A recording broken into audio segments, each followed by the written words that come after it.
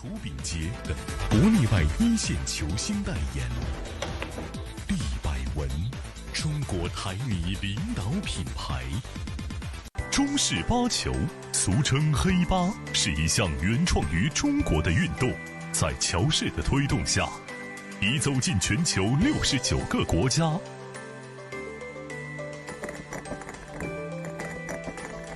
乔氏中式八球，风靡全球的中国运动。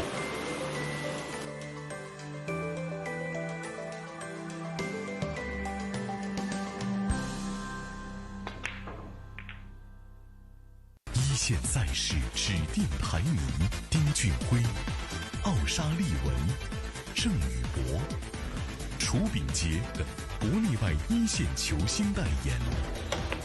利百文，中国台泥领导品牌。中式八球，俗称黑八，是一项原创于中国的运动，在乔氏的推动下，已走进全球69个国家。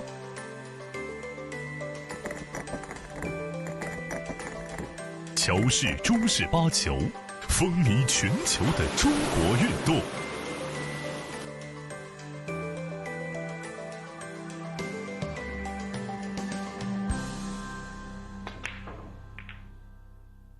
一线赛事指定台迷丁俊晖、奥沙利文、郑宇博、楚炳杰等国内外一线球星代言。利百文，中国台泥领导品牌。中式八球，俗称黑八，是一项原创于中国的运动，在乔氏的推动下，已走进全球69个国家。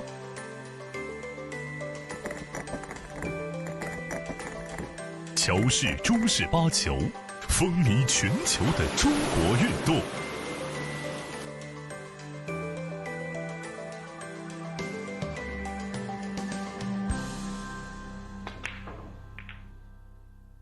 一线赛事指定台迷丁俊晖、奥沙利文、郑宇博、楚炳杰等国内外一线球星代言。利百文，中国台泥领导品牌。中式八球，俗称黑八，是一项原创于中国的运动，在乔氏的推动下，已走进全球69个国家。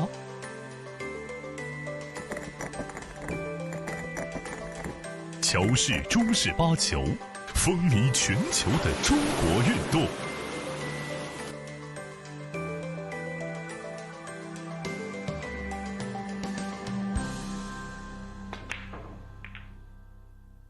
一线赛事指定台迷丁俊晖、奥沙利文、郑宇博、楚炳杰等国内外一线球星代言。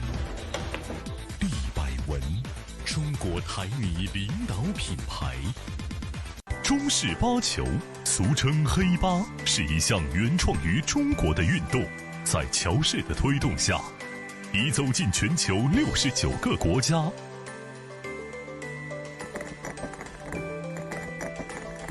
乔氏中式八球，风靡全球的中国运动。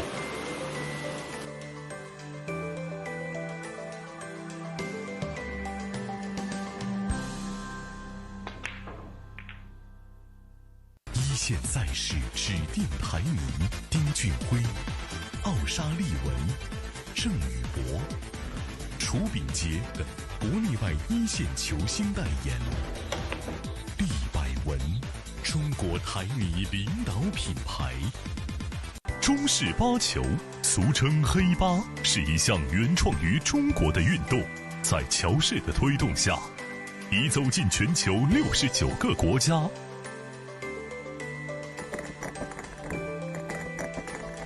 乔氏中式八球，风靡全球的中国运动。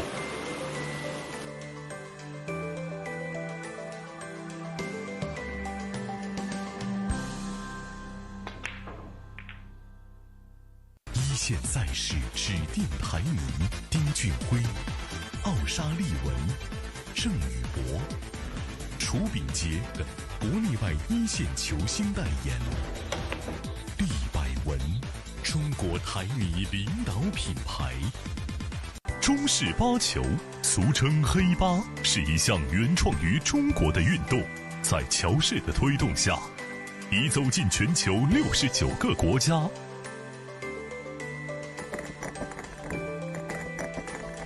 乔氏中式八球，风靡全球的中国运动。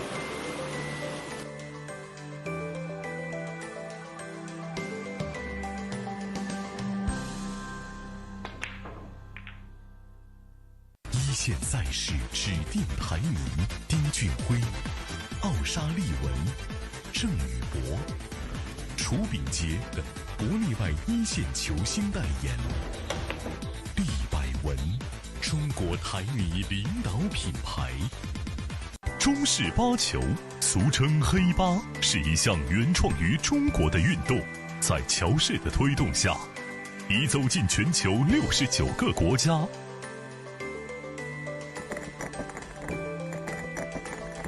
乔氏中式八球，风靡全球的中国运动。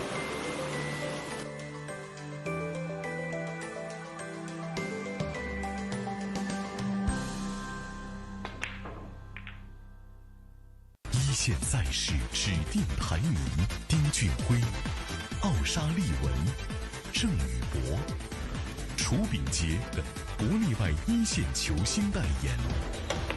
利百文，中国台泥领导品牌。中式八球，俗称黑八，是一项原创于中国的运动，在乔氏的推动下，已走进全球69个国家。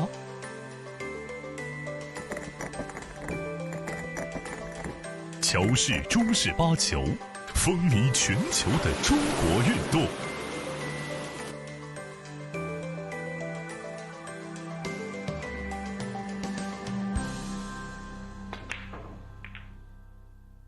一线赛事指定排名：丁俊晖、奥沙利文、郑宇博。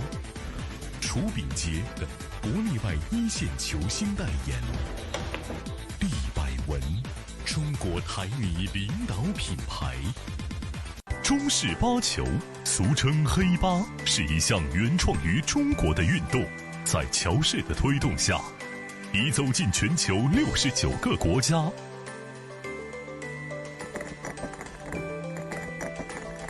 乔氏中式八球，风靡全球的中国运动。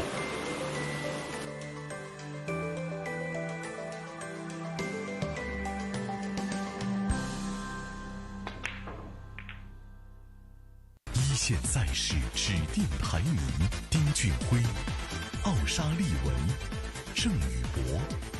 楚秉洁等国内外一线球星代言。利百文，中国台泥领导品牌。中式八球，俗称黑八，是一项原创于中国的运动，在乔氏的推动下，已走进全球69个国家。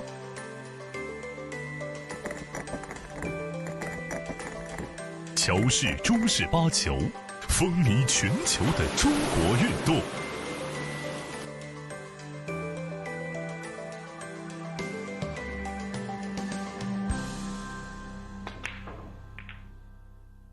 一线赛事指定排名：丁俊晖、奥沙利文、郑宇博。楚秉洁等国内外一线球星代言。利百文，中国台泥领导品牌。中式八球，俗称黑八，是一项原创于中国的运动，在乔氏的推动下，已走进全球69个国家。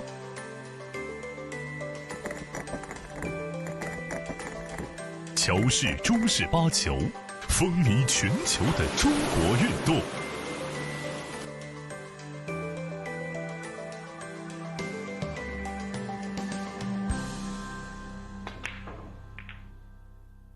一线赛事指定排名：丁俊晖、奥沙利文、郑宇博。楚秉洁等国内外一线球星代言。利百文，中国台泥领导品牌。中式八球，俗称黑八，是一项原创于中国的运动，在乔氏的推动下，已走进全球69个国家。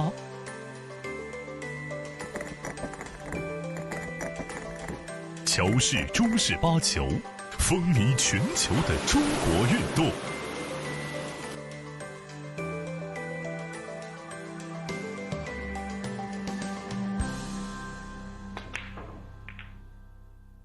一线赛事指定排名：丁俊晖、奥沙利文、郑宇博、楚秉杰等国内外一线球星代言。利百文，中国台泥领导品牌。中式八球，俗称黑八，是一项原创于中国的运动，在乔氏的推动下，已走进全球69个国家。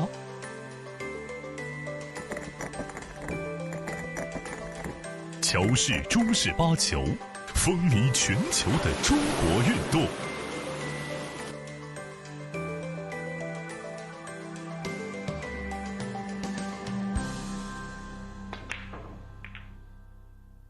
一线赛事指定排名：丁俊晖、奥沙利文、郑宇博、楚秉杰等国内外一线球星代言。利百文，中国台泥领导品牌。中式八球，俗称黑八，是一项原创于中国的运动，在乔氏的推动下，已走进全球69个国家。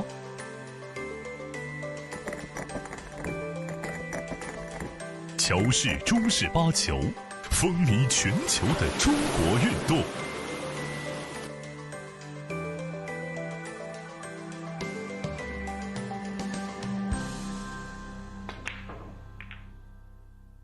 一线赛事指定排名：丁俊晖、奥沙利文、郑宇博、楚秉杰等国内外一线球星代言。利百文，中国台泥领导品牌。中式八球，俗称黑八，是一项原创于中国的运动，在乔氏的推动下，已走进全球69个国家。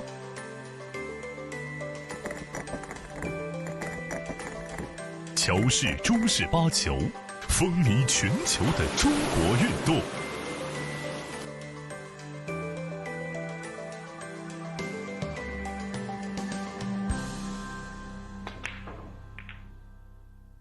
一线赛事指定排名：丁俊晖、奥沙利文、郑宇博、楚秉杰等国内外一线球星代言。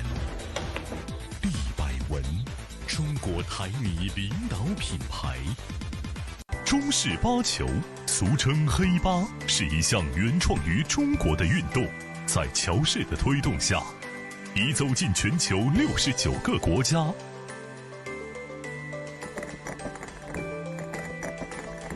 乔氏中式八球，风靡全球的中国运动。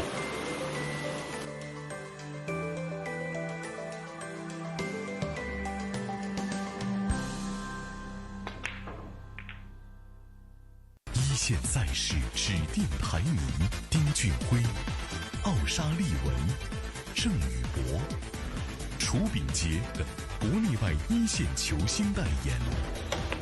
利百文，中国台泥领导品牌。中式八球，俗称黑八，是一项原创于中国的运动，在乔氏的推动下，已走进全球69个国家。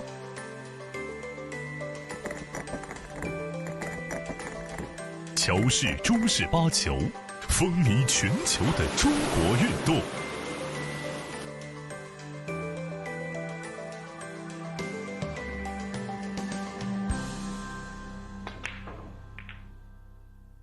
一线赛事指定排名：丁俊晖、奥沙利文、郑宇博、楚秉杰等国内外一线球星代言。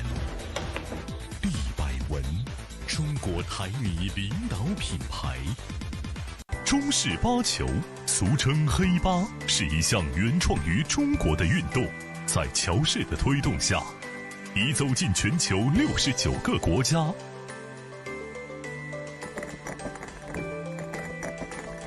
乔氏中式八球，风靡全球的中国运动。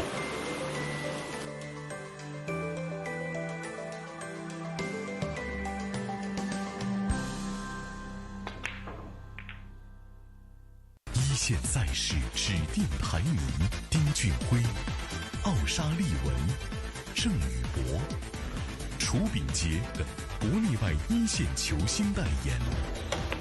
利百文，中国台泥领导品牌。中式八球，俗称黑八，是一项原创于中国的运动，在乔氏的推动下，已走进全球69个国家。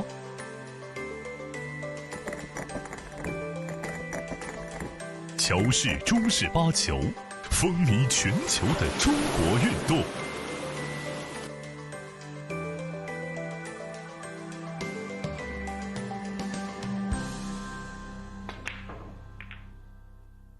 一线赛事指定排名：丁俊晖、奥沙利文、郑宇博、楚炳杰等国内外一线球星代言。利百文，中国台泥领导品牌。中式八球，俗称黑八，是一项原创于中国的运动，在乔氏的推动下，已走进全球69个国家。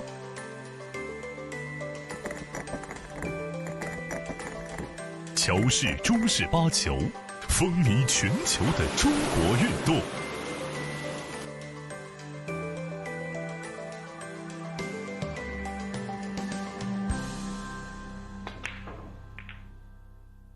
一线赛事指定排名。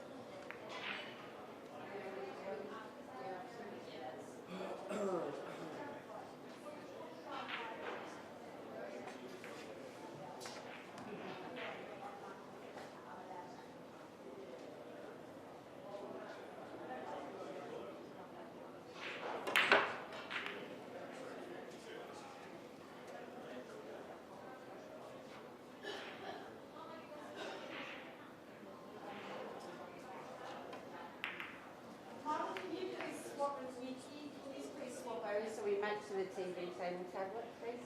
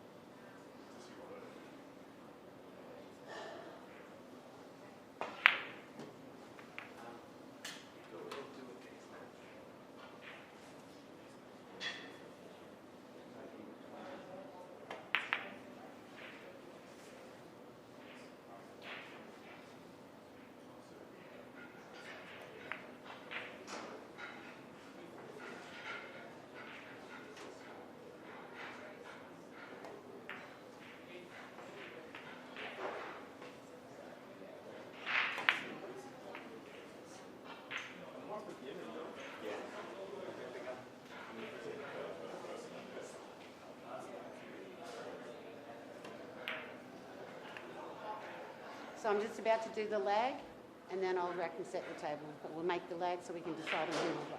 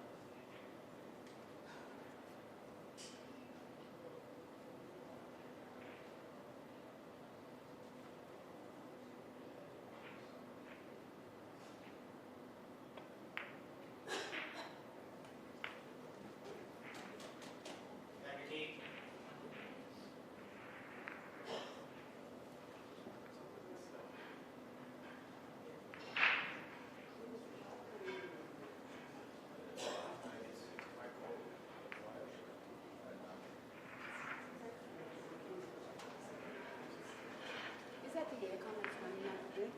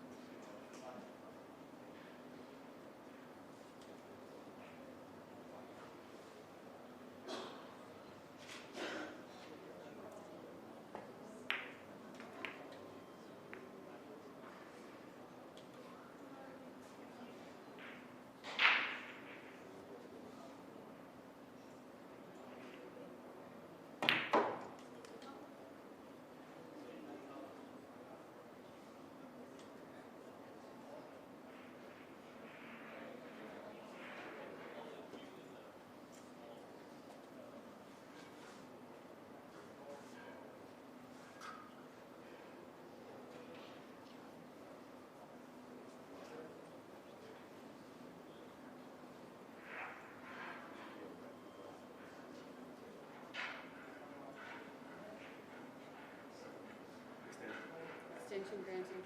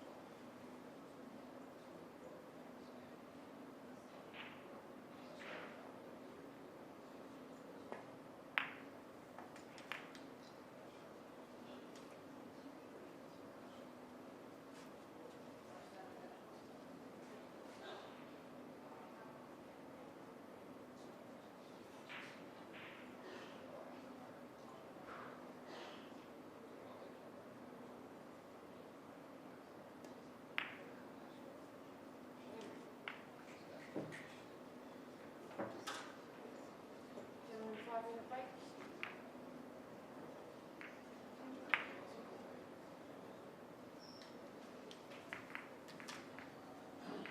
Fine, thanks, Martin.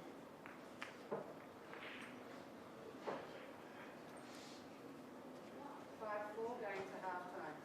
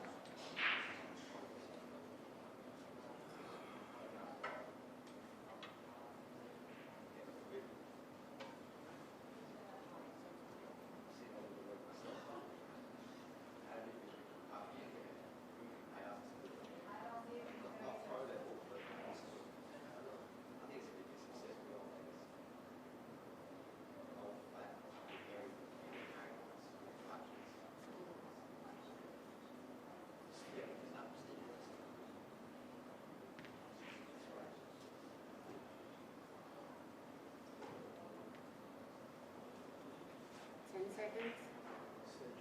Extension granted.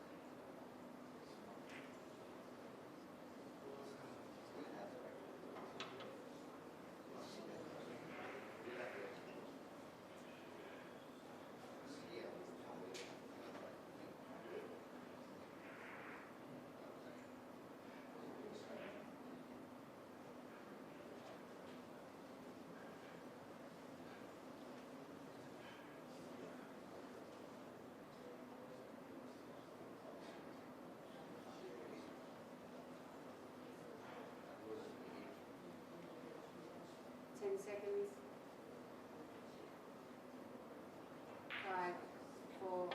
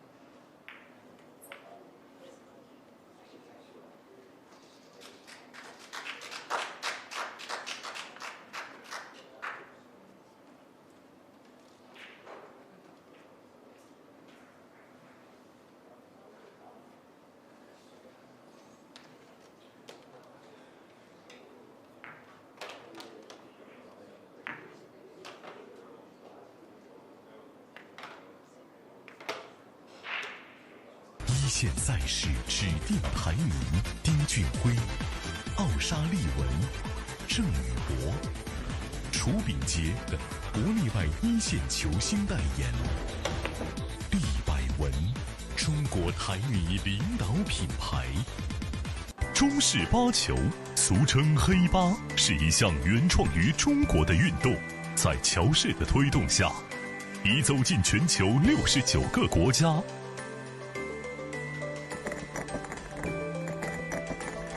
乔氏中式八球，风靡全球的中国运动。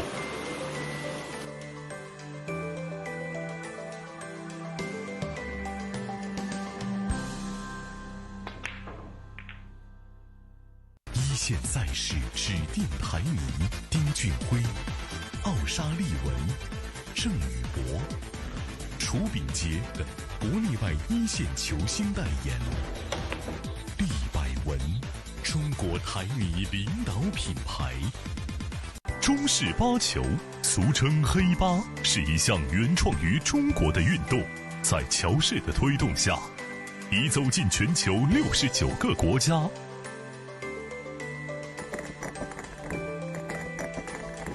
乔氏中式八球，风靡全球的中国运动。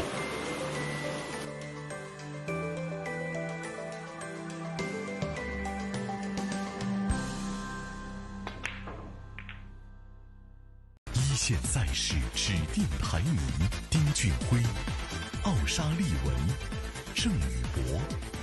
楚秉杰等国内外一线球星代言。厉百文，中国台女领导品牌。中式八球，俗称黑八，是一项原创于中国的运动，在乔氏的推动下，已走进全球69个国家。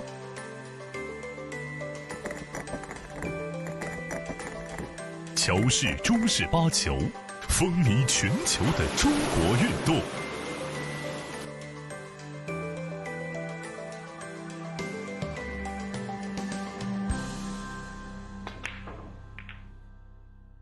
一线赛事指定排名：丁俊晖、奥沙利文、郑宇博。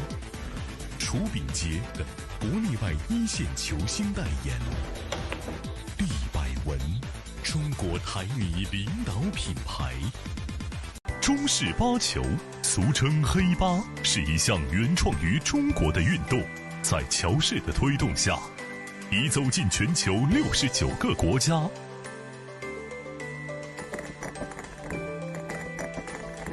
乔氏中式八球，风靡全球的中国运动。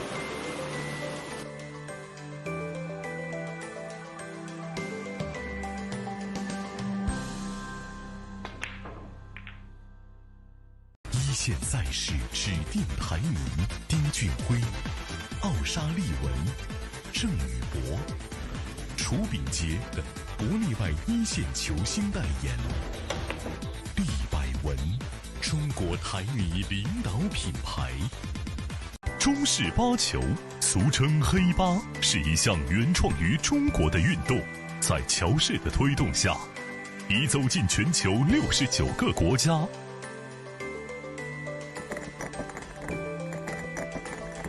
乔氏中式八球，风靡全球的中国运动。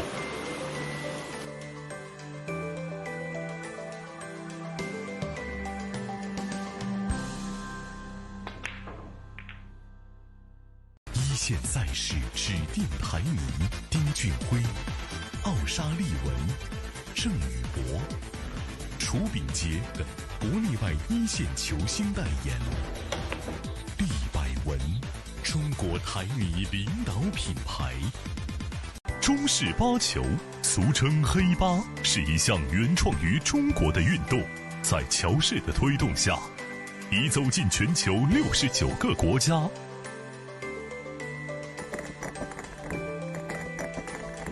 乔氏中式八球，风靡全球的中国运动。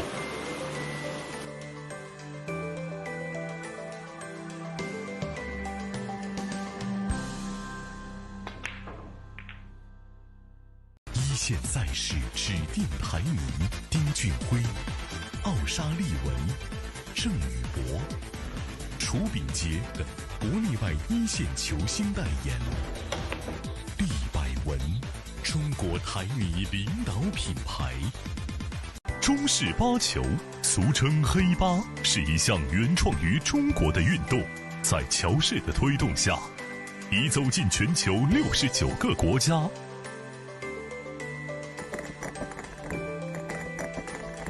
乔氏中式八球，风靡全球的中国运动。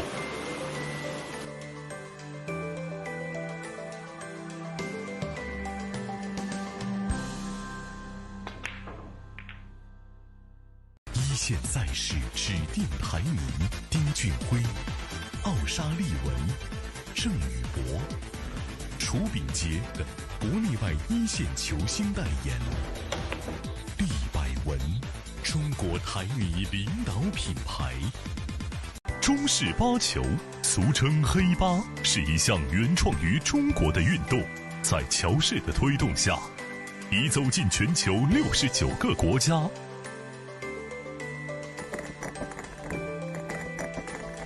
乔氏中式八球，风靡全球的中国运动。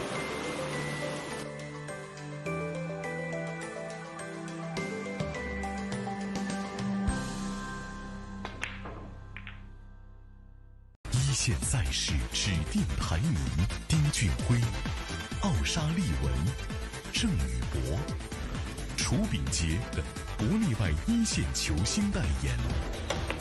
利百文，中国台泥领导品牌。中式八球，俗称黑八，是一项原创于中国的运动，在乔氏的推动下，已走进全球69个国家。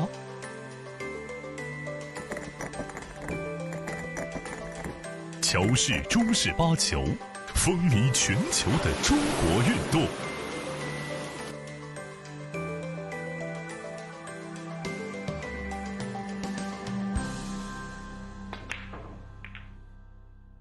一线赛事指定排名丁俊晖、奥沙利文、郑宇博，楚秉杰等国内外一线球星代言。利百文，中国台泥领导品牌。中式八球，俗称黑八，是一项原创于中国的运动，在乔氏的推动下，已走进全球69个国家。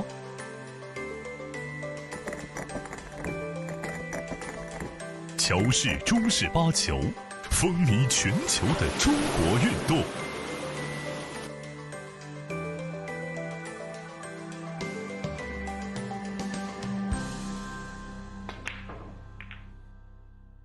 一线赛事指定排名丁俊晖、奥沙利文、郑宇博，楚秉杰等国内外一线球星代言。利百文，中国台泥领导品牌。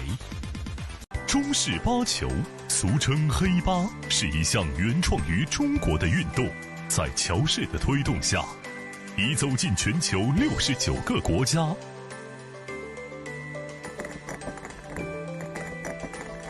乔氏中式八球，风靡全球的中国运动。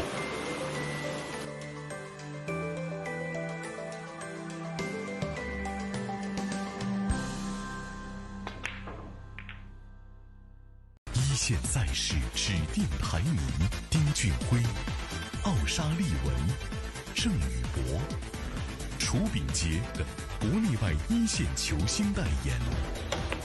利百文，中国台泥领导品牌。中式八球，俗称黑八，是一项原创于中国的运动，在乔氏的推动下，已走进全球69个国家。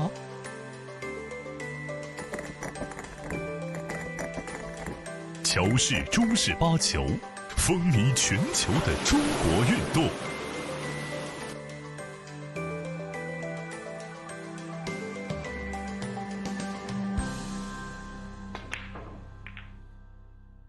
一线赛事指定排名丁俊晖、奥沙利文、郑宇博。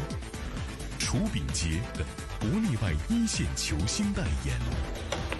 利百文，中国台米领导品牌。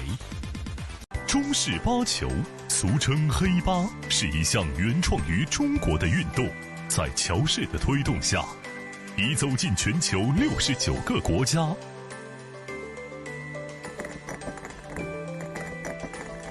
乔氏中式八球，风靡全球的中国运动。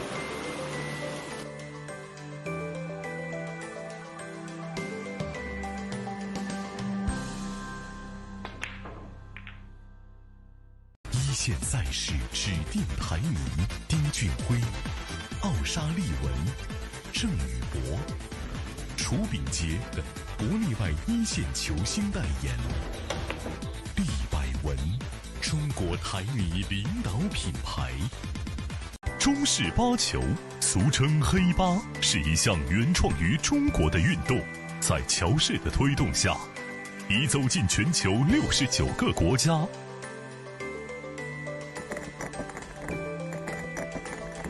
乔氏中式八球，风靡全球的中国运动。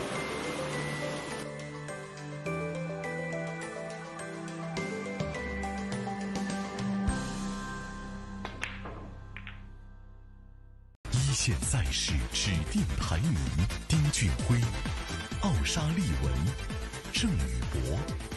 楚秉杰等国内外一线球星代言。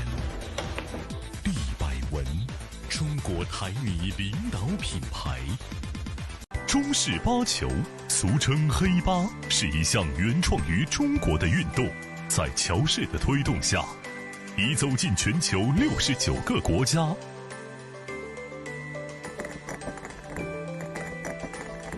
乔氏中式八球，风靡全球的中国运动。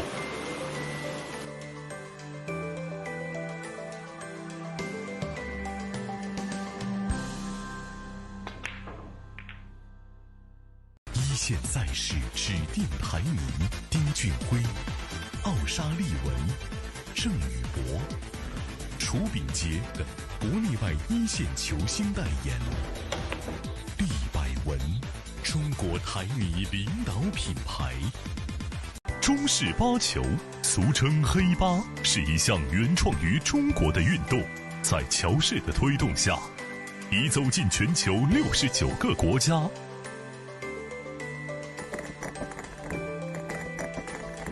乔氏中式八球，风靡全球的中国运动。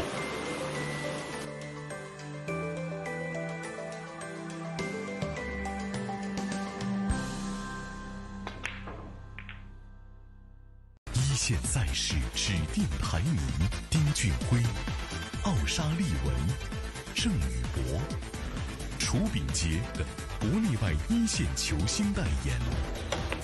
利百文，中国台米领导品牌。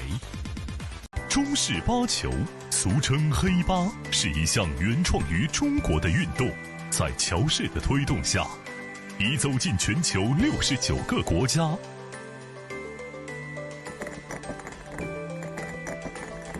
乔氏中式八球，风靡全球的中国运动。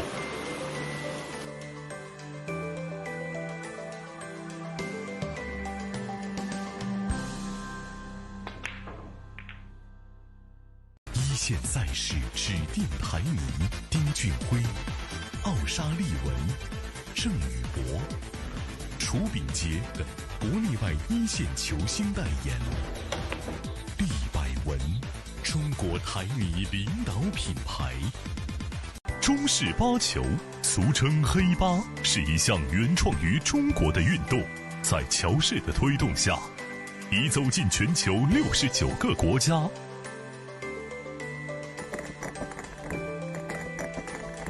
乔氏中式八球，风靡全球的中国运动。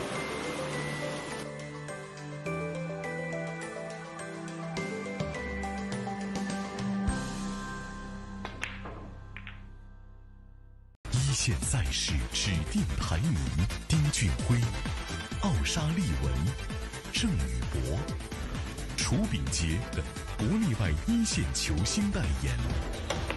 利百文，中国台泥领导品牌。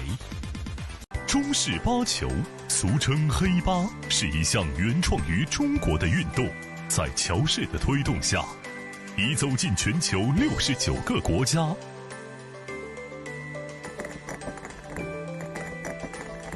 乔氏中式八球，风靡全球的中国运动。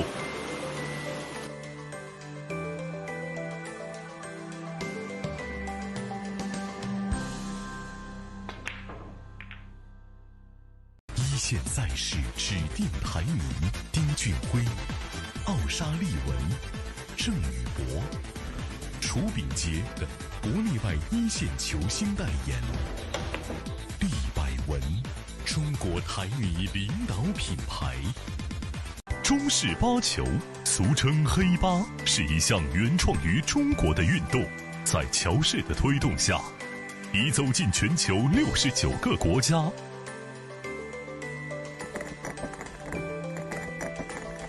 乔氏中式八球，风靡全球的中国运动。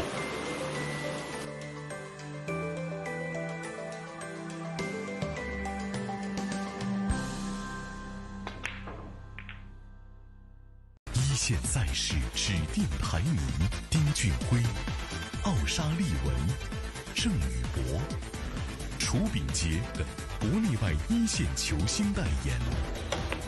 利百文，中国台泥领导品牌。中式八球，俗称黑八，是一项原创于中国的运动，在乔氏的推动下，已走进全球69个国家。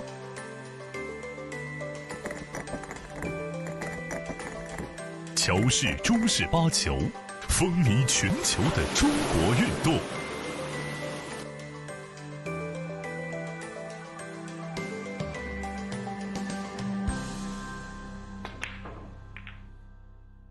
一线赛事指定排名丁俊晖、奥沙利文、郑宇博，楚秉杰等国内外一线球星代言。利百文，中国台泥领导品牌。中式八球，俗称黑八，是一项原创于中国的运动，在乔氏的推动下，已走进全球69个国家。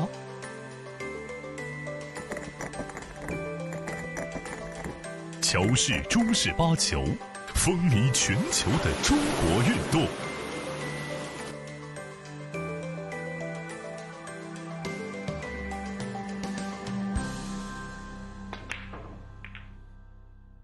一线赛事指定排名丁俊晖、奥沙利文、郑宇博，楚秉杰等国内外一线球星代言。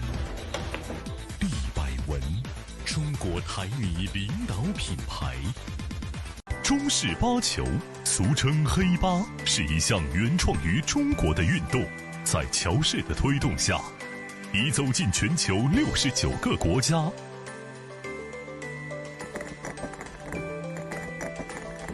乔氏中式八球，风靡全球的中国运动。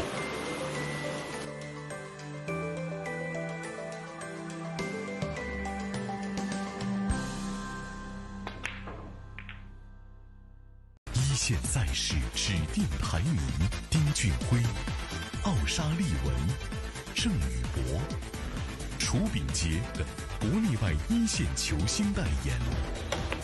利百文，中国台泥领导品牌。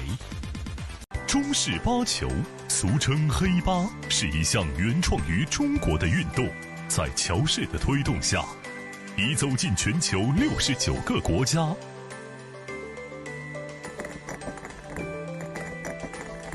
乔氏中式八球，风靡全球的中国运动。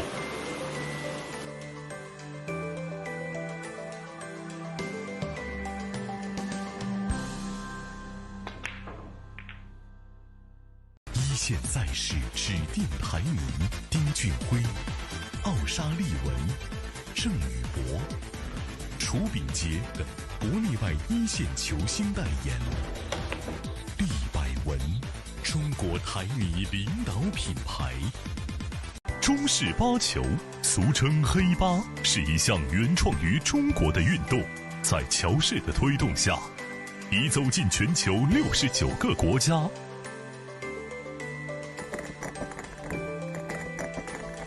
乔氏中式八球，风靡全球的中国运动。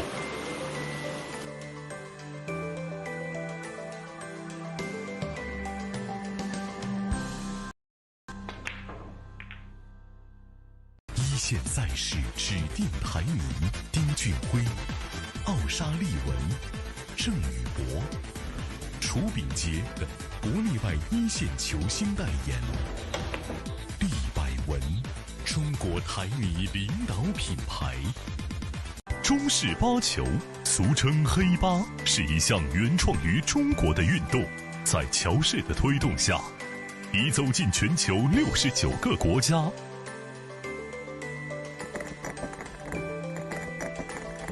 乔氏中式八球，风靡全球的中国运动。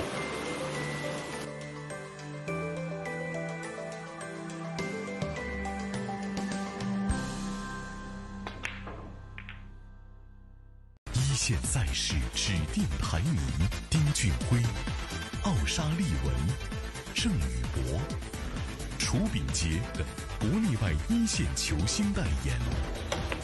利百文，中国台泥领导品牌。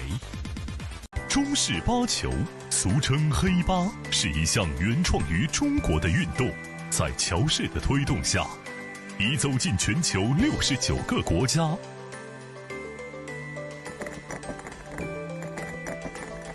乔氏中式八球，风靡全球的中国运动。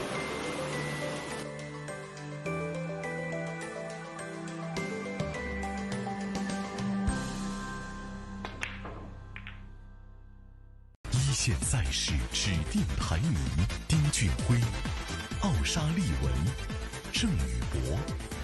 楚秉洁等国内外一线球星代言。利百文，中国台泥领导品牌。中式八球，俗称黑八，是一项原创于中国的运动，在乔氏的推动下，已走进全球69个国家。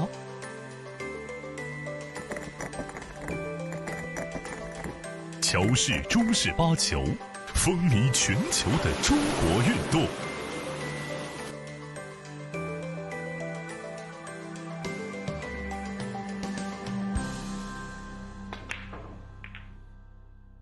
一线赛事指定排名：丁俊晖、奥沙利文、郑宇博。楚秉洁等国内外一线球星代言。利百文，中国台泥领导品牌。中式八球，俗称黑八，是一项原创于中国的运动，在乔氏的推动下，已走进全球69个国家。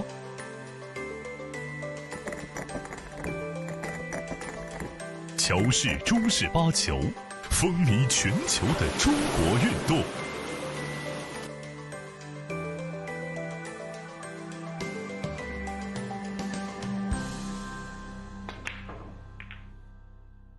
一线赛事指定排名：丁俊晖、奥沙利文、郑宇博。楚秉洁等国内外一线球星代言。利百文，中国台泥领导品牌。中式八球，俗称黑八，是一项原创于中国的运动，在乔氏的推动下，已走进全球69个国家。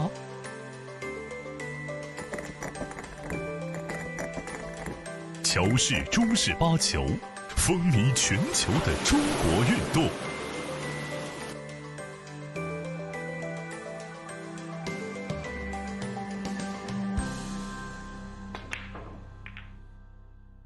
一线赛事指定排名丁俊晖、奥沙利文、郑宇博，楚秉杰等国内外一线球星代言。厉百文，中国台女领导品牌。中式八球，俗称黑八，是一项原创于中国的运动，在乔氏的推动下，已走进全球69个国家。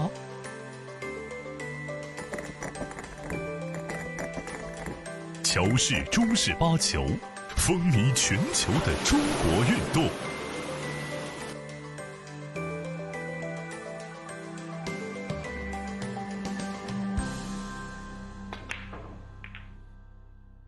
一线赛事指定排名丁俊晖、奥沙利文、郑宇博，楚秉杰等国内外一线球星代言。厉百文，中国台女领导品牌。中式八球，俗称黑八，是一项原创于中国的运动，在乔氏的推动下，已走进全球69个国家。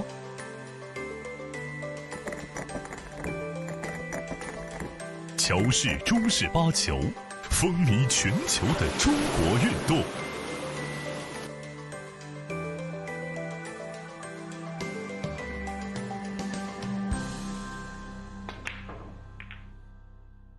一线赛事指定排名丁俊晖、奥沙利文、郑宇博，楚秉杰等国内外一线球星代言。厉百文，中国台女领导品牌。中式八球，俗称黑八，是一项原创于中国的运动，在乔氏的推动下，已走进全球69个国家。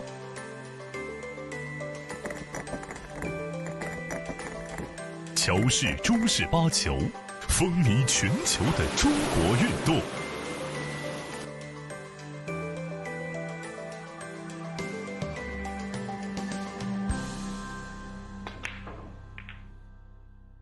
一线赛事指定排名丁俊晖、奥沙利文、郑宇博，楚秉杰等国内外一线球星代言。厉百文，中国台女领导品牌。中式八球，俗称黑八，是一项原创于中国的运动，在乔氏的推动下，已走进全球69个国家。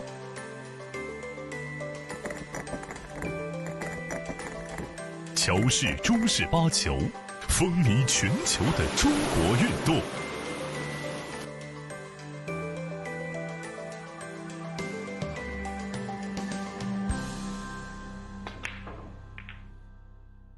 一线赛事指定排名丁俊晖、奥沙利文、郑宇博，楚秉杰等国内外一线球星代言。厉百文，中国台女领导品牌。中式八球，俗称黑八，是一项原创于中国的运动，在乔氏的推动下，已走进全球69个国家。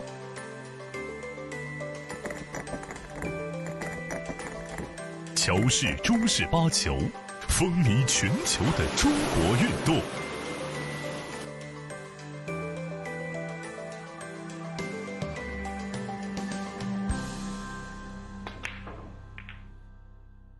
一线赛事指定排名丁俊晖、奥沙利文、郑宇博，楚秉杰等国内外一线球星代言。厉百文，中国台女领导品牌。中式八球，俗称黑八，是一项原创于中国的运动，在乔氏的推动下，已走进全球69个国家。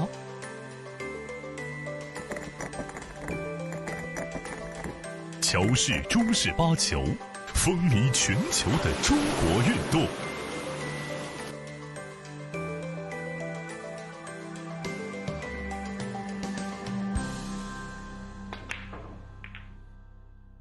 一线赛事指定排名：丁俊晖、奥沙利文、郑宇博、楚秉杰等国内外一线球星代言。毕百文，中国台泥领导品牌。中式八球，俗称黑八，是一项原创于中国的运动，在乔氏的推动下，已走进全球69个国家。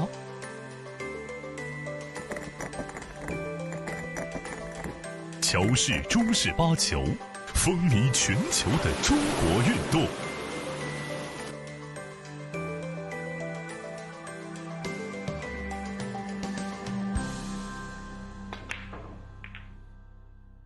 一线赛事指定排名：丁俊晖、奥沙利文、郑宇博、楚秉杰等国内外一线球星代言。毕百文，中国台泥领导品牌。中式八球，俗称黑八，是一项原创于中国的运动，在乔氏的推动下，已走进全球69个国家。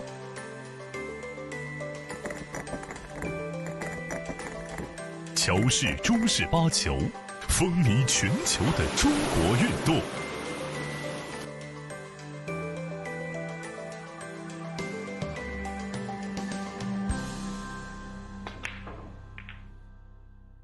一线赛事指定排名：丁俊晖、奥沙利文、郑宇博、楚秉杰等国内外一线球星代言。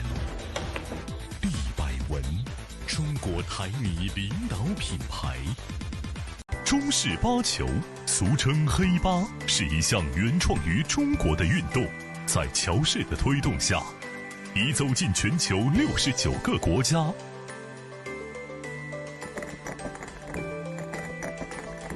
乔氏中式八球，风靡全球的中国运动。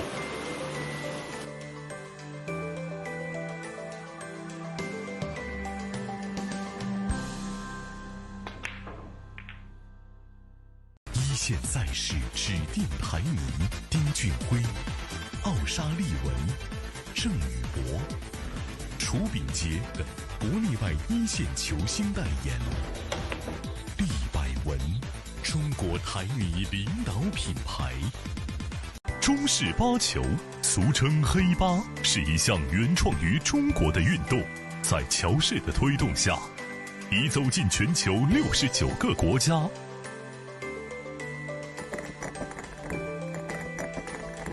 乔氏中式八球，风靡全球的中国运动。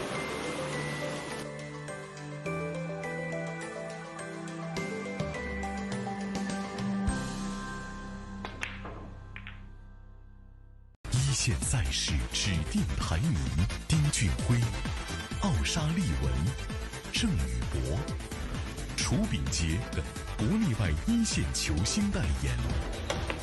毕百文，中国台泥领导品牌。中式八球，俗称黑八，是一项原创于中国的运动，在乔氏的推动下，已走进全球69个国家。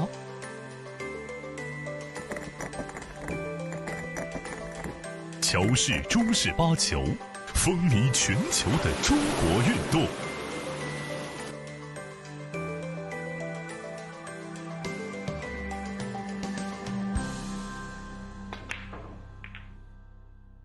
一线赛事指定排名：丁俊晖、奥沙利文、郑宇博、楚秉杰等国内外一线球星代言。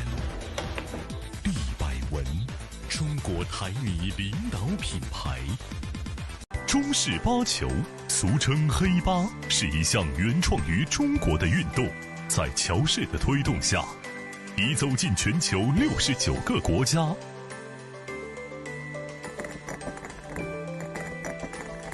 乔氏中式八球，风靡全球的中国运动。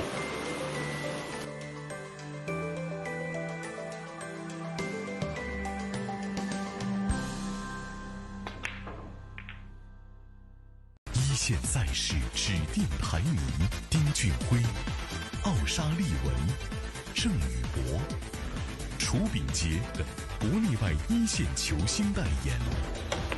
毕百文，中国台女领导品牌。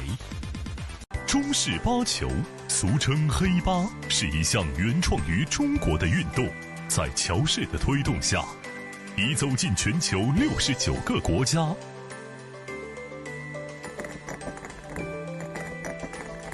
乔氏中式八球，风靡全球的中国运动。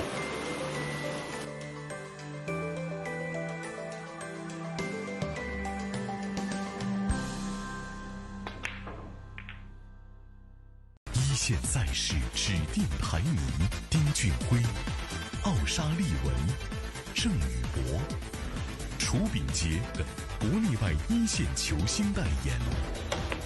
毕百文，中国台女领导品牌。中式八球，俗称黑八，是一项原创于中国的运动，在乔氏的推动下，已走进全球69个国家。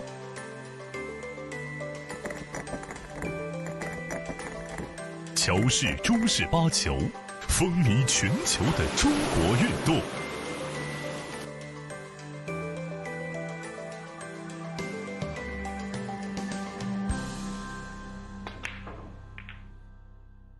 一线赛事指定排名丁俊晖、奥沙利文、郑宇博，楚秉杰等国内外一线球星代言。毕百文，中国台女领导品牌。中式八球，俗称黑八，是一项原创于中国的运动，在乔氏的推动下，已走进全球69个国家。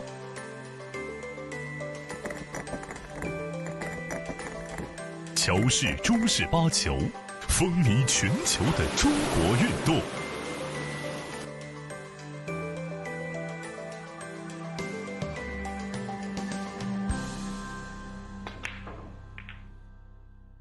一线赛事指定排名丁俊晖、奥沙利文、郑宇博，楚秉杰等国内外一线球星代言。毕百文，中国台女领导品牌。中式八球，俗称黑八，是一项原创于中国的运动，在乔氏的推动下，已走进全球69个国家。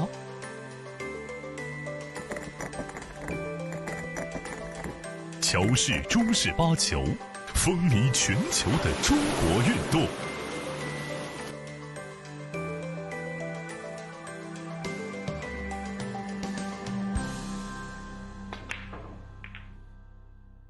一线赛事指定排名丁俊晖、奥沙利文、郑宇博，楚秉杰等国内外一线球星代言。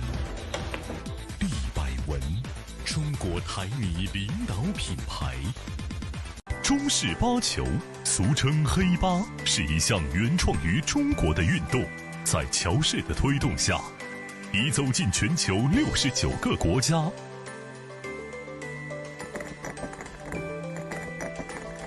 乔氏中式八球，风靡全球的中国运动。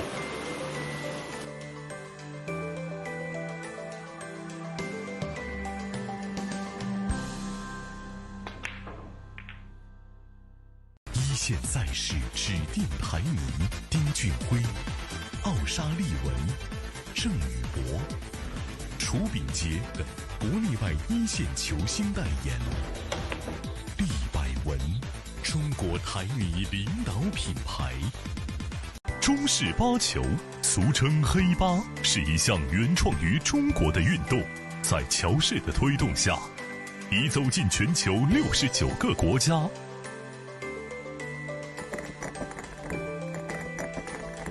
乔氏中式八球，风靡全球的中国运动。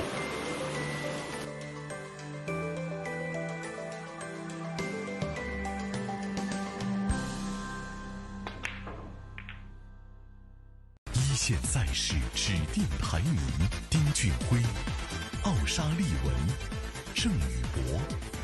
楚秉洁等国内外一线球星代言。利百文，中国台女领导品牌。中式八球，俗称黑八，是一项原创于中国的运动，在乔氏的推动下，已走进全球69个国家。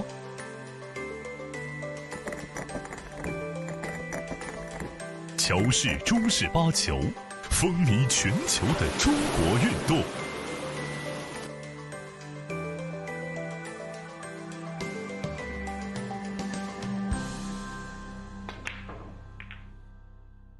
一线赛事指定排名：丁俊晖、奥沙利文、郑宇博。楚秉洁等国内外一线球星代言。利百文，中国台女领导品牌。中式八球，俗称黑八，是一项原创于中国的运动，在乔氏的推动下，已走进全球69个国家。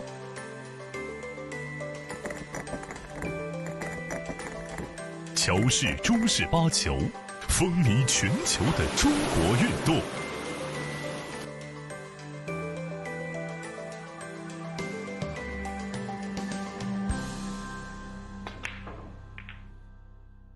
一线赛事指定排名：丁俊晖、奥沙利文、郑宇博。楚秉洁等国内外一线球星代言。利百文，中国台女领导品牌。中式八球，俗称黑八，是一项原创于中国的运动，在乔氏的推动下，已走进全球69个国家。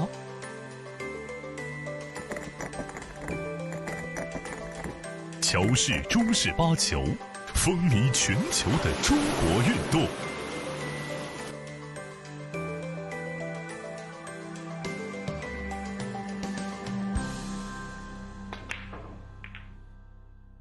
一线赛事指定排名：丁俊晖、奥沙利文、郑宇博。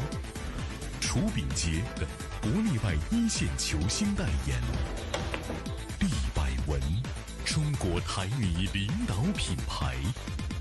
中式八球，俗称黑八，是一项原创于中国的运动，在乔氏的推动下，已走进全球69个国家。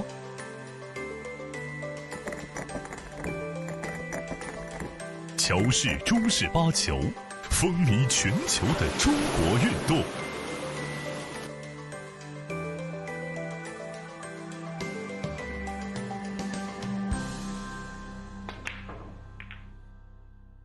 一线赛事指定排名：丁俊晖、奥沙利文、郑宇博。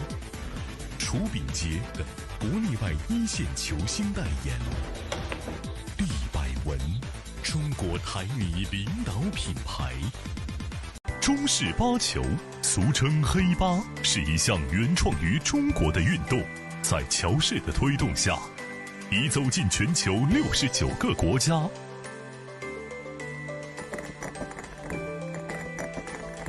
乔氏中式八球，风靡全球的中国运动。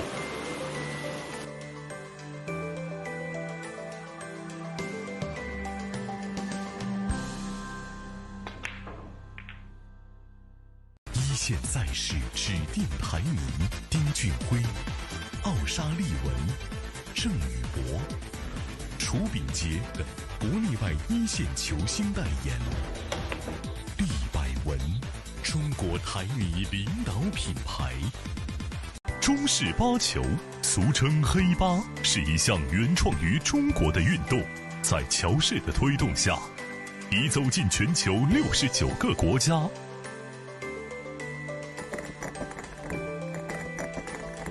乔氏中式八球，风靡全球的中国运动。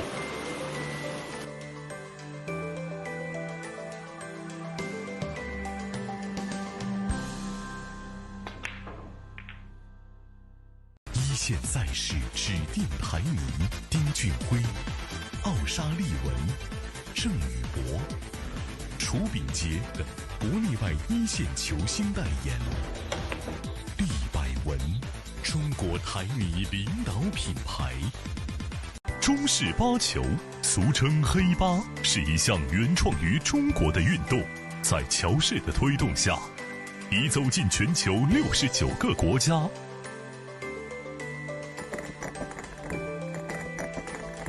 乔氏中式八球，风靡全球的中国运动。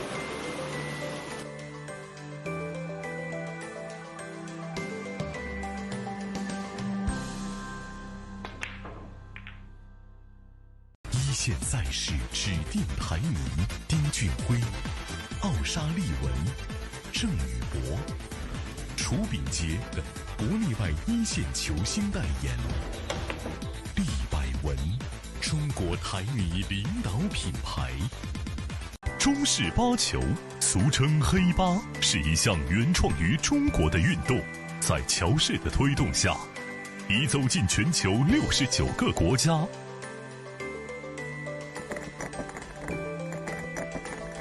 乔氏中式八球，风靡全球的中国运动。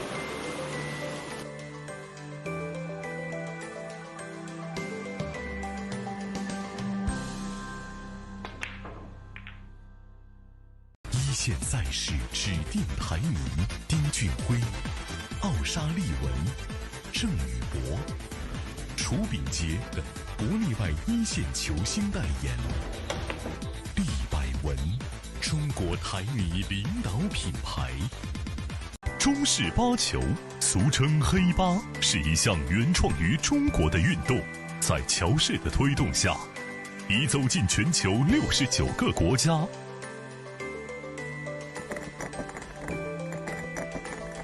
乔氏中式八球，风靡全球的中国运动。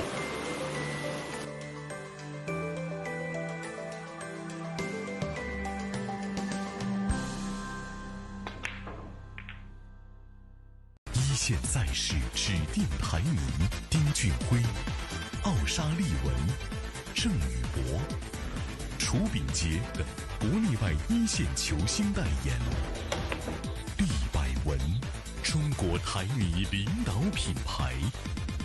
中式八球，俗称黑八，是一项原创于中国的运动，在乔氏的推动下，已走进全球69个国家。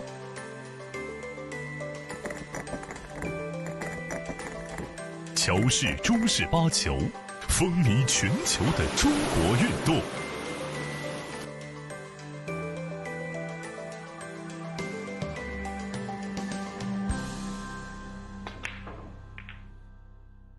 一线赛事指定排名丁俊晖、奥沙利文、郑宇博。楚秉洁等国内外一线球星代言。利百文，中国台米领导品牌。中式八球，俗称黑八，是一项原创于中国的运动，在乔氏的推动下，已走进全球69个国家。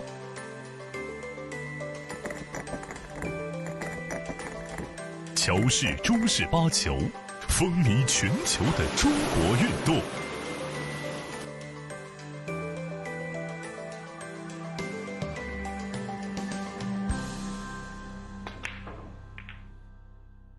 一线赛事指定排名丁俊晖、奥沙利文、郑宇博。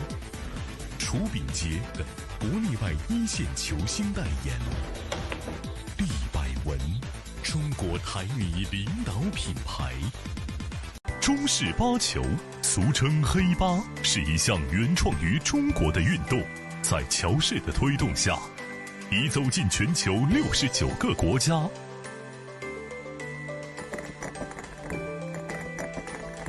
乔氏中式八球，风靡全球的中国运动。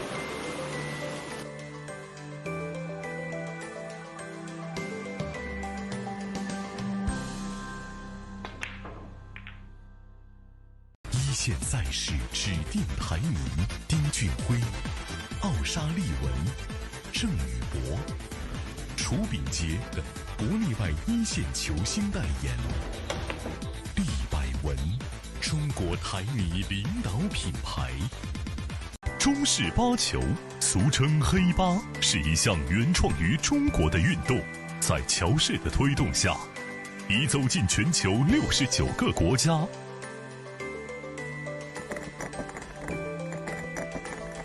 乔氏中式八球，风靡全球的中国运动。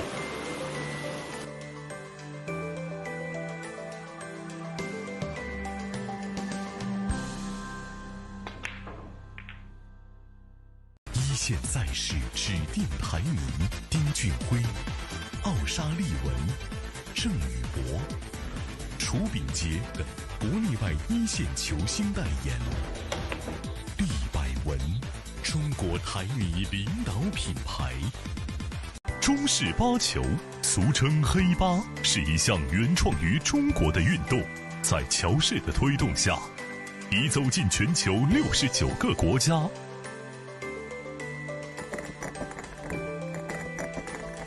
乔氏中式八球，风靡全球的中国运动。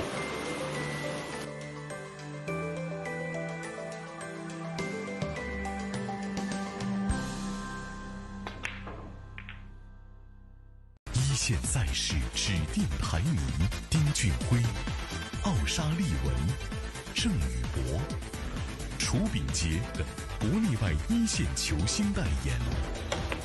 利百文，中国台泥领导品牌。中式八球，俗称黑八，是一项原创于中国的运动，在乔氏的推动下，已走进全球69个国家。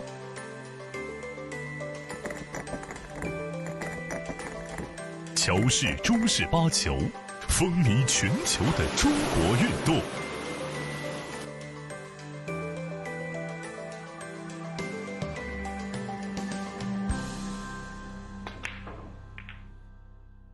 一线赛事指定排名：丁俊晖、奥沙利文、郑宇博、楚秉杰等国内外一线球星。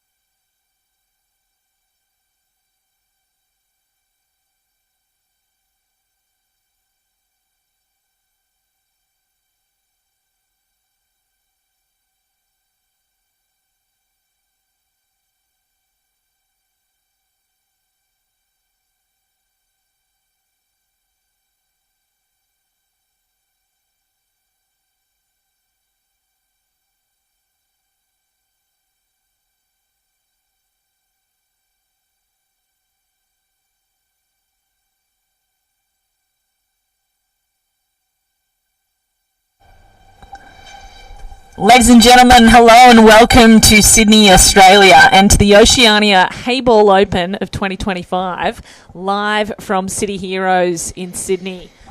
My name is Kate Allman. Over the next 4 days, we're going to bring you all the action from one of the most prestigious events on the international pool calendar. It is the Oceania Heyball Open, and this year the tournament has attracted players from all over the globe.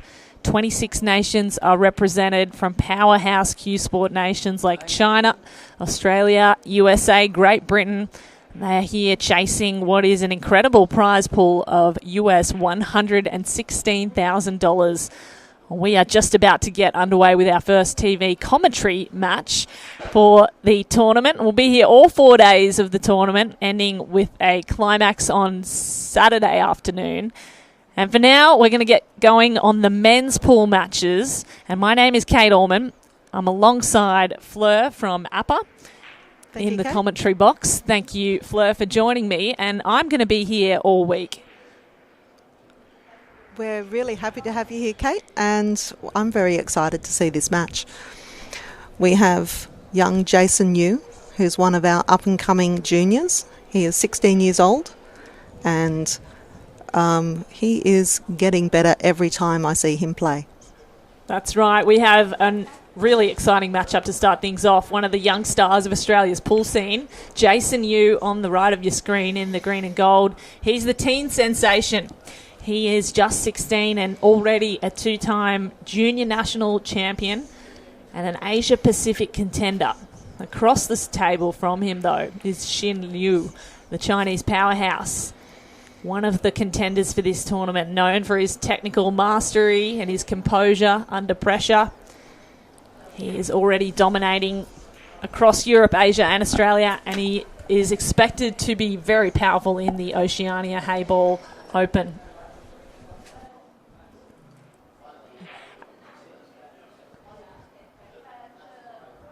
So it's youth versus experience, a bit of local talent against the international star. And a clash of styles that could go down to the final ball. Be very exciting. And thank you for joining us for this first match. We've had the lag, and Xin Liu will break first. As we welcome into the broadcast booth, Stuart Rogers, chairman of APPA. Welcome, Stuart. This is exciting to get things going for the Oceania Heyball Open. Hey, Kate, how are you? Oh, he's given that a royal belt there. Those pink and blue balls have scattered all over the place. Welcome everybody to the Oceania Heyball Open. We're seeing a couple of great players here. Young Jason is only 16 years of age and is getting ready to study his HSC, and he's a good young talent. Exciting to see so much youth in the Australian pool scene coming through the ranks. Some of these young players already so powerful, and he's going to get a chance to take this game early.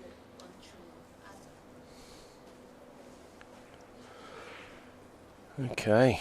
Dry break by Xin Liu gives Jason the opportunity. Yeah, these shots down the rail are not easy.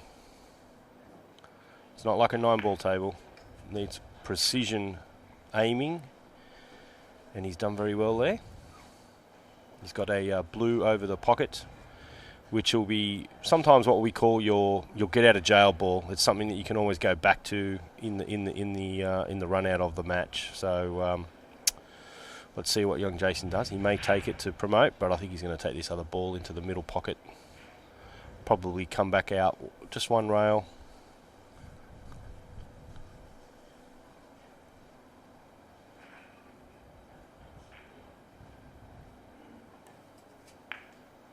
Beautiful. Right. Yep, very good shot. So he's chosen the blues, and I think from looking at the table and the way that things have fallen here, Stu, that's probably a good choice now. It looked dangerous before when he was stuck behind that black ball. Yep, and you can see those two pink balls up there on the rail that are sort of together. So they sort of would create a problem for his opponent. But yeah, Jason's now got the run of the table. There's nothing really difficult there. He doesn't have to break anything out. He's just really got to concentrate on where he lands, and he's going to try and use natural angles and keep it pretty simple. You can see in the background there through the windows, you can see all the other matches going on as well. So we will keep an eye on those other matches and make sure we give you updates. We know that the fans always like to hear what's going on the other tables.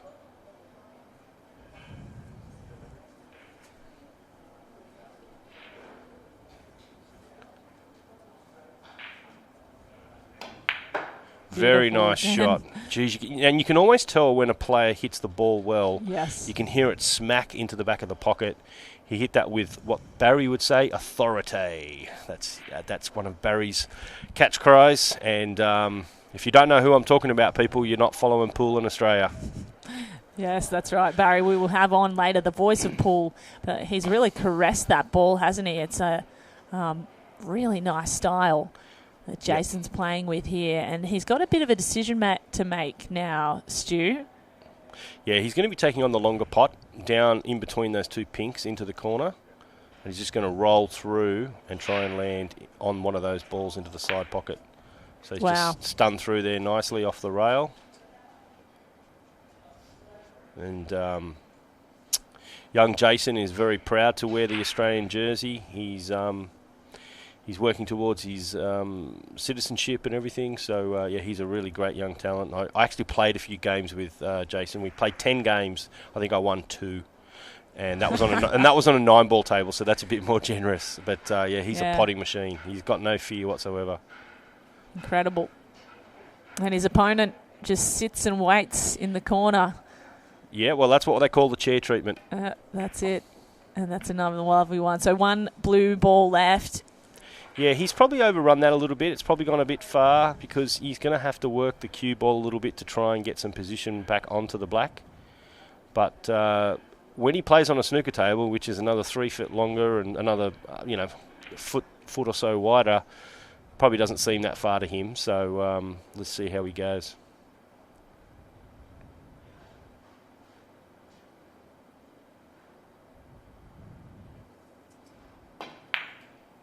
Well, he took his time on it, and he managed he's got a nice friendly little bump there on the black just to promote it. You'll just have to bridge over that pink, and he's good to go. So this is a tricky shot over the pink, though. Yeah, he's a fine cueist. Yes, it's a little bit hampered, but won't bother him too much. You can see the referee just sliding in there behind,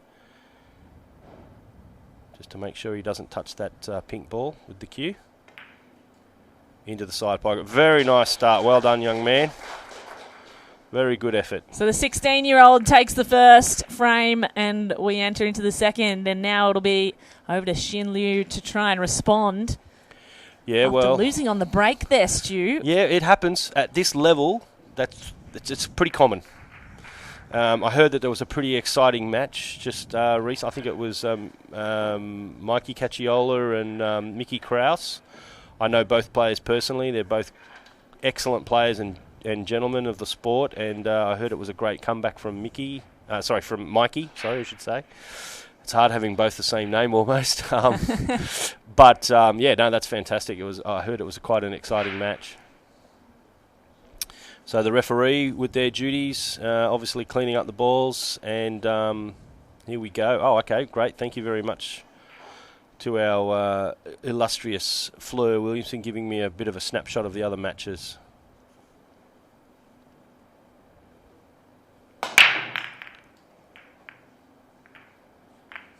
Oh, he's managed to make a blue ball in the side pocket there. He'll be happy with that.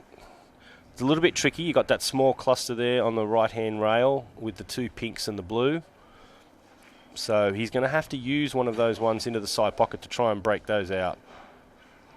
So it was Liu who won the lag and had the first break and wasn't able to capitalise, handed it over to Yu, and now Yu has a chance to go 2 up early. And all that Liu can do is sit and watch in the chair treatment, as Stu Rogers calls it. He goes the youngster. He's already sunk 1 blue. Yeah, he's digging into this. You can see how he's digging into the cue ball. He's going to go off the side rail and into that cluster. And he's missed it. So he's put a little bit too much on and he's drawn it away from those balls, and that's why he's missed it. Probably got a little bit excited in the sense of just a bit of extra adrenaline, and that's why he's just over hit that ball, and he's missed the breakout. So we'll have to see what he's going to do to be a bit more creative. So that's why he's walking around looking at all the angles going, okay, I mucked that up. So to confirm, he's sunk a ball, but what you're saying is that he needed to sink 2 or break up the other one, get it away from the side of the table. Yeah, he really wanted to break those 2 balls up, the 2 pink ones and the blue one on the right-hand side of the table. He was trying to break those out. He's going to have another go here. He's digging in again. He's going to try and pull it across. Right, okay. I've been corrected there. I thought he was going to try, but he's it's just his cue style. He's very low on the ball. So I don't think there's a bank on there on that blue. It's very hard to see. I don't think it's going to squeeze past that pink into this side pocket here. No, I think the angle's too sharp there. But you can create angle if you use a bit of what they call English on the ball to straighten it up. And see what he does. Yeah, see, he tried to do that, and he's gone for the rebound to go the other way. Now, obviously, in Heyball, you don't have to nominate your shots. Yes. So if it had gone over to the other side of the pocket, it would have been fine and he would have continued to play. So now his opponent steps to the table. Let's see what he's going to do.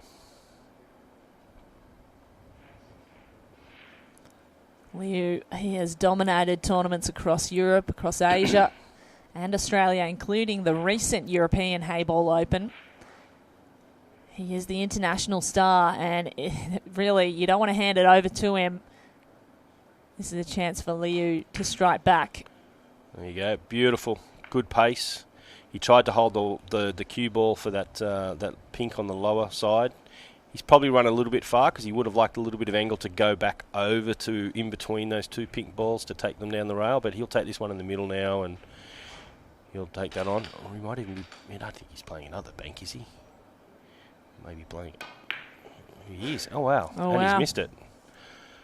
Wow, so risky business early, and he's given back to the young star, and all of a sudden the tables are turning. The young up-and-coming superstar from Australia really showing it to the Chinese experience. Yeah, I mean, look, it was almost a shot to nothing, though, if you have a look at it, because to make these balls down the rail is quite difficult, even when your bridge and your cueing is not obstructed. So that's the difficulty that young Jason has, bridging over that ball. I'm surprised the ref's not in there a bit closer to have a look at that. And to play this down the rail, it will be a very good shot if he makes it. Oh, wow. He's just missed it. Very tough. Sometimes it's called what they call a shot to nothing. Even though he missed, the Chinese player, he probably just said to himself, well, I'll give him a go. If he gets it, well, good luck. But he's probably thinking maybe he won't be good enough to do it. So he's going to nick this in underneath that 10, or just, sorry, not the 10. Geez, it's blue. That's why I'm saying that, everyone. He's just going to obviously park it in over there and cover the pocket and put his in.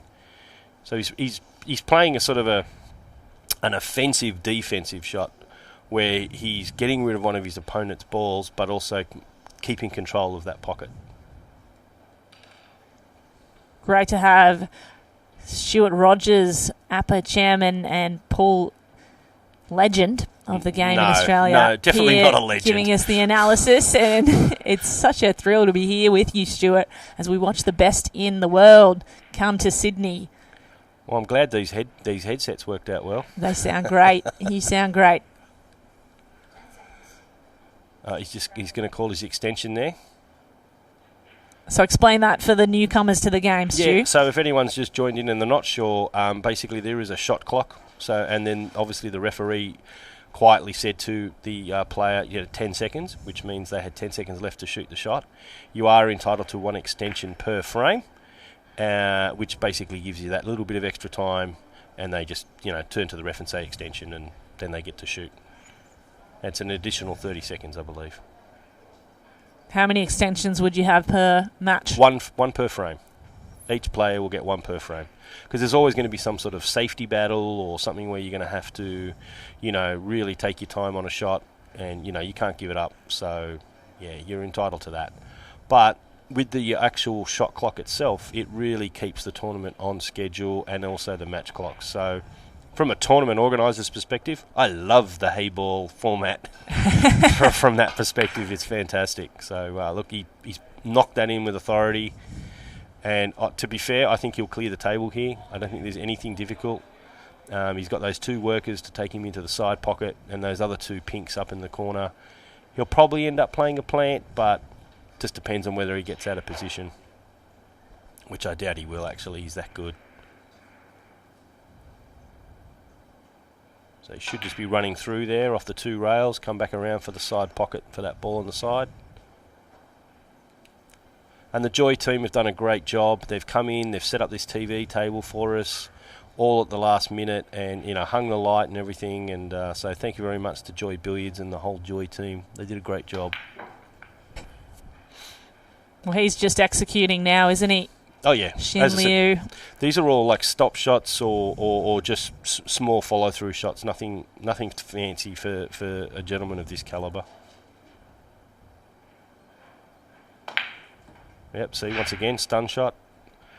So he doesn't need to play the plant as I predicted. He has left himself a good angle, and he'll go down and he'll go around the black, so he'll go off the bottom rail and come around, or he may come up through the pink and the blue, which is, okay, he's going to go leave it for the side pocket.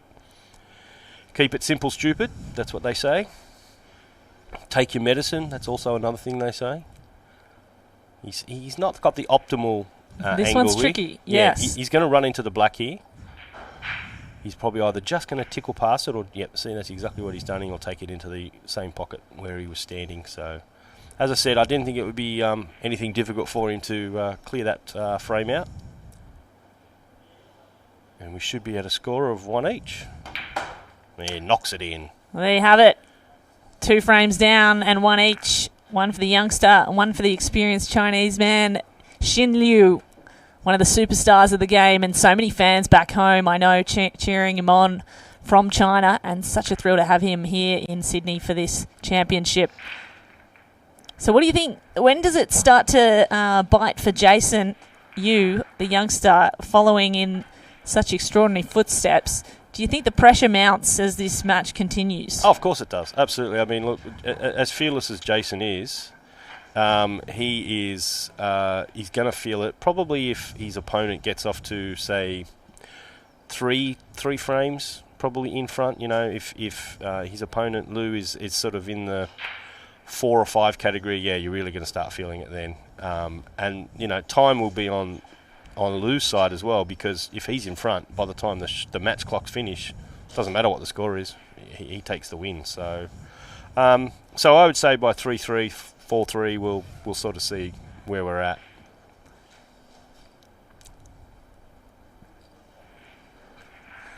Just me pulling a funny face for our photographer Pinar, taking a sneaky photo of me in the commentary booth. Almost a dangerous break there as the cue ball went dangerously close to that corner pocket, and now it's still spinning there on the side. Yeah, you can tell how much side he put on that ball. He's probably actually had a slight miscue, but he's made a ball, so he's still back at the table, and now Jason's receiving the chair treatment. And the longer the chair treatment goes on for Jason Yu, the more pressure mounts, as you'd think he's coming in as the underdog, and it starts to build up in your mind, I assume, Stu. Yeah, it would, absolutely, and he's definitely the underdog, without a doubt, but he's fearless. We'll just have to see how he handles it. Oh, he's gone for a carom. Oh, wow. So a carom is when you basically hit your ball off another ball to put it into the pocket. So that's what he's tried to do. He's missed it. He's opened up the opportunity. I mean, Jason, young, eager, straight up on his feet, at the table, ready to take action. He likes to play pretty quickly, Yu, by the looks of things.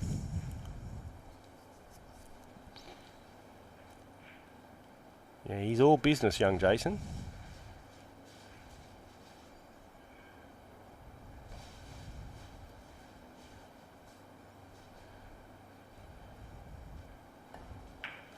Oh, he's threaded the needle there. That was brilliant. Yeah, he's taken those balls because A, there was less of them, and B, they are probably the best pattern. The blue, yeah. Yeah, the blue ones. They're a little bit more open. You can see how they're a little bit more in the middle of the table. The only one he's got down there is on that bottom rail. Now he's just assessing all these lines. And the best players, of course, are looking not only at the ball they're going to sink, but where the cue ball ends up for their next shot. So if you're analysing this, you're probably going for the one he's pointing out there near that middle pocket. Correct. And, he'll be looking to see, as you said, where's the cue ball going for the next shot. So he's run that off the rail. He's going to take that ball that's just sitting below the pink, and he's going to take that up into the corner. And then he's going to probably just stun draw off the side rail for this ball down here near the black. That's probably where he's going to be aiming.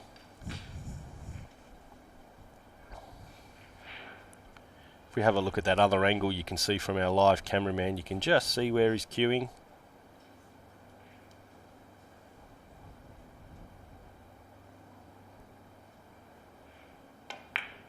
Oh, he spun that one nicely. Yep. So as I said, he drew it off the rail, and now he's left himself that blue ball that's sitting just above the black there, almost on the spot.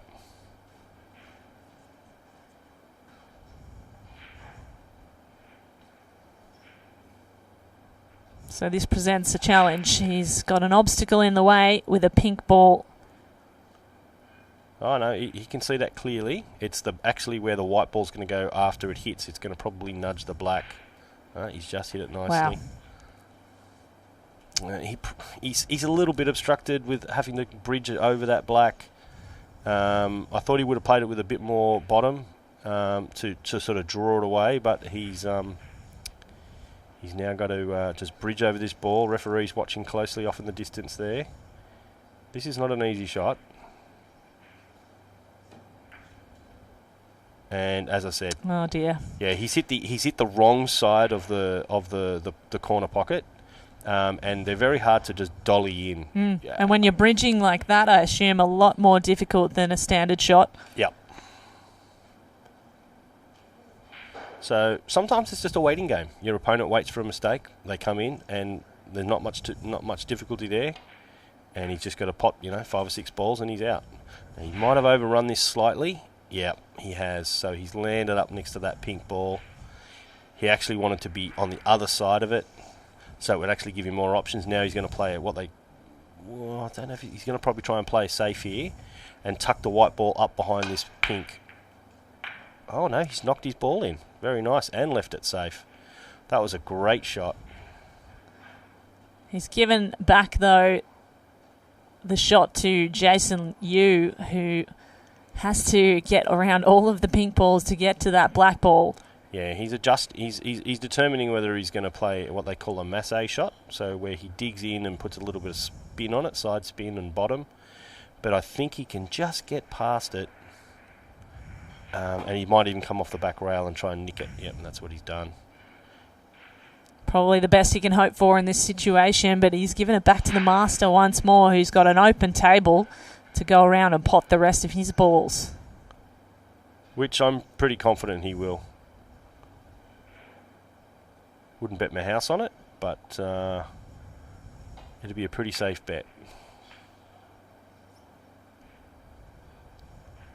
And you'll notice he'll work in patterns. So he'll work up one end of the table, clear that out, and then make his way down to the other end. He won't be going what we call spaghetti pool, which is like up one end, down the other end, up the other end. That means you've got no cue ball control whatsoever, and you're not a very accomplished player. Generally, if you've had a few beers, that's sort of state of how you start playing.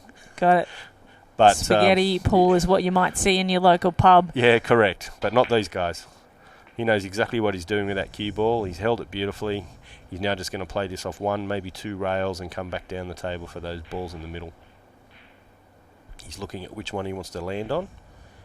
Sometimes you'll even see the player point to the table. It's not arrogance. It's about them solidifying their shot in their mind about where they're going to go and where they're going to land. So as I said, he came off the 2 rails, came back, and now he's got the choice between these two. He'll probably just draw this, a soft draw shot. Oh, he's stunned down on one rail. I didn't expect to see that. I thought he was going to go for the one in the middle, but this is sometimes why you don't want to predict.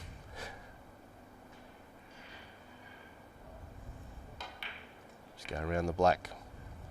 Pink in the middle, black in the corner. So Shin Liu about to make it 2-1. If he can sink these last 2.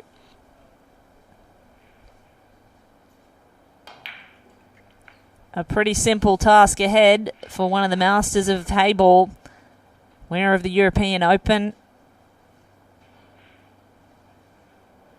Trying to make his mark on Oceania here. Oh yeah.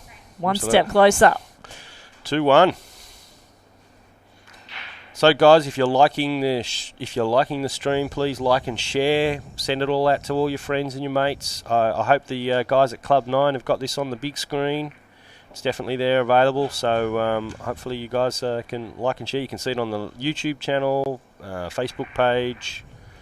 I think it's on World WPA Live TV. And we are monitoring the chat as well, Stu. So hello to Jackson Agale, fan of Jason Yu. I know there are a number of fans of Jason Yu and also Shin Liu who are watching back home.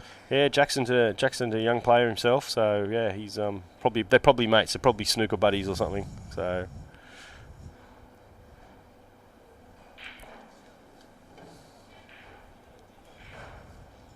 So 3 frames in, it's 2-1 to Xin Liu, hailing from China, up against the local talent, Jason Yu, the 16-year-old, born in Darwin and now local to Sydney. This is his town, this is his home. Hoping to make a name for himself in the seniors. He's already made a massive name for himself in junior pool arenas. He's taking on one of the world's best here. 1 blue ball down off the break. And a few clusters to deal with. Okay. Let's have a look here.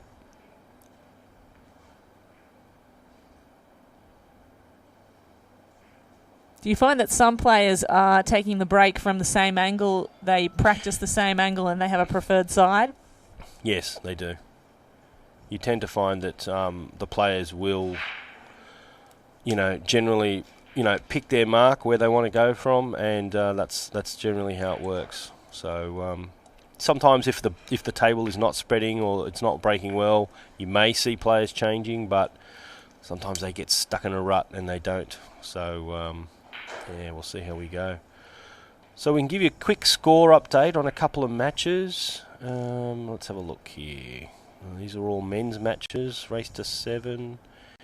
Andy Nguyen is down 2-0. He's got a bit of work to do there.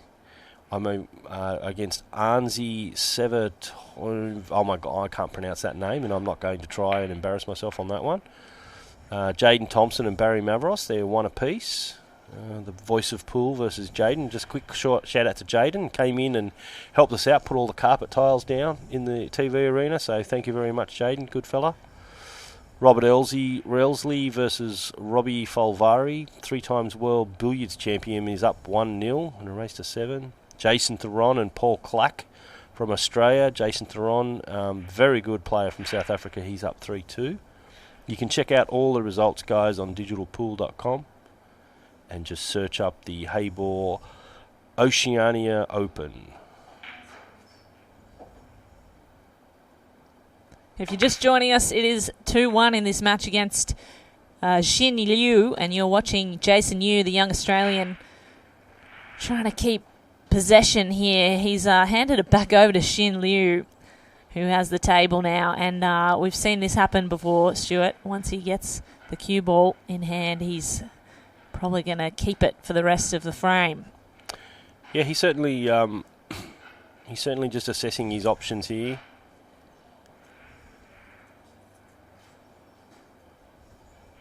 It's not a foregone conclusion, but he's just working through it. He'll probably end up calling his extension if he doesn't speed it up. 10 seconds. See, there you go, 10 seconds from the ref. This is the second warning we've heard. So you can hear the ref in the background there counting it down. He's landed very close to his work there. He's not happy. He's puckering up like a fish, saying, nope, not happy with that shot. It's a very tough shot there. He's parked himself in a corner next to that pink ball. Either going to hammer it off the rail or try to get it to run down into that corner pocket. What do you think, Stu?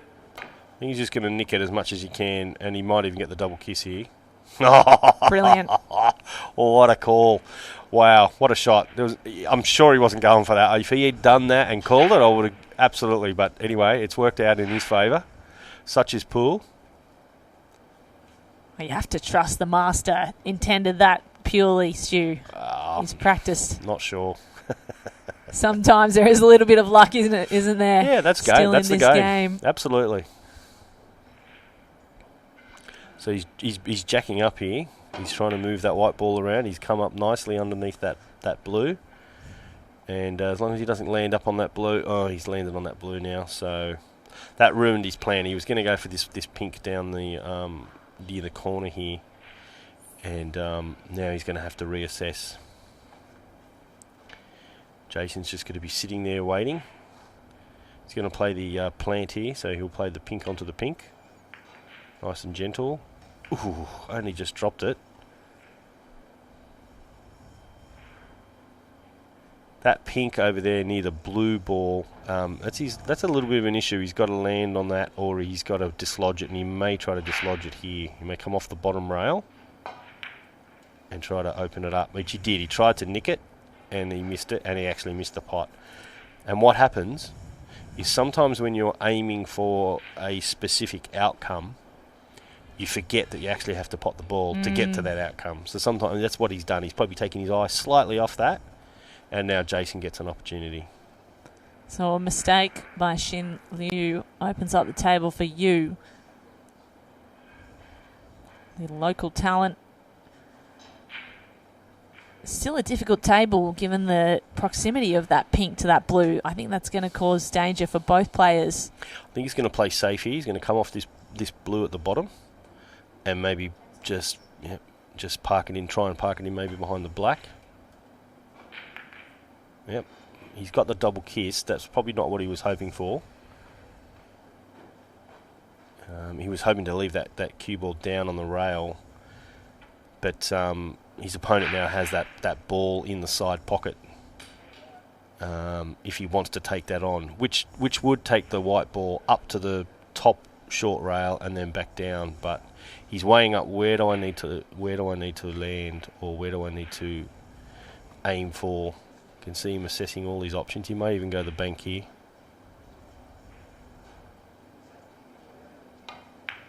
So he's gone for the soft one. He's tough shot to make. Yeah. So Jason's going to take over again, and still in a pretty tricky spot. Couple of options with the blue in that bottom corner. Well, he's having a look.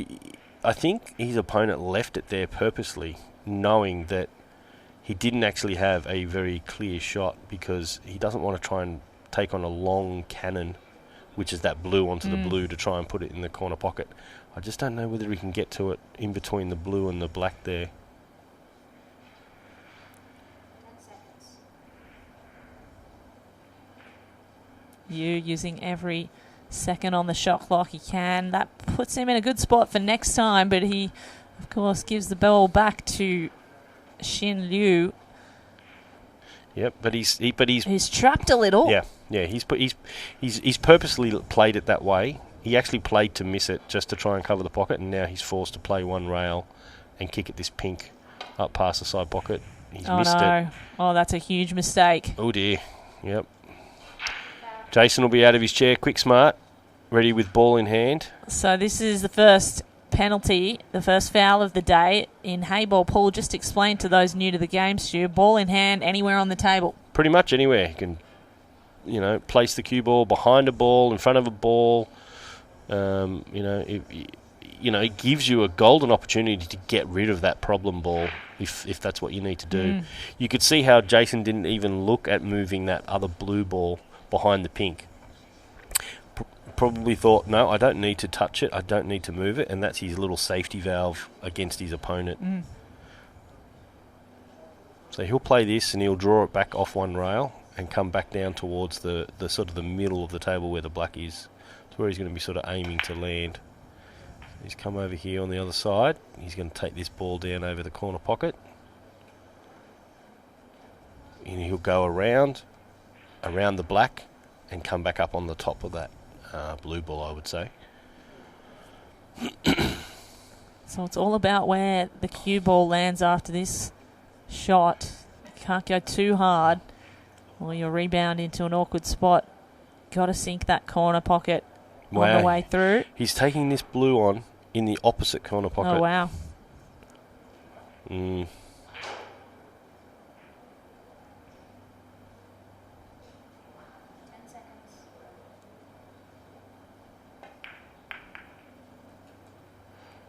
It was a very risky shot, but he still managed to keep the blue ball over the pocket. But the table's really opened up now, though, for Xin Liu, who's been gifted the opportunity back after the foul.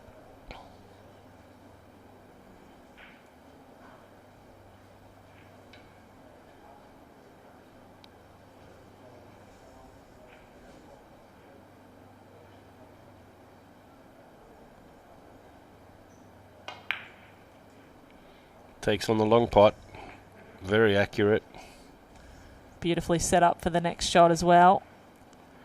Yep, he'll just run through that and just try to get to the other side. He's going to take this one and thin it in to the side pocket and come around.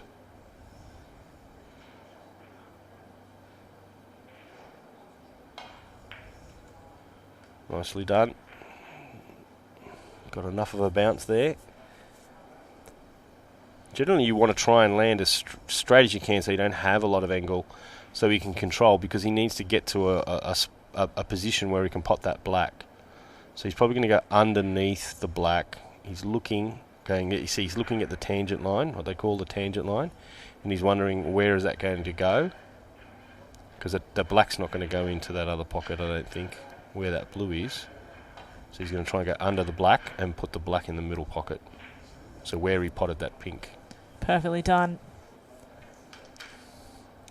I think he's just asked the ref to clean the cue ball. So she gets out her ball marker. So this can have a huge impact on the game, Stu, as well. The cue ball does get scuffed up a little on the way through. Yeah, a lot of the chalks, as good as they are these days, they still leave residue on the cue ball. And when you are playing a shot that's, you've got to be super accurate to pot it into the side, you don't want any skids or anything that can throw the ball off its intended path. Well, there it is, 3-1 to Xin Liu from China against the 16-year-old from Australia. Yeah, look, Jason will be starting to feel a little bit now. 3-1 down in a race to 7, and to be fair, race to 7 is a sprint. Yes, it's like I've spoken to a lot of the better players in Australia and some of the internationals, and race to 7 is pretty fast. So it can get away from you quickly. It certainly can. Find can. yourself a couple of frames down, and all of a sudden it's out of your hands a little bit. So we've got a few people joining us. Thanks, guys. Please like and share the stream. Mate, whether you're at work or not, it doesn't matter. Just put it on sneakily. Just keep the volume down. We love to hear that. Yeah, don't worry about it, guys. I won't say anything if you don't. So a good break for Xin Liu. Might give him another frame in hand, and then it's all downhill. He's got that big arching break there. Aims very low on the cue ball. And has he made a ball? I don't think he has. I think Jason's going to be stepping up to an open table here. There you go. Come on, young Jason. Take advantage. So you being 16 years old, just talk to us. You've watched his progression, Stu, as the chairman of APPA. And what have you seen as he's progressed through the ranks? He picked up a cue when he was 10, and he started becoming known as a face of Australian pool at 14 years old. The last 2 years, he's really progressed. Oh yeah, absolutely. He's also taken on quite a few of the other codes, like 9-ball, 10-ball, 8-ball. So the American pool. He's also he's a very accomplished snooker player, and actually in Australia, a lot of players that have potentially progressed to a quite a high standard are generally going to have played snooker. So he's using the rest here. Very confident shot, and he's done very well, and that's his snooker background, as I was talking about. So, a lot of us, when we were younger, we all played snooker because you could go to the club with your dad or your uncle or your auntie or even your pop or whatever, So you would get an opportunity to hit around on the tables, and it's a credit to the probably to the Snooker Association in Australia that they've cultivated the young talent to play. I mean, you can look at the style he plays. He's quite compact, and he's got that snooker bridge and feel. And look how wide his fingers are on his bridge hand. So low to the table as well. Yep. Looks very flexible in his back. Oh yeah, well it's good when you're young and skinny, and you can do all of that stuff. But gets right down next to it, doesn't he? Yep. And no, he's a good young talent, and he's a well-behaved kid. Every tournament I've seen him at, he's always very polite, and I've sort of chatted to his father a few times, and he's a good kid, and I think he loves Heyball, and hopefully the opportunities it affords him, and with the push for the Olympics, we need young talents like Jason, and all the other young juniors. Whatever code you play, don't give up on it. Just keep going, guys, because there's going to be more and more opportunities. Well, he's already a 2-time national junior champion. He's been a standout in the Asia Pacific Under-21 Championships, and becoming known for some tactics and a calm demeanour for such a young player. He's learning from the best here in Xin Liu, who's been so calm. Oh, yeah. Even with mistakes on the record, he's 3-1 up and seems to be getting more confident the way this match goes. Oh, yes. I mean, he would be quite confident in his stature and his ability, and even though he probably thinks, Jason's a good young player, he's got so far to go to be a seasoned professional. Jason will be loving it. He'll be loving the opportunity to play on the TV table. He'll be loving the opportunity to see what he can do. So if you're just joining us, it is Xin Liu from China taking on Jason Yu, Australia. It is 3-1 in a race to 7. All the men's matches are races to 7. The women's are races to 6. And we'll be showing both men's and women's on this TV table. Look at the positioning there, Stu. The long-range shot there. Didn't want to use the rest. What's the thinking behind that? Some people just don't have that comfort level. Maybe they couldn't get the cue ball to go where they were hoping it was going to go. He's going to land very close to his work here. Sometimes they want to work the ball, and you can't do it quite as effectively with the rest. So he's going to jack up here and just do a soft little draw shot just to pull it away and have that black into the side pocket. No, he's going to go for the corner. Nicely played. He's going to clean this up. He's going to be 4-1 up. And, Jason, he's unfortunately getting a bit of a shutout on him at the moment. He's really got to take advantage of those opportunities, maybe not be so aggressive, and maybe think a little bit more tactically about, tying up balls, because time is still on his side. There's still enough time in this match for him to try and fight back and be a bit more tactical. If he tries to go head-to-head, unless he's absolutely playing out of his socks, he's always going to be hard against it to overcome someone who's so seasoned.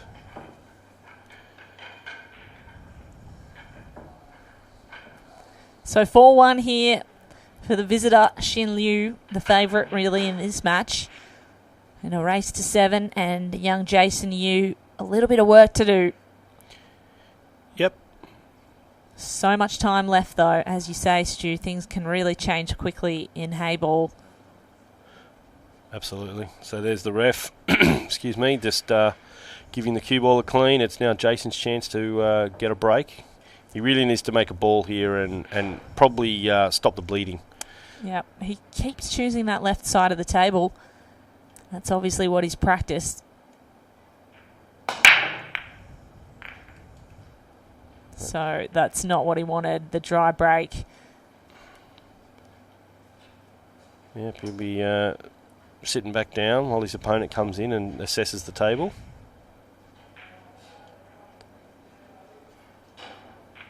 What are you looking for when you're looking for a good break, Stu, in this kind of match? Probably the first thing you'd be looking for is, how many clusters are there? Are there any balls that are sitting over pockets? Given it's Heyball, you sort of don't really want to be taking on shots along rails if you don't have to, because they're probably the most tricky. You generally want more open shots, like less than 30 degrees. They're obviously a lot easier to control. And even long shots you don't want to. So he's elected to take the pink balls here because he's got like two relatively close to pockets, and they're what we would call workers, so they help you get position on the table. And he's just going to play that down to there. So he's looking to try and take that ball there now into the corner pocket. Because he's drawn the cue ball fairly close, it means that he can really pinpoint his accuracy on what he's going to do, not only potting the ball, but where he's going to take the cue ball, which will be probably more than likely over underneath the black, over to the other side. And put that pink ball in the middle. So there he is. He goes under the black. He's going to come back off that rail, and he's going to take that other pink ball into the side pocket because it's a nice straight stun shot, because he's always working towards that pink there that's just next to that blue. That's probably going to be his last ball. That's going to be the ball that puts him on the black. So he's working his way back up to the table. So he's going to take this ball into the corner, then he'll take that one into the middle. So he's looking at his line saying, okay, where do I need to leave this? So he'll go the one in the middle, then the one on the top, in the top right-hand corner if you're looking at the long shot. And then he'll take that pink next to the blue, and that'll be where he shoots the black from. So he'd already mapped it out, and that's the thing. Like, people, misunderstand the actual the tactics, the strategy, and even the brain power you need to play pool. In any discipline, it's like chess. You're thinking 5-6 shots ahead to clear the pattern, and because he's so consistent, because he's almost like a robot, every shot is the same. Every shot is the same. It's like playing basketball and doing free throws. That's exactly what it's like. You're just doing that all the time. And that's what he's going to do. He's just going to draw this back maybe an inch or two, just past that blue. Boom. There you go. And now he's got the black in the corner pocket. He's gone a little bit far, but it won't matter. So this one's going to be a bit more tricky. He's got a blue in the way as an obstacle. Yeah, he may have gone actually a bit far there. And he's got the jump cue out. He's going airborne. So the jump cue to get over the blue in front. It's a very short cue. It's very light. And it has a very hard tip on it. And so what it does is he actually pushes the cue ball down into the bed of the table to jump over that blue.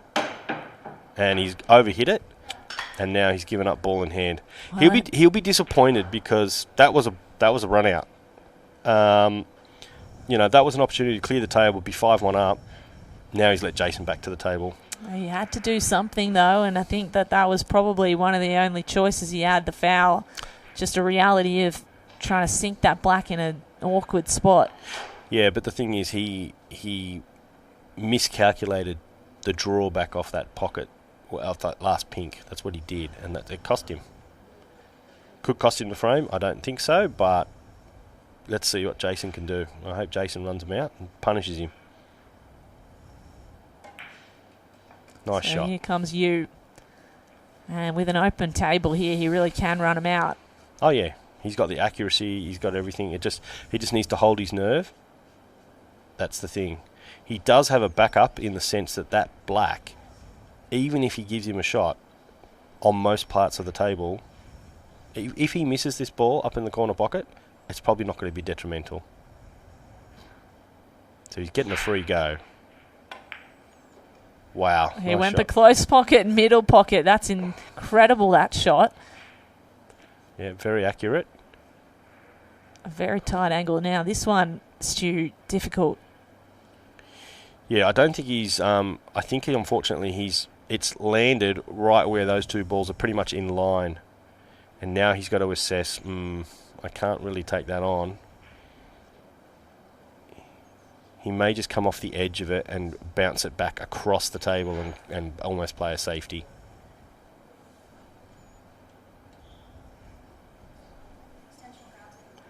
So he's used his extension. I know you can't hear me, Jace, but play safe.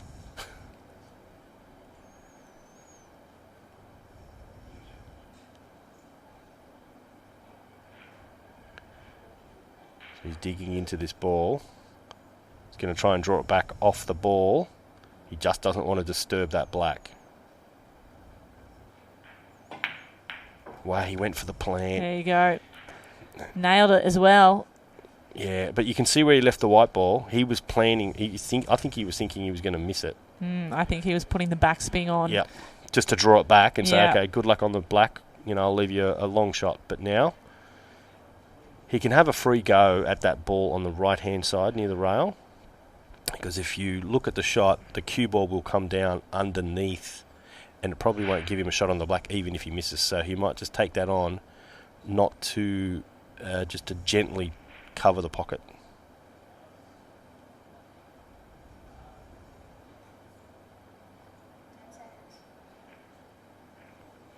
He's got to shoot now because he has no chance. See, that's what I was saying. He was going to go underneath. Unfortunately, if we have a look at the angle behind, you can see it now. That black is very close to being on. No, you had the right angle before, guys. Yeah, no, I can't quite tell from that angle whether it goes past that blue. So Xin Liu, a chance to show his worth in Heyball as he has going to up take into the on right-hand corner pocket. the black in a very tight spot, and he's put himself in a good position for if he does get another opportunity. But unfortunately, I don't think he will. Jason the will run out. table's opened right up for you at 4-1. A chance for you now to claw one back. Yeah, I think Jason is in a good position here because that blue ball will go under that black into the corner pocket. So Jason's probably feeling pretty confident now that he can just knock these in. Doesn't have to do anything fancy. Just concentrate on potting. Concentrate on cue ball control. Nothing fancy. It's all simple stuff. I think I'm pretty confident Jason will get out here. He'll just stun this. Yep, see, kept the white ball, and now he'll go through, so he'll run forward. He'll come off one rail, and he'll be landing on that blue up near the black. So you can see he's aiming up a little bit higher on the cue ball. So it'll be a stun follow. Bang. Runs up nicely, hit it smooth. Ran a little bit far there, but that's okay, because it gives him the natural angle to go past the black, up onto the side rail, and then he'll just knock that black into there. There you go. He gets the... Yep, reaches for the rest. No, Speedy Gonzalez he is. Doesn't muck Very around. comfortable There you with go. the So rest. he takes that one, 4-2. Well done, Jason. So the youngster gets one back. It's now 4-2 in this match between Jason Yu and Xin Liu, China versus Australia in the Oceania Heyball Open. And it's day one, Stu, 4 days of competition, and what is going to be an exciting 4 days here in City Heroes in Sydney. Yes, it's a lovely new venue from City Heroes. And it looks spectacular, doesn't it? It does.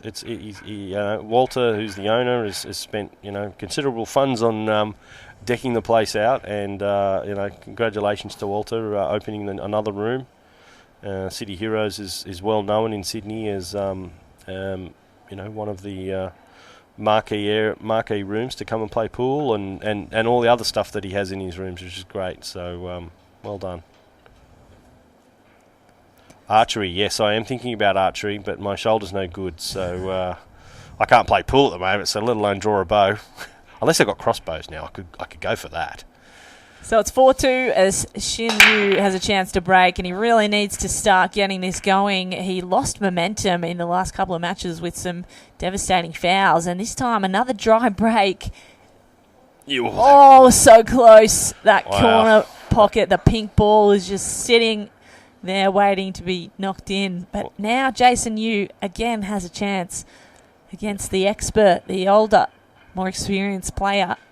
Yep, so Jason's got to assess, because that black is in a little bit of a situation where he's got to consider how does he get to that, and does he take on the blue, or he's got those two pink balls over the pocket, and the pinks look a little bit better, but I think he's going to have to take the blue.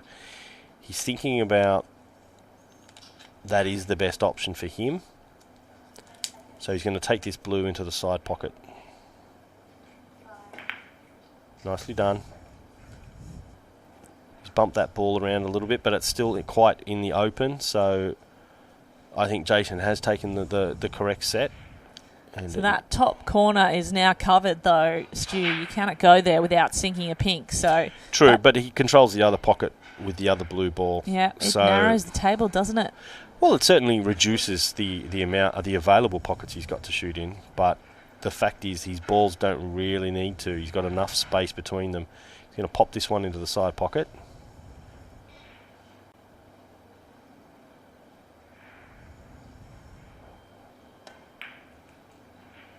Nicely done. Avoided disturbing anything. And that's the one thing you want to do as a pool player, is you don't want to disturb the balls, because when you've looked at the pattern and you've worked out where you're going to go, you don't want to move anything.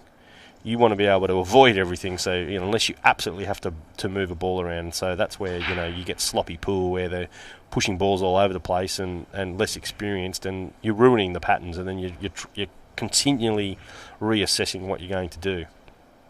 So yeah, Jason's done very well there. He's avoided that, so he's just going to play this one into the corner. Nice. Oh. So the longer distance you have to cover, the more chance there's going to be an error and some kind of angle that you've got wrong. That's exactly what's happened here for you. Yep. And now Liu up 4-2. A chance to go 5 up. Yep, Liu's looking at this. He's looking at that black and the blue. That's what he's looking at, right? He's determining whether any of those pinks are going to have to be disturbed to get them in there. So into that corner pocket, he's going to have to work everything towards the side. So let's see what he does here. He's going to take this into the corner. No problems. Now Liu often chooses different types of bridges with his hand. He sometimes goes underneath the fingers, sometimes goes on top. Explain the tactics around that. How does that change the shot? Well, generally it's where you're actually aiming on the cue ball, whether you're going to be... and also to the position of your hand. Sometimes you're cramped and you're right up against the rail, or sometimes you've got plenty of action to... Oh, wow, that was beautiful. Yeah, he's missed that. That's actually messed up the whole rack now. Because the black's now covered by his ball, so that makes Jason's job a bit harder. Jason probably will try to pot those two pinks in that corner pocket. He might carom off it and pop the white in there. He may just knock the blue onto the pink to try and control the pocket. But it's going to be a tit for tat. It's going to be back and forth, back and forth. So it looks like what he's going to do is he's going to carom off that blue and knock in that pink ball.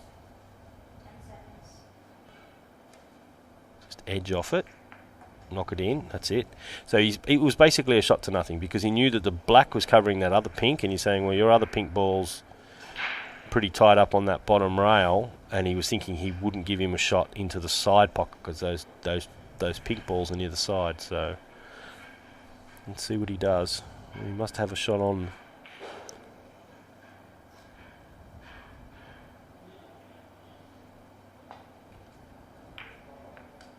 Yeah, nice little bump there. Nicely done, where the pinks were all tied up in a line. He's now got a couple of different looks at pockets. Yep, you can see him talking to himself there. He's probably saying, right, how am I going to knock this pink down the rail? And is he going to just draw it, or is he going to go forward and try and bump that black? Yep, he smashed forward like I thought he would, and he's opened that up. So he's in a reasonable position, but he was a bit unfortunate that pink didn't roll a bit more over the pocket. That's just a little bit tricky. Well, let's see what he does here. He might be able to nick it in. Yeah, which is what he's done. He don't want to go in scratch in the middle. Well done. Okay, so he sort of landed on the wrong side of this pink ball. It was a bit of a... See, he slammed his hand down. See where he wanted the actual cue ball to be? The corner angle is not ideal. Yeah, see where he's put the chalk down? That's actually almost where he wanted the cue ball. So now he's going to have to play a pretty big shot to go around 1, 2, 3, maybe 4 rails. 1, 2, 3... and land in underneath that black and the blue, and he's going to land. Is it going to bounce? Yes, it is. Wow, what a shot. Brilliant. So we can pot this and hopefully turn around, pot the black, and that's another frame down for the Chinese champion. European champion already in Heyball. Easy as they come. Yeah, well, and no disrespect to Liu, but, dime a dozen in China. They are just thousands of players like him. That's why even our best players just don't compare. There is so much talent over in China, isn't there? It's crazy. A huge game. Heyball. They call it Chinese pool occasionally. Yeah, Chinese pool, Chinese 8-ball. There's certain variations of this style of game as well. But Joy, probably one of the I would call one of the market leaders, I guess, for the sport. I mean, Joy have put in so much money, time, resources into Heyball, and they're doing a fantastic job. In the push for the 2032 Olympics and trying to get Q Sports included, that to them is probably the key driver in how much time and money and effort they've spent towards promoting Heyball. Heyball is considered probably the future of Q Sports for the moment to try and get us into the Olympics. We've missed out for stupid sports like breakdancing, which is not a sport. I'm sorry, it's an art form at best. I don't mean to be rude or anything like that, but, this requires a lot more concentration and, you've got maths, you've got physics, you've got geometry, you've got critical thinking, strategy, everything. I mean, breakdancing, yeah, okay, whatever. I think the number of players around the world that are into Q Sports that are currently playing is enormous. Yeah. Comparatively speaking, as we see Jason Yu pot a blue on the break, and now he has choice of colour. Of course, that is one of the distinguishing features of Heyball. Choose whatever colour you want off the break. Yeah, well, these new balls, the Unity balls, they're the new official ball for Heyball. So the pink and the blue. Generally, it was just like your normal standard set. Yeah. So, they've launched with these, and the players have been giving them pretty good feedback. So good to see.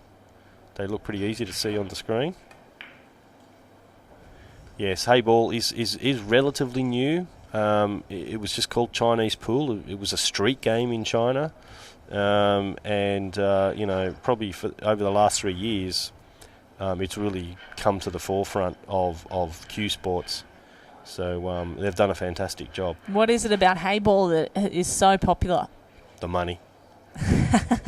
I'm just telling you. It's an accessible game, though. I think people can relate to it. Yeah, look, it's... I think Joe Blow would look at a pool table and they see the green cloth and they probably think, oh, yeah, that's right. They don't play American pool as much, you know what I mean? Even though I think American pool's probably more prolific across the globe because, we can't just, bank it all on China and all that sort of stuff in Southeast Asia because, pool is massive. But Heyball has really come on in the last 3 years. It's considered a hybrid game between snooker and pool, and I think that's why it sort of crosses many boundaries. So a lot of the top snooker players like it. You can get a good earn out of it if you're any good. You've got to be accurate, and it's still got a napped cloth, so it's like a snooker cloth. The cushions are the same sort of profile as a snooker table, even though they're slightly higher. So you have the cushion nose of the cushion is slightly higher because the balls are bigger. Mm-hmm. So you couldn't put these balls on a snooker table. They'd be bouncing all over the place and jumping off and all the rest of it. We're on a 16 by 9 foot table here. No, 9 by 4.5. 9 by 4.5. Yeah, if it was a 16-foot table... That would be a lot larger. Yeah, yeah. That's like 12 by 6 is a snooker table. Wouldn't fit on our screens right here. That's correct, yeah. We would really need widescreen lenses. This is more of the size that you might expect to see in a pub, though, for example. No, pubs are 7-foot tables. Okay. So they're your bar tables. So what you would, put your $2 coin on the side of the table and get into a pub brawl saying who's next. No, not so much now, but no, this is a much more... it's almost similar to a very nice shot there by Jason, tucking really that nice. white behind the black. Heyball, as I said, is a real hybrid between snooker and pool. It crosses both those boundaries because I think the Chinese really like the formality of snooker. Snooker is very big in Asia, and I think they like the formality of the whole dress code and you look sharp, you look like a professional. Even their referees are absolutely dolled up, to the nth degree. So it's a different, I suppose, opinion of the game. And so they've tried to take the best of both. They're trying to appeal to a broader demographic, I think. And I think it's definitely got some potential. Well, it's accelerated so much in the past couple of years. As you say, we hadn't heard of it 3 years ago, and now Heyball is one of the more popular codes. Yeah, and I think that's really been driven by organisations like Joy, WPA. They've really propelled it along. So well done to them. Just come off the side of the blue there, trying to cover those two balls so he couldn't get a shot at the side pocket. This is one of the more tactical frames that we've watched in this match. Yeah, which is what I said Jason needed to do. If he wanted to stem the bleeding, he had to, maybe stop trying to go head to head.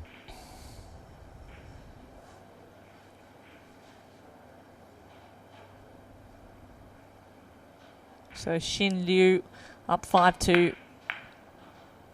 Looking to extend his lead. Of course, a race to 7. Yeah, he's only 2 frames away from closing out this match, and Jason's got a bit of a hill to climb. And Lou has just played a good shot there because it was a shot to nothing. He broke up his balls and left the white ball all the way at the other end. And Jason's going to have to just hit this ball very delicately, try and leave it next to the black, I'd say.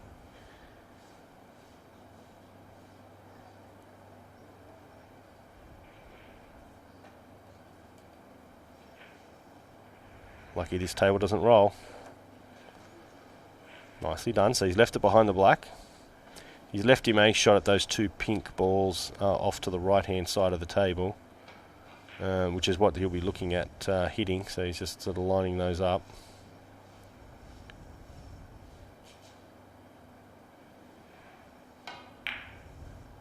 He's tried for the squeeze the carom there, and he's covered the pocket very nicely. But Jason does have a shot on that blue ball near the black. So that's probably what he'll be going for. And he'll try to go and just avoid that black ball. This is not an easy shot because he's got a lot of distance. And because he's going to be hitting it with some pace, he's got to be dead accurate because they will spit. They will spit the ball out.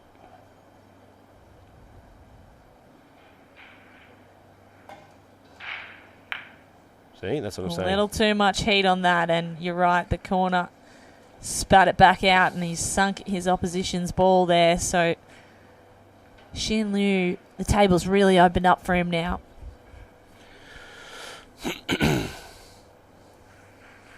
Yeah, we've had a few questions from some of the fans asking about the other matches and other results. So guys, you can go to digitalpool.com. And search up the Oceania Heyball Open, and you can also go to, I assume it's on the APPA Facebook page, all the links as well. So the Australian Pool Players Association, you can check it there. So you can see all the other match results that are currently running live. Jaden Thompson, for argument's sake, is leading Barry Mavros, 4-3. And then we've got some other matches there. Cash from New Zealand. He's beating Jacob Nash 3-2. We've got Sundeep. Oh, that screen just reloaded on me.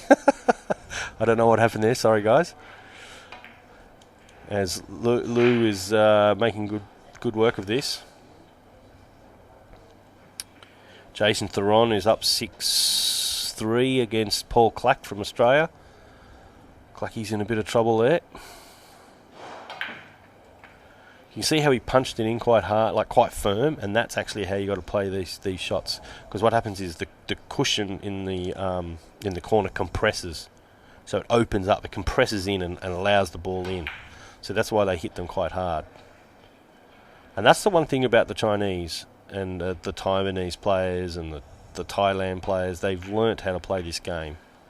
So he's gonna leap out to a 6-2 start and really has not dominated, but has definitely taken control of this game. He's played very tactically and gains another frame on his opponent 6-2 now, so in the driver's seat to take home this match. And Jason Liu, he's played well, but just not getting the score that he needs. Yeah, got off to a great start. Often in each frame, you'd think he's been in a position to be able to take over, but been unable to. And I think you have to hand it to Xin Liu for his tactics and trapping Jason on occasion as well. So now they're taking the customary break. So now that they've hit 8 frames, so it's 6-2, they've hit 8 frames, everyone gets a 5-minute break. So now this is time for Jason to go off, maybe go to the bathroom, wash his face, start thinking about it, saying, okay, I'm down 6-2, what am I going to do? So, his opponent is probably just going to go off and relax for... He's in the Jason Yu is sitting right where he is. He's comfortable there. Yeah, that's right. That's quite surprising. But you can see the ref just getting the balls ready, guys. So, hey, throw us some questions in the chat. Happy to say good day or give out call-outs while we're here. It's always fun to have the crowds interacting with us and enjoying it. Don't forget, guys, if you've just joined us, we're here at the first round of the Oceania Heyball Open. We're here at City Heroes in Dixon Street. This stream is brought to you by the WPA, Joy, and APPA. And it's been a good setup so far, and everyone's enjoying the tournament. I mean, if you are in the area, definitely come on down to City Heroes. It looks fantastic, and there's going to be the best of Oceania in the room all week. Friday, Saturday are the big days, the finals being played on Saturday afternoon. Yeah, absolutely. I'll be watching from the club. I won't be here. I'll pop back in for the trophy ceremony. It's going to be fantastic. I think it'll be you and Barry in the commentary booth, and I think that'll be a great pairing, actually. So if you're joining us now on this game, we are match Xin Liu of China 7 against Jason Yu. 6 against Jason Yu, the youngster, 16 out of Australia, local hero, in fact, out of Sydney. He's at 2, and we're in the 5-minute break right now. We might just take a couple of minutes break on the commentary, and we'll be back. And once again, tune in, put your comments in the chat. We love hearing from you, and we can't wait to bring you all the action from Sydney as we watch the Oceania Heyball Open over the next 4 days.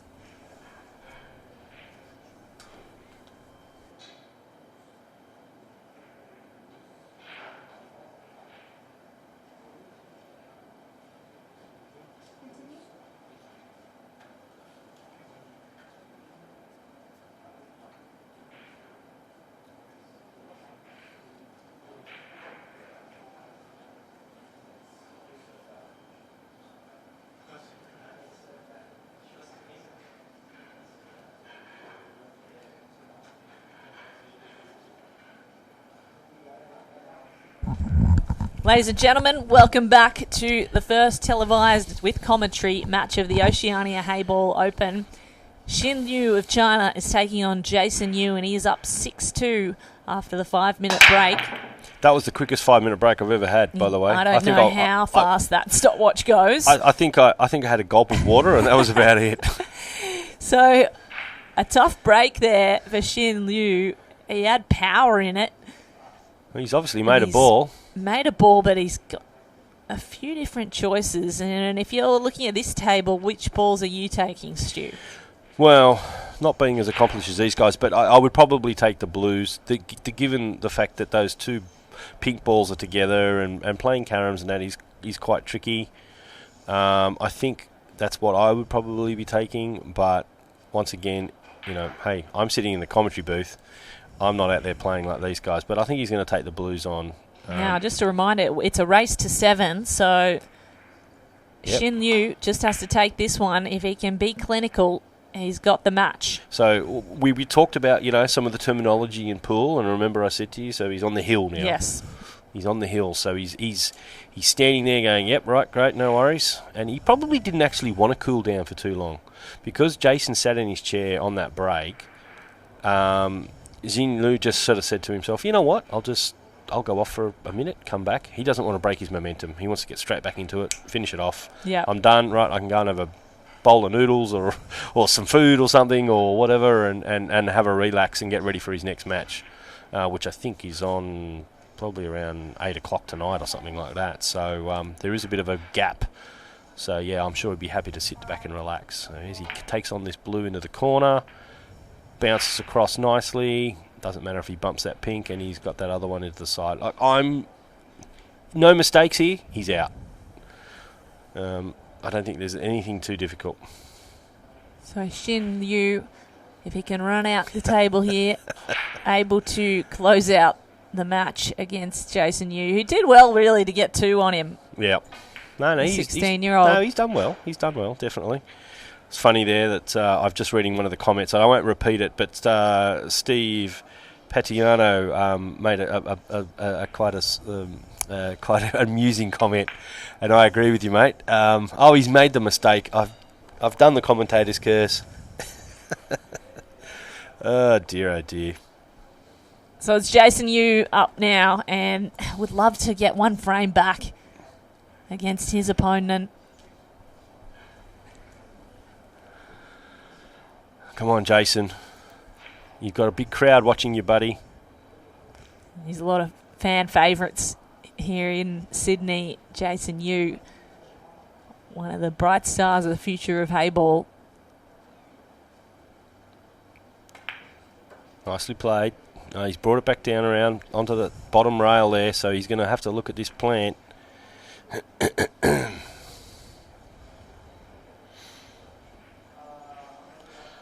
Thank you to our secretary there for putting in the link into the chat for the other matches if you want to check out some results.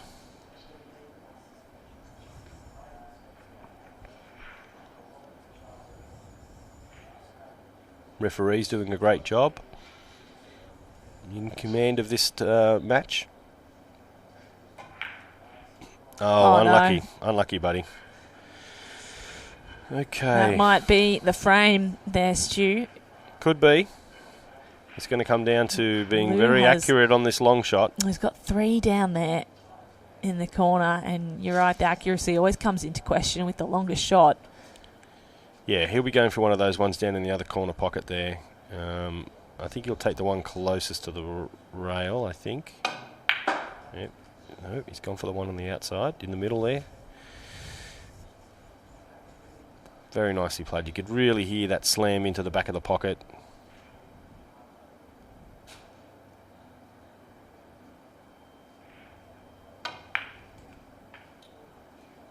Well, he's overrun that a little bit, but that's okay. That's fine. I'm pretty sure he's pretty confident that he knows it's over. Yeah. He's going to just play this off the bottom rail, come back up and around. Well, he's overrun it a little bit because he really wanted that quite straight. Now he's left himself a bit of a tough angle here. You'll probably just go back across one rail. You'll play it with a little bit of inside English and top. That's what he's done. And there he is. He's going to be pretty straight on the black, and I believe they'll be shaking hands pretty quickly. There it is. So the match goes to Xin Liu of China. A valiant effort by Jason Yu, who was toe-to-toe with him very early, 2-6 to 7 now. And the match finished by the Chinese. If you're staying with us, please do. We have another match coming up at 5:30 on this TV table. It'll be April Larson against Lily Meldrum. American plays Australian. 2 of the young superstars again in the women's game. So exciting to watch.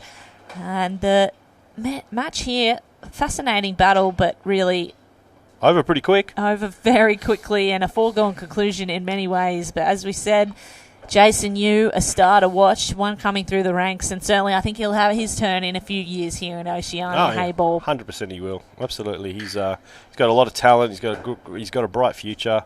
And you know what? I don't know many 16-year-olds who can hold themselves and play on a TV table under the lights, under the camera, against a guy who's pretty much dominating the Joy series at the moment.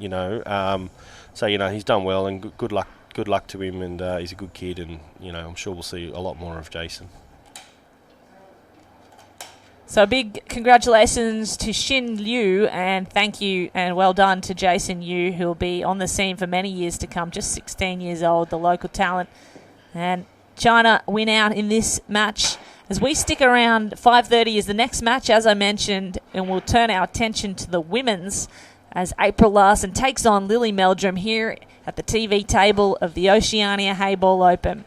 We'll see you in about an hour and 10 minutes, guys. Kate Allman and Stuart Rogers on the call, and we'll be right back with you for that game. Stick around, and we'll see you soon. See you guys. Take care.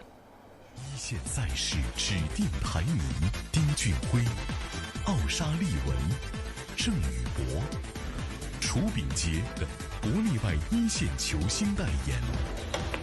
毕百文，中国台女领导品牌。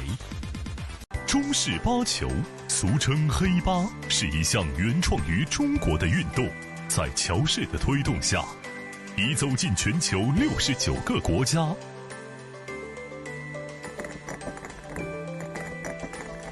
乔氏中式八球，风靡全球的中国运动。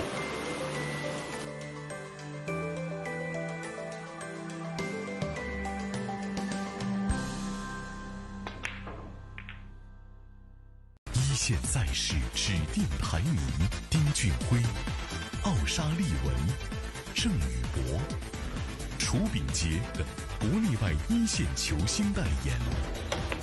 毕百文，中国台女领导品牌。中式八球，俗称黑八，是一项原创于中国的运动，在乔氏的推动下，已走进全球69个国家。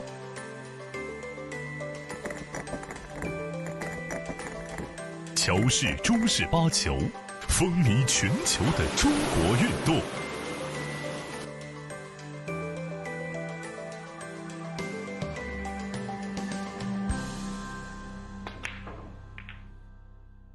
一线赛事指定排名：丁俊晖、奥沙利文、郑宇博、楚炳杰等国内外一线球星代言。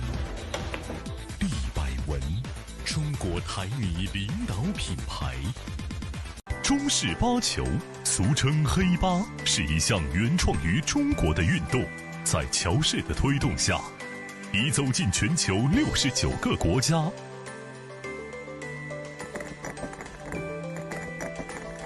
乔氏中式八球，风靡全球的中国运动。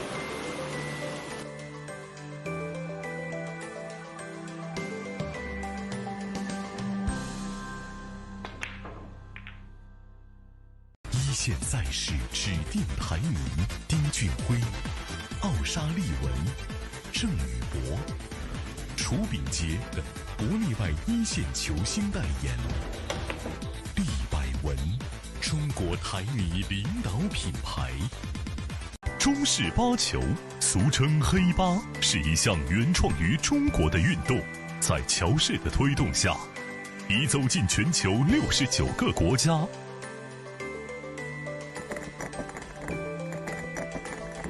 乔氏中式八球，风靡全球的中国运动。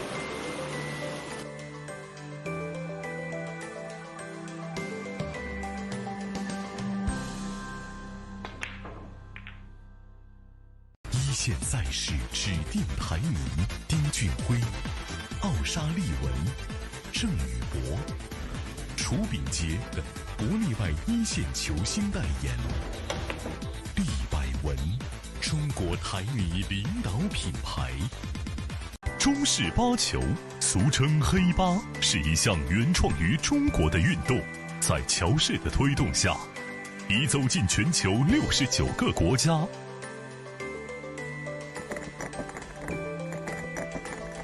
乔氏中式八球，风靡全球的中国运动。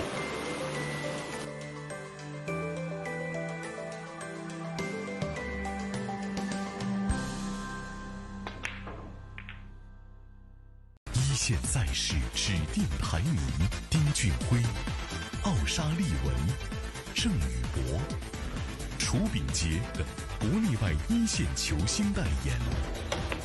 毕百文，中国台女领导品牌。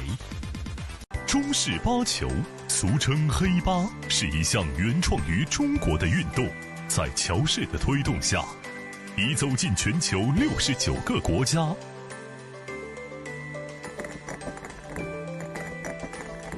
乔氏中式八球，风靡全球的中国运动。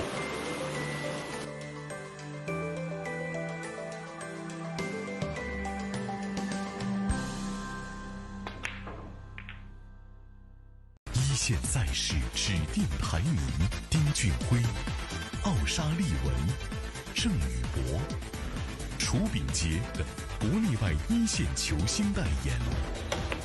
利百文，中国台女领导品牌。中式八球，俗称黑八，是一项原创于中国的运动，在乔氏的推动下，已走进全球69个国家。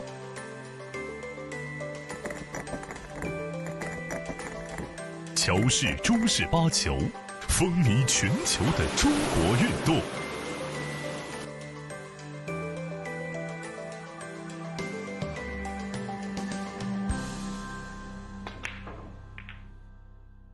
一线赛事指定排名：丁俊晖、奥沙利文、郑宇博、楚炳杰等国内外一线球星代言。利百文，中国台女领导品牌。中式八球，俗称黑八，是一项原创于中国的运动，在乔氏的推动下，已走进全球69个国家。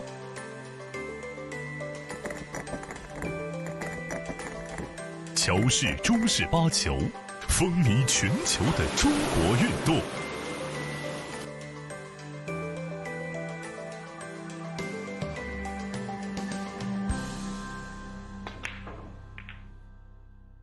一线赛事指定排名：丁俊晖、奥沙利文、郑宇博、楚炳杰等国内外一线球星代言。利百文，中国台女领导品牌。中式八球，俗称黑八，是一项原创于中国的运动，在乔氏的推动下，已走进全球69个国家。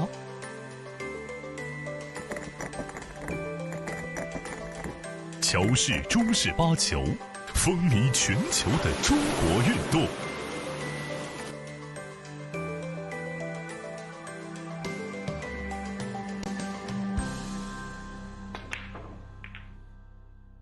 一线赛事指定排名：丁俊晖、奥沙利文、郑宇博、楚炳杰等国内外一线球星代言。利百文，中国台女领导品牌。中式八球，俗称黑八，是一项原创于中国的运动，在乔氏的推动下，已走进全球69个国家。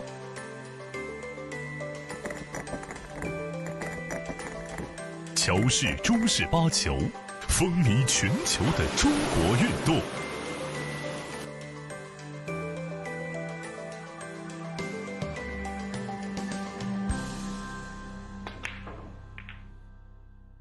一线赛事指定排名：丁俊晖、奥沙利文、郑宇博、楚炳杰等国内外一线球星代言。利百文，中国台女领导品牌。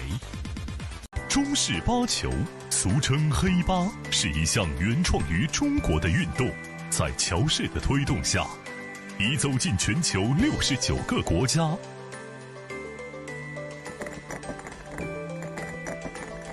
乔氏中式八球，风靡全球的中国运动。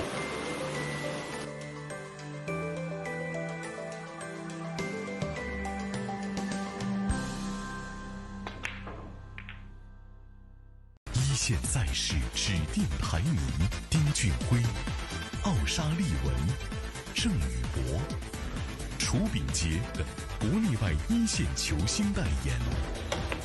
利百文，中国台女领导品牌。中式八球，俗称黑八，是一项原创于中国的运动，在乔氏的推动下，已走进全球69个国家。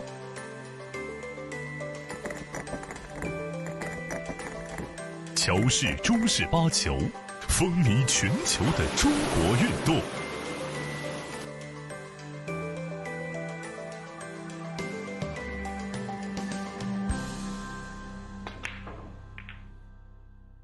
一线赛事指定排名：丁俊晖、奥沙利文、郑宇博、楚炳杰等国内外一线球星代言。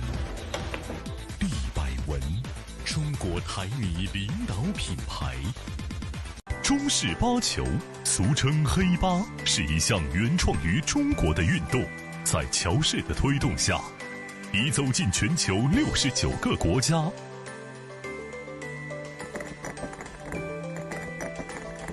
乔氏中式八球，风靡全球的中国运动。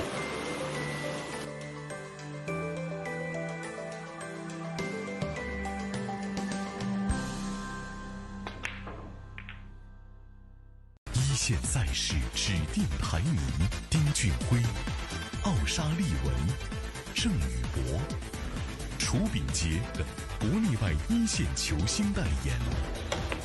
利百文，中国台泥领导品牌。中式八球，俗称黑八，是一项原创于中国的运动，在乔氏的推动下，已走进全球69个国家。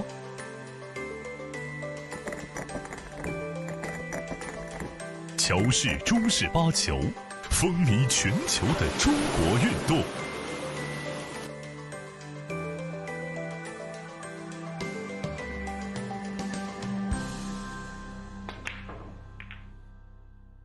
一线赛事指定排名：丁俊晖、奥沙利文、郑宇博、楚炳杰等国内外一线球星代言。利百文，中国台泥领导品牌。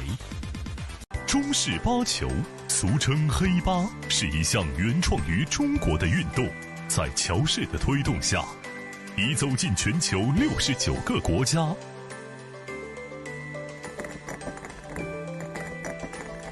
乔氏中式八球，风靡全球的中国运动。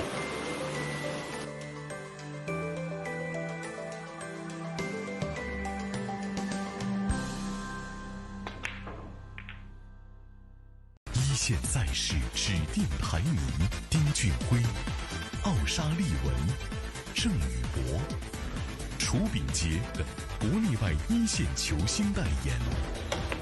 利百文，中国台泥领导品牌。中式八球，俗称黑八，是一项原创于中国的运动，在乔氏的推动下，已走进全球69个国家。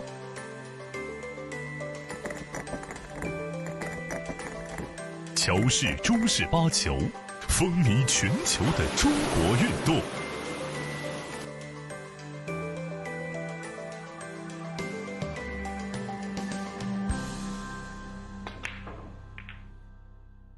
一线赛事指定排名：丁俊晖、奥沙利文、郑宇博、楚炳杰等国内外一线球星代言。利百文，中国台泥领导品牌。中式八球，俗称黑八，是一项原创于中国的运动，在乔氏的推动下，已走进全球69个国家。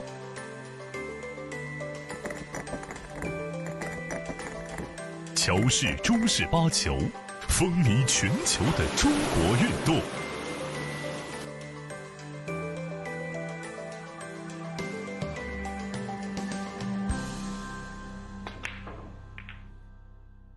一线赛事指定排名：丁俊晖、奥沙利文、郑宇博、楚炳杰等国内外一线球星代言。利百文，中国台泥领导品牌。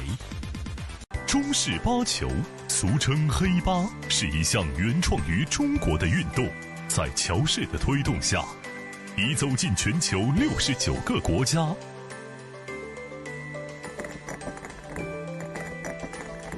乔氏中式八球，风靡全球的中国运动。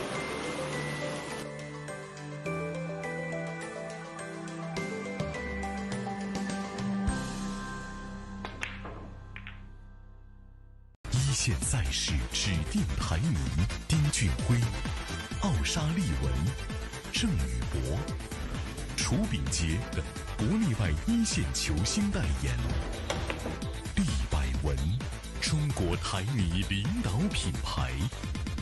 中式八球，俗称黑八，是一项原创于中国的运动，在乔氏的推动下，已走进全球69个国家。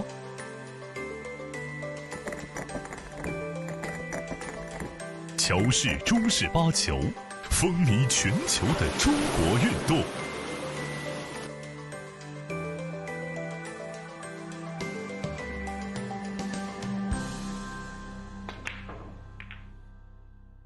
一线赛事指定排名：丁俊晖、奥沙利文、郑宇博、楚炳杰等国内外一线球星代言。厉百文，中国台女领导品牌。中式八球，俗称黑八，是一项原创于中国的运动，在乔氏的推动下，已走进全球69个国家。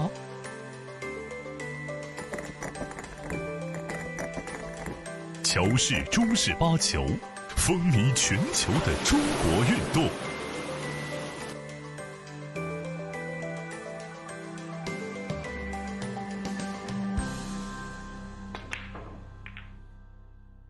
一线赛事指定排名：丁俊晖、奥沙利文、郑宇博、楚炳杰等国内外一线球星代言。厉百文，中国台女领导品牌。中式八球，俗称黑八，是一项原创于中国的运动，在乔氏的推动下，已走进全球69个国家。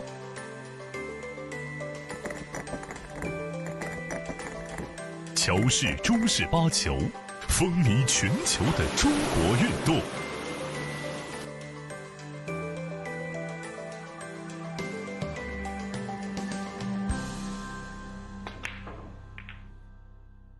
一线赛事指定排名：丁俊晖、奥沙利文、郑宇博、楚炳杰等国内外一线球星代言。厉百文，中国台女领导品牌。中式八球，俗称黑八，是一项原创于中国的运动，在乔氏的推动下，已走进全球69个国家。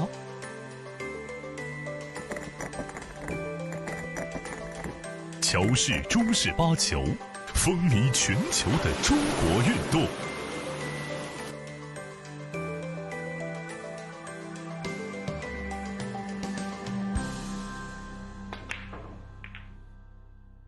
一线赛事指定排名：丁俊晖、奥沙利文、郑宇博、楚炳杰等国内外一线球星代言。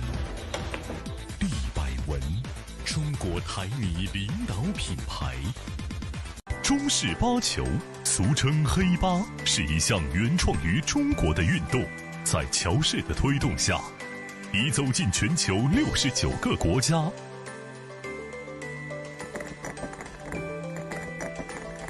乔氏中式八球，风靡全球的中国运动。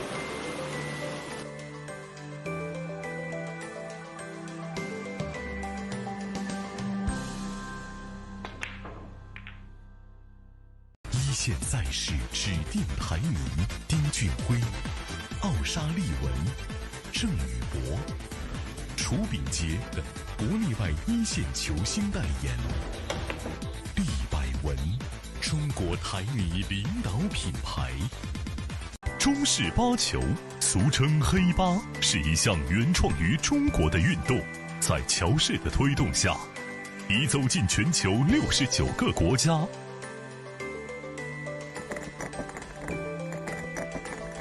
乔氏中式八球，风靡全球的中国运动。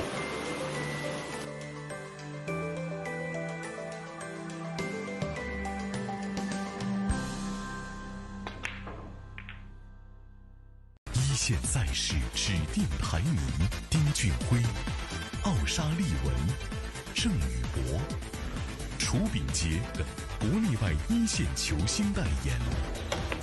毕百文，中国台女领导品牌。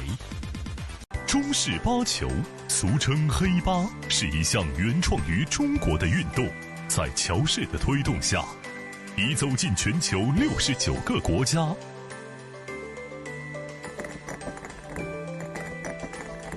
乔氏中式八球，风靡全球的中国运动。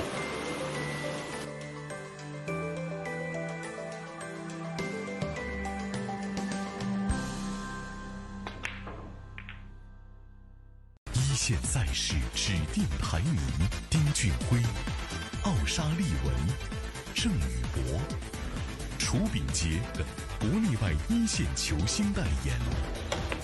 毕百文，中国台女领导品牌。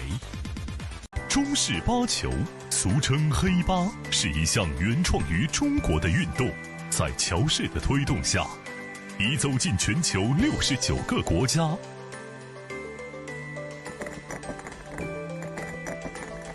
乔氏中式八球，风靡全球的中国运动。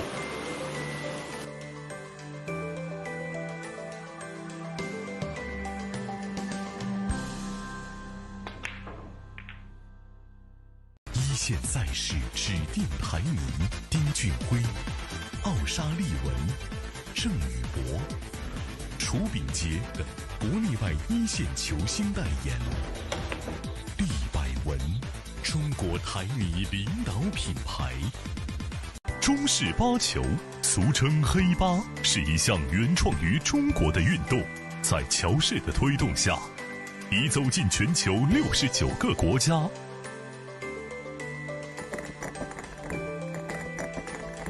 乔氏中式八球，风靡全球的中国运动。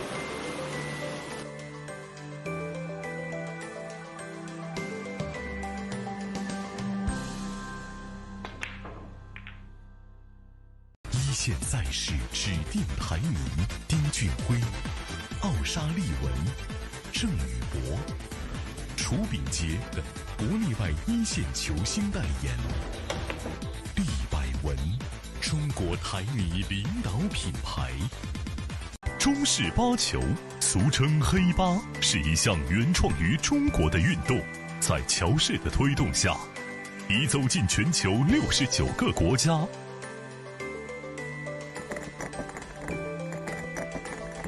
乔氏中式八球，风靡全球的中国运动。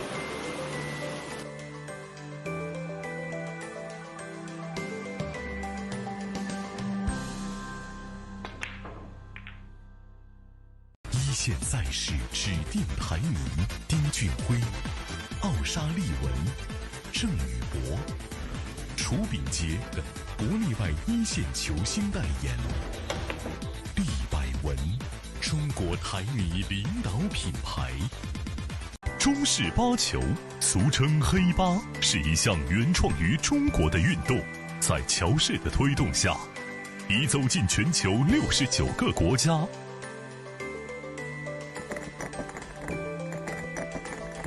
乔氏中式八球，风靡全球的中国运动。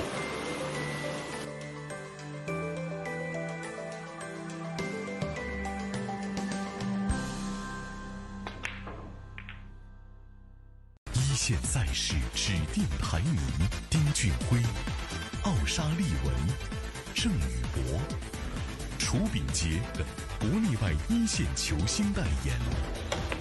毕百文，中国台女领导品牌。中式八球，俗称黑八，是一项原创于中国的运动，在乔氏的推动下，已走进全球69个国家。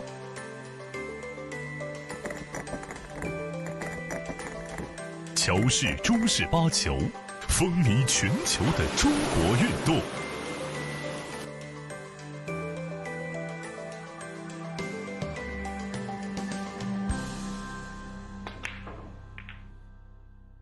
一线赛事指定排名：丁俊晖、奥沙利文、郑宇博、楚秉洁等国内外一线球星代言。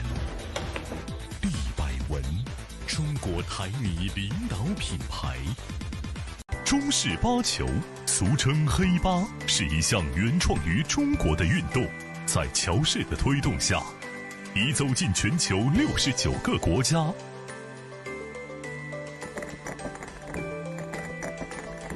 乔氏中式八球，风靡全球的中国运动。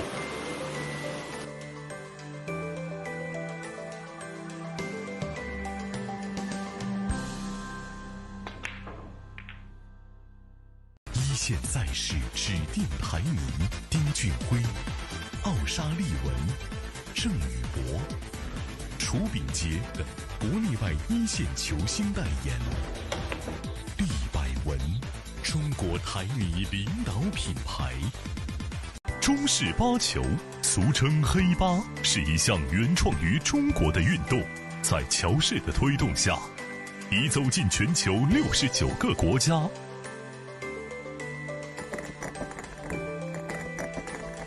乔氏中式八球，风靡全球的中国运动。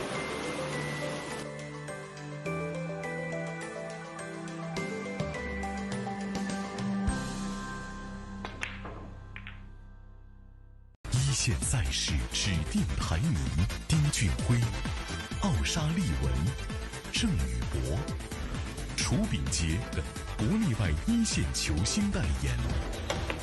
利百文，中国台泥领导品牌。中式八球，俗称黑八，是一项原创于中国的运动，在乔氏的推动下，已走进全球69个国家。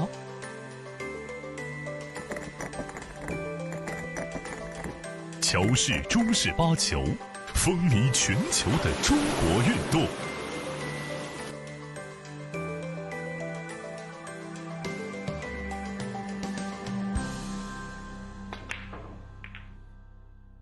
一线赛事指定排名：丁俊晖、奥沙利文、郑宇博、楚秉洁等国内外一线球星代言。利百文，中国台泥领导品牌。中式八球，俗称黑八，是一项原创于中国的运动，在乔氏的推动下，已走进全球69个国家。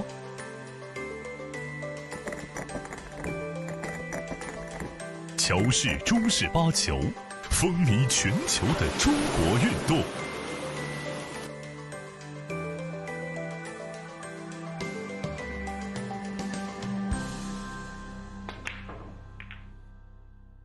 一线赛事指定排名：丁俊晖、奥沙利文、郑宇博、楚秉洁等国内外一线球星代言。利百文，中国台泥领导品牌。中式八球，俗称黑八，是一项原创于中国的运动，在乔氏的推动下，已走进全球69个国家。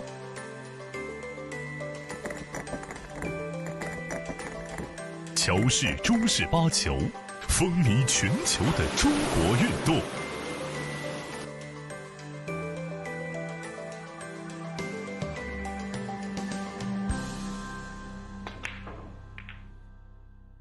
一线赛事指定排名：丁俊晖、奥沙利文、郑宇博、楚秉洁等国内外一线球星代言。利百文，中国台泥领导品牌。中式八球，俗称黑八，是一项原创于中国的运动，在乔氏的推动下，已走进全球69个国家。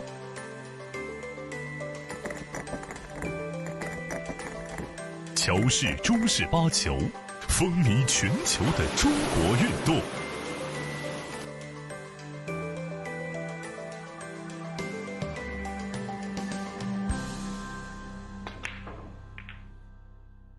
一线赛事指定排名：丁俊晖、奥沙利文、郑宇博、楚炳杰等国内外一线球星代言。利百文，中国台泥领导品牌。中式八球，俗称黑八，是一项原创于中国的运动，在乔氏的推动下，已走进全球69个国家。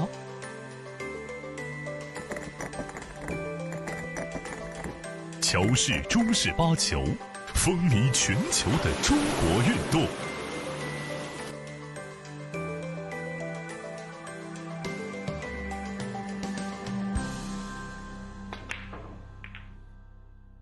一线赛事指定排名：丁俊晖、奥沙利文、郑宇博、楚炳杰等国内外一线球星代言。利百文，中国台泥领导品牌。中式八球，俗称黑八，是一项原创于中国的运动，在乔氏的推动下，已走进全球69个国家。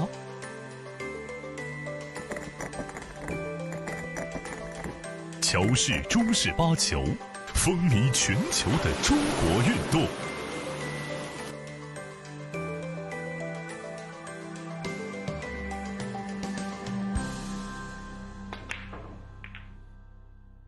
一线赛事指定排名：丁俊晖、奥沙利文、郑宇博、楚炳杰等国内外一线球星代言。利百文，中国台泥领导品牌。中式八球，俗称黑八，是一项原创于中国的运动，在乔氏的推动下，已走进全球69个国家。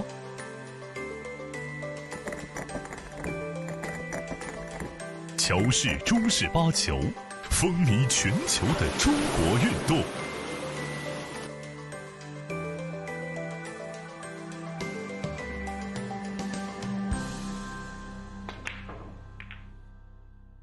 一线赛事指定排名：丁俊晖、奥沙利文、郑宇博、楚炳杰等国内外一线球星代言。利百文，中国台泥领导品牌。中式八球，俗称黑八，是一项原创于中国的运动，在乔氏的推动下，已走进全球69个国家。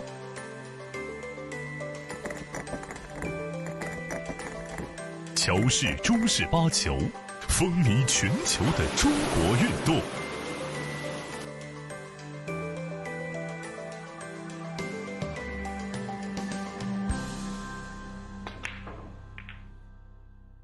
一线赛事指定排名：丁俊晖、奥沙利文、郑宇博、楚炳杰等国内外一线球星代言。利百文，中国台泥领导品牌。中式八球，俗称黑八，是一项原创于中国的运动，在乔氏的推动下，已走进全球69个国家。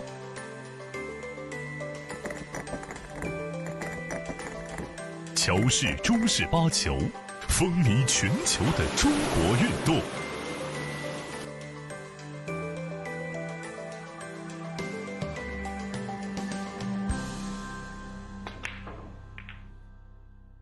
一线赛事指定排名：丁俊晖、奥沙利文、郑宇博、楚炳杰等国内外一线球星代言。利百文，中国台泥领导品牌。中式八球，俗称黑八，是一项原创于中国的运动，在乔氏的推动下，已走进全球69个国家。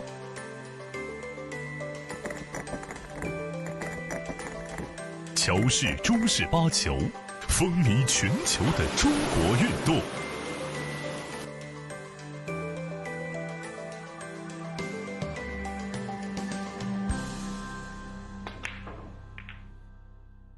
一线赛事指定排名：丁俊晖、奥沙利文、郑宇博、楚秉洁等国内外一线球星代言。利百文，中国台泥领导品牌。中式八球，俗称黑八，是一项原创于中国的运动，在乔氏的推动下，已走进全球69个国家。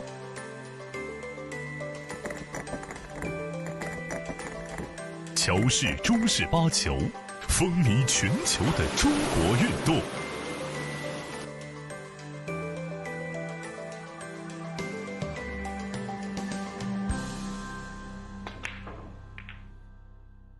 一线赛事指定排名：丁俊晖、奥沙利文、郑宇博、楚秉洁等国内外一线球星代言。利百文，中国台泥领导品牌。中式八球，俗称黑八，是一项原创于中国的运动，在乔氏的推动下，已走进全球69个国家。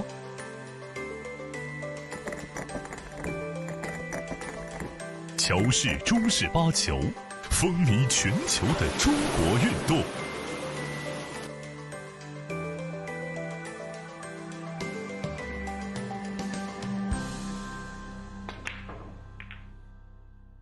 一线赛事指定排名：丁俊晖、奥沙利文、郑宇博、楚秉洁等国内外一线球星代言。利百文，中国台泥领导品牌。中式八球，俗称黑八，是一项原创于中国的运动，在乔氏的推动下，已走进全球69个国家。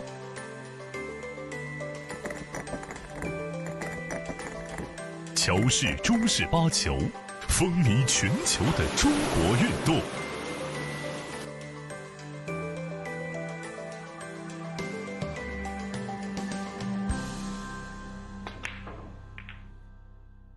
一线赛事指定排名：丁俊晖、奥沙利文、郑宇博、楚秉洁等国内外一线球星代言。利百文，中国台泥领导品牌。中式八球，俗称黑八，是一项原创于中国的运动，在乔氏的推动下，已走进全球69个国家。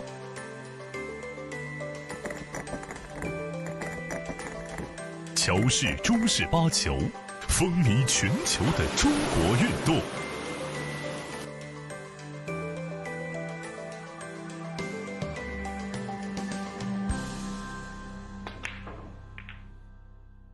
一线赛事指定排名：丁俊晖、奥沙利文、郑宇博、楚秉洁等国内外一线球星代言。利百文，中国台泥领导品牌。中式八球，俗称黑八，是一项原创于中国的运动，在乔氏的推动下，已走进全球69个国家。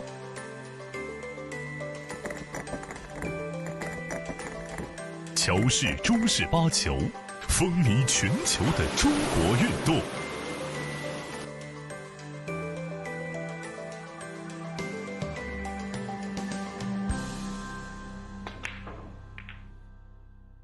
一线赛事指定排名：丁俊晖、奥沙利文、郑宇博、楚秉洁等国内外一线球星代言。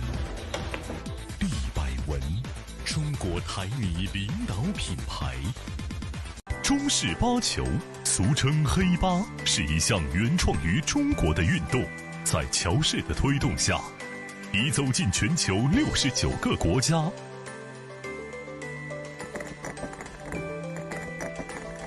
乔氏中式八球，风靡全球的中国运动。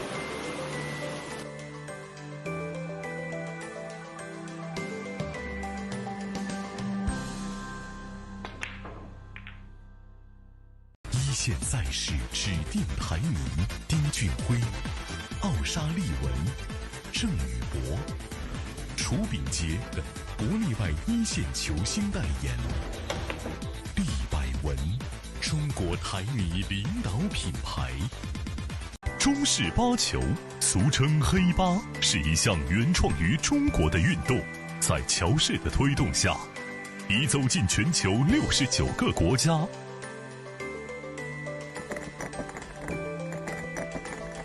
乔氏中式八球，风靡全球的中国运动。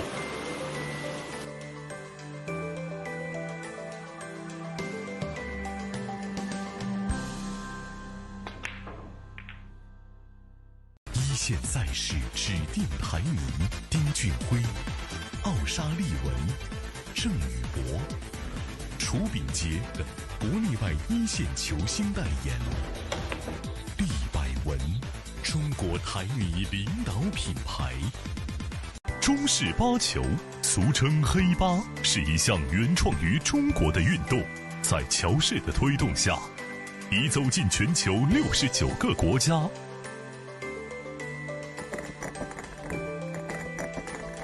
乔氏中式八球，风靡全球的中国运动。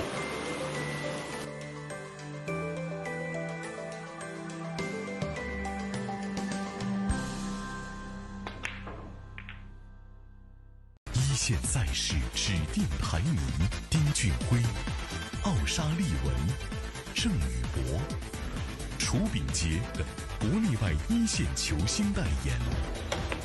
利百文，中国台泥领导品牌。中式八球，俗称黑八，是一项原创于中国的运动，在乔氏的推动下，已走进全球69个国家。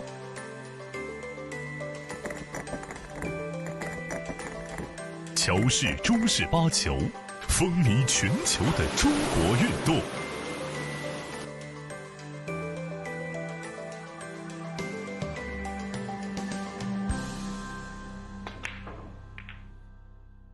一线赛事指定排名：丁俊晖、奥沙利文、郑宇博、楚秉洁等国内外一线球星代言。利百文，中国台泥领导品牌。中式八球，俗称黑八，是一项原创于中国的运动，在乔氏的推动下，已走进全球69个国家。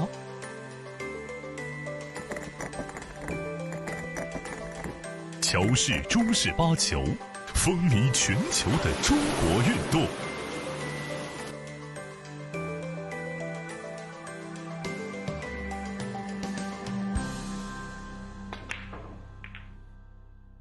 一线赛事指定排名：丁俊晖、奥沙利文、郑宇博、楚秉洁等国内外一线球星代言。利百文，中国台泥领导品牌。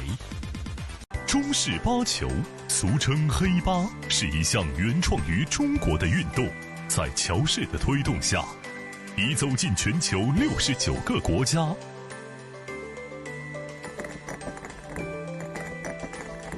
乔氏中式八球，风靡全球的中国运动。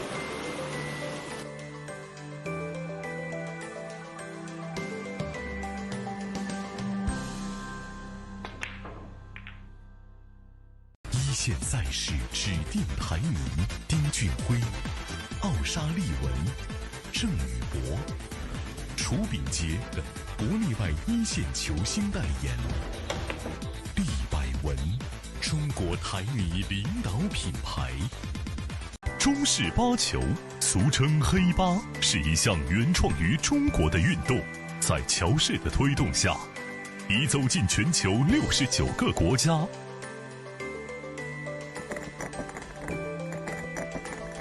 乔氏中式八球，风靡全球的中国运动。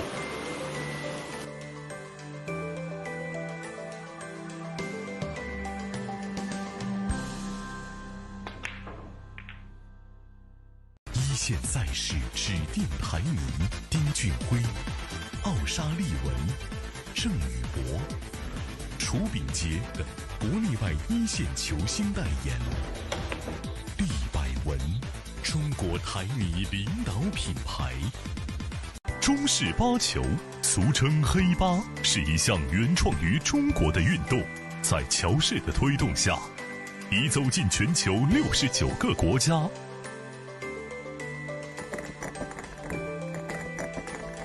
乔氏中式八球，风靡全球的中国运动。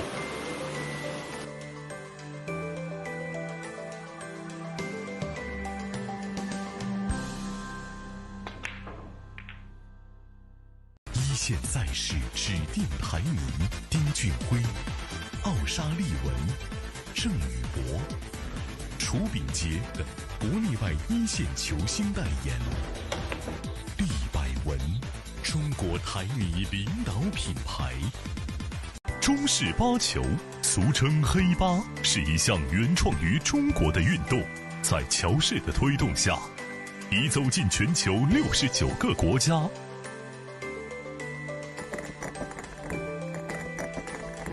乔氏中式八球，风靡全球的中国运动。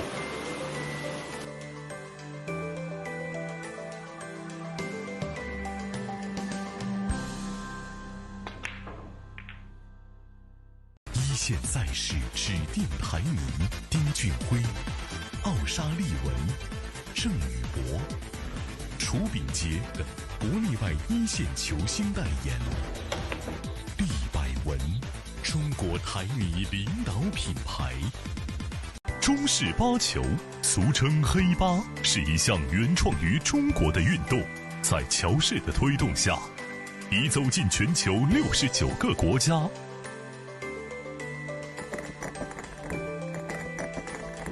乔氏中式八球，风靡全球的中国运动。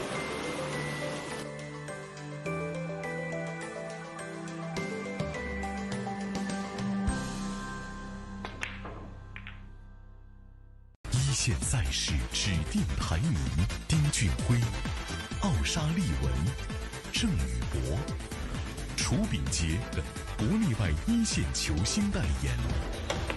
厉百文，中国台女领导品牌。中式八球，俗称黑八，是一项原创于中国的运动，在乔氏的推动下，已走进全球69个国家。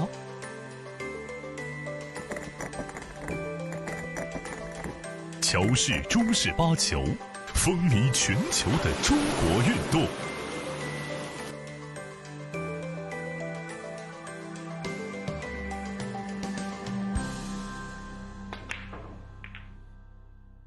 一线赛事指定排名：丁俊晖、奥沙利文、郑宇博、楚秉洁等国内外一线球星代言。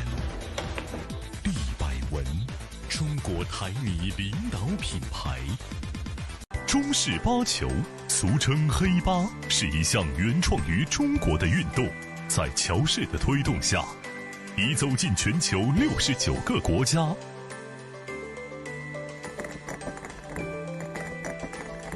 乔氏中式八球，风靡全球的中国运动。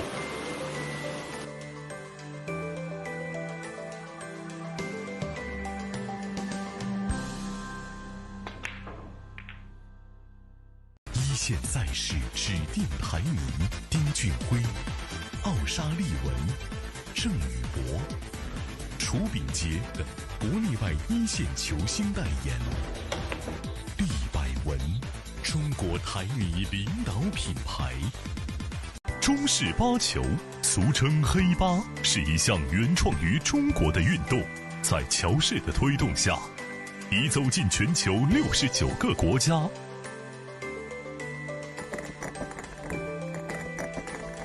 乔氏中式八球，风靡全球的中国运动。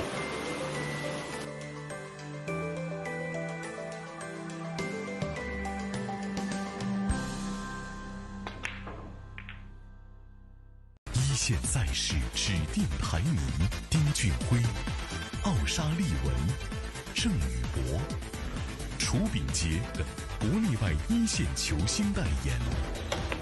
利百文，中国台泥领导品牌。中式八球，俗称黑八，是一项原创于中国的运动，在乔氏的推动下，已走进全球69个国家。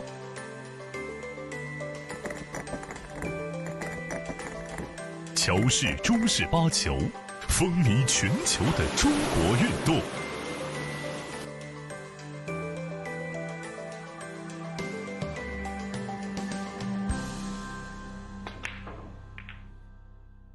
一线赛事指定排名：丁俊晖、奥沙利文、郑宇博、楚秉洁等国内外一线球星代言。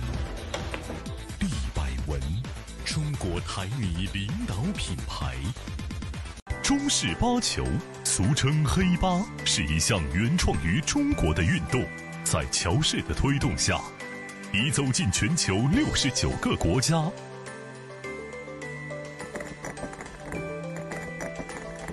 乔氏中式八球，风靡全球的中国运动。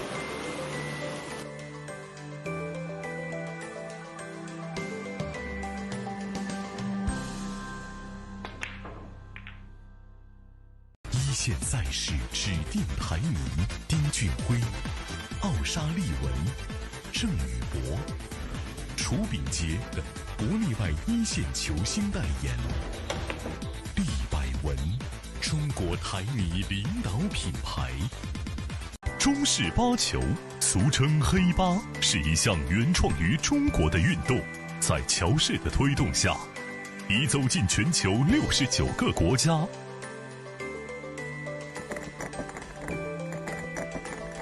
乔氏中式八球，风靡全球的中国运动。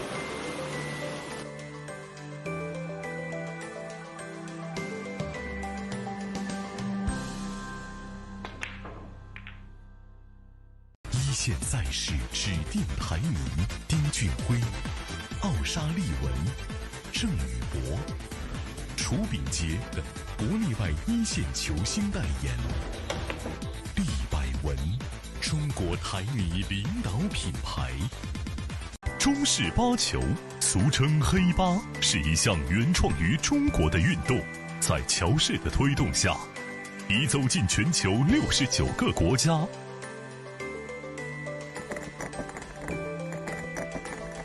乔氏中式八球，风靡全球的中国运动。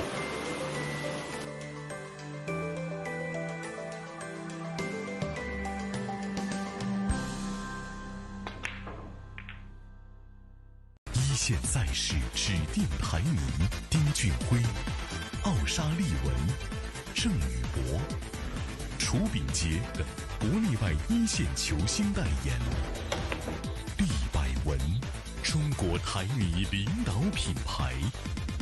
中式八球，俗称黑八，是一项原创于中国的运动，在乔氏的推动下，已走进全球69个国家。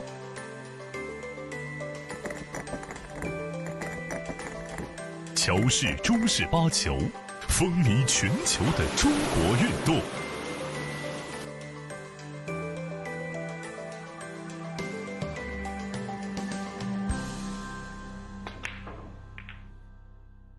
一线赛事指定排名：丁俊晖、奥沙利文、郑宇博、楚秉洁等国内外一线球星代言。利百文，中国台泥领导品牌。中式八球，俗称黑八，是一项原创于中国的运动，在乔氏的推动下，已走进全球69个国家。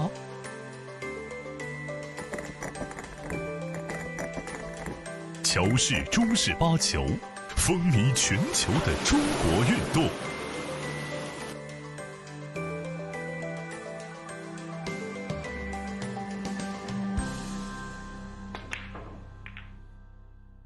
一线赛事指定排名：丁俊晖、奥沙利文、郑宇博、楚楚炳杰等国内外一线球星代言。利百文，中国台泥领导品牌。中式八球，俗称黑八，是一项原创于中国的运动，在乔氏的推动下，已走进全球69个国家。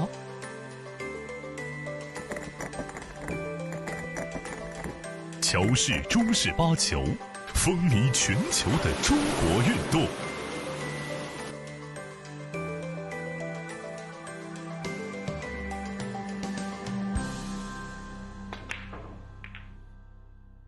一线赛事指定排名：丁俊晖、奥沙利文、郑宇博、楚炳杰等国内外一线球星代言。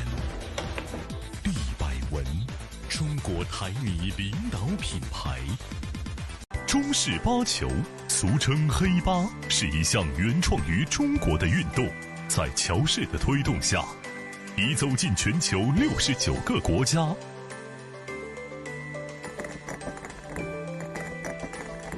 乔氏中式八球，风靡全球的中国运动。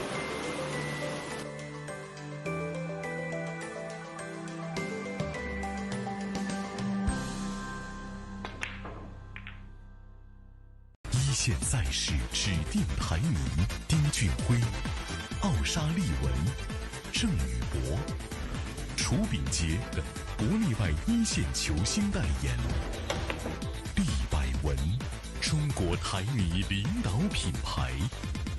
中式八球，俗称黑八，是一项原创于中国的运动，在乔氏的推动下，已走进全球69个国家。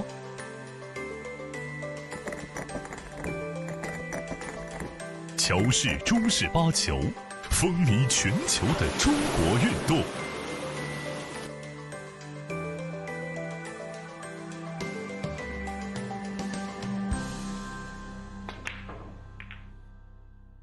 一线赛事指定排名：丁俊晖、奥沙利文、郑宇博、楚炳杰等国内外一线球星代言。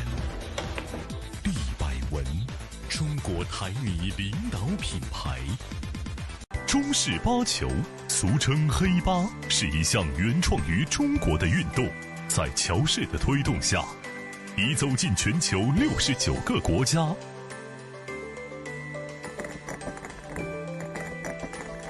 乔氏中式八球，风靡全球的中国运动。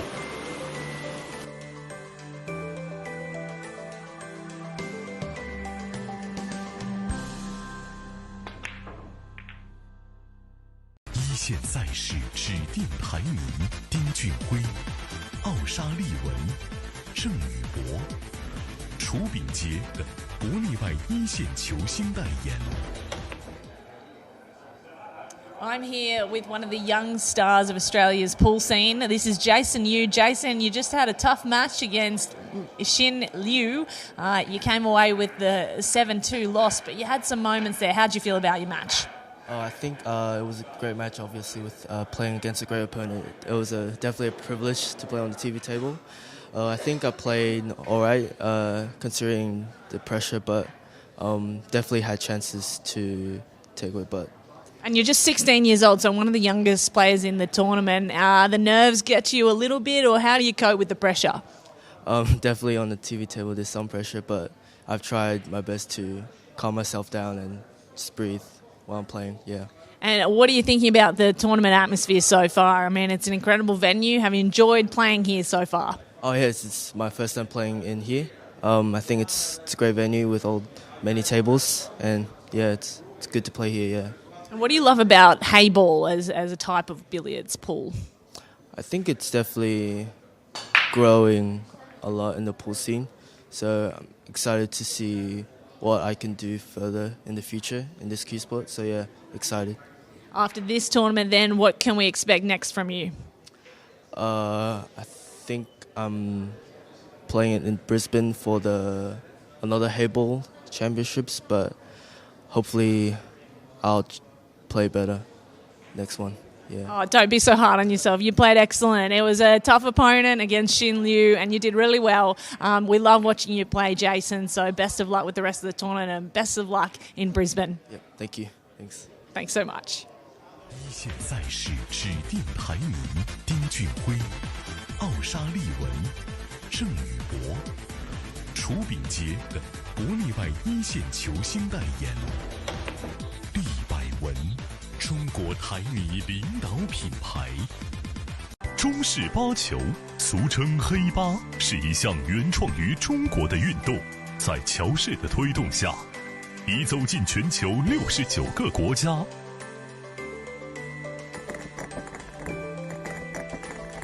乔氏中式八球，风靡全球的中国运动。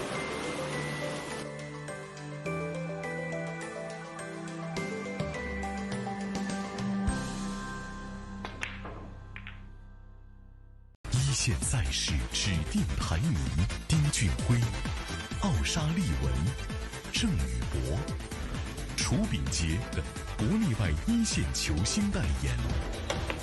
厉百文，中国台泥领导品牌。中式八球，俗称黑八，是一项原创于中国的运动，在乔氏的推动下，已走进全球69个国家。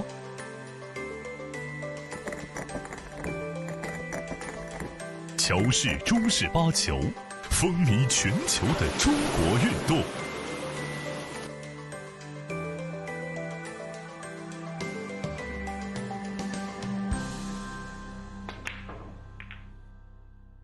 一线赛事指定排名：丁俊晖、奥沙利文、郑宇博、楚秉杰等国内外一线球星代言。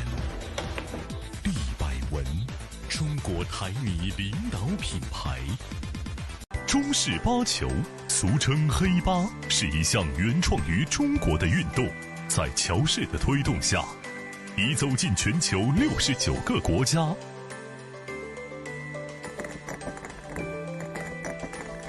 乔氏中式八球，风靡全球的中国运动。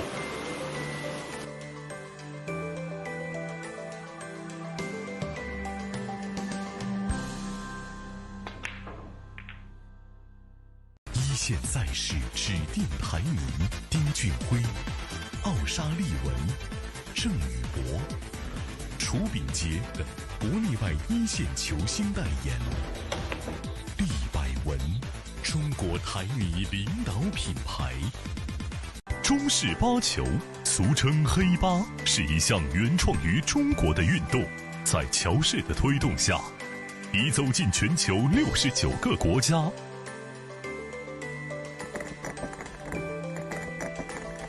乔氏中式八球，风靡全球的中国运动。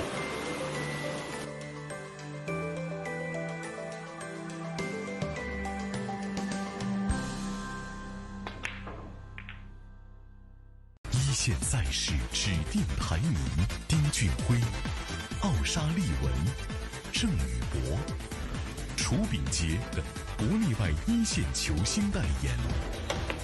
厉百文，中国台泥领导品牌。中式八球，俗称黑八，是一项原创于中国的运动，在乔氏的推动下，已走进全球69个国家。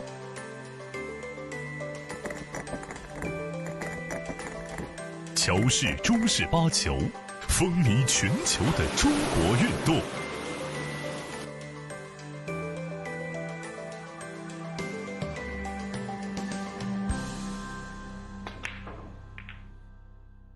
一线赛事指定排名：丁俊晖、奥沙利文、郑宇博、楚秉杰等国内外一线球星代言。厉百文，中国台泥领导品牌。中式八球，俗称黑八，是一项原创于中国的运动，在乔氏的推动下，已走进全球69个国家。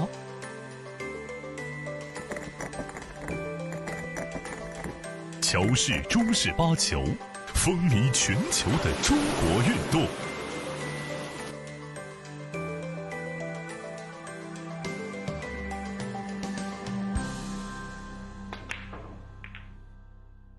一线赛事指定排名：丁俊晖、奥沙利文、郑宇博、楚炳杰等国内外一线球星代言。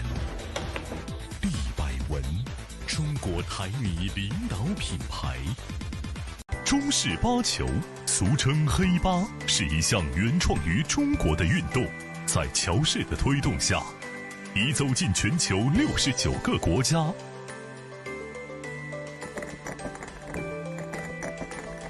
乔氏中式八球，风靡全球的中国运动。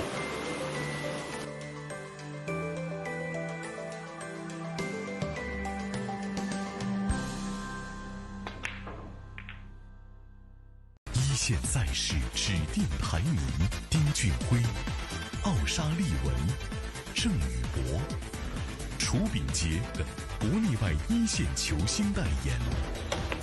厉百文，中国台米领导品牌。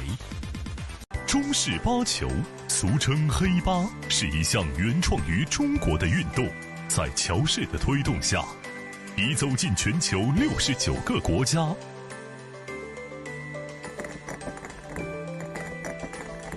乔氏中式八球，风靡全球的中国运动。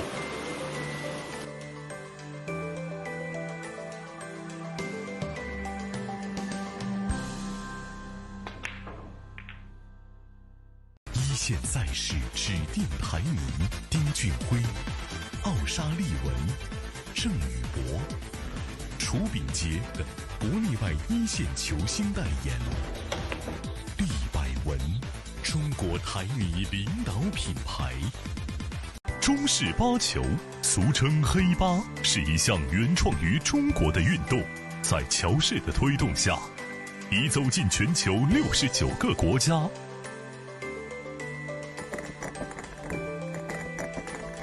乔氏中式八球，风靡全球的中国运动。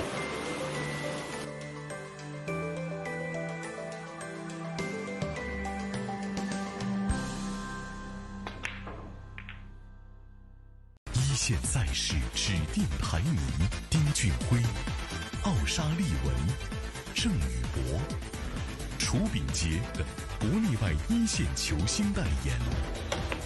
厉百文，中国台米领导品牌。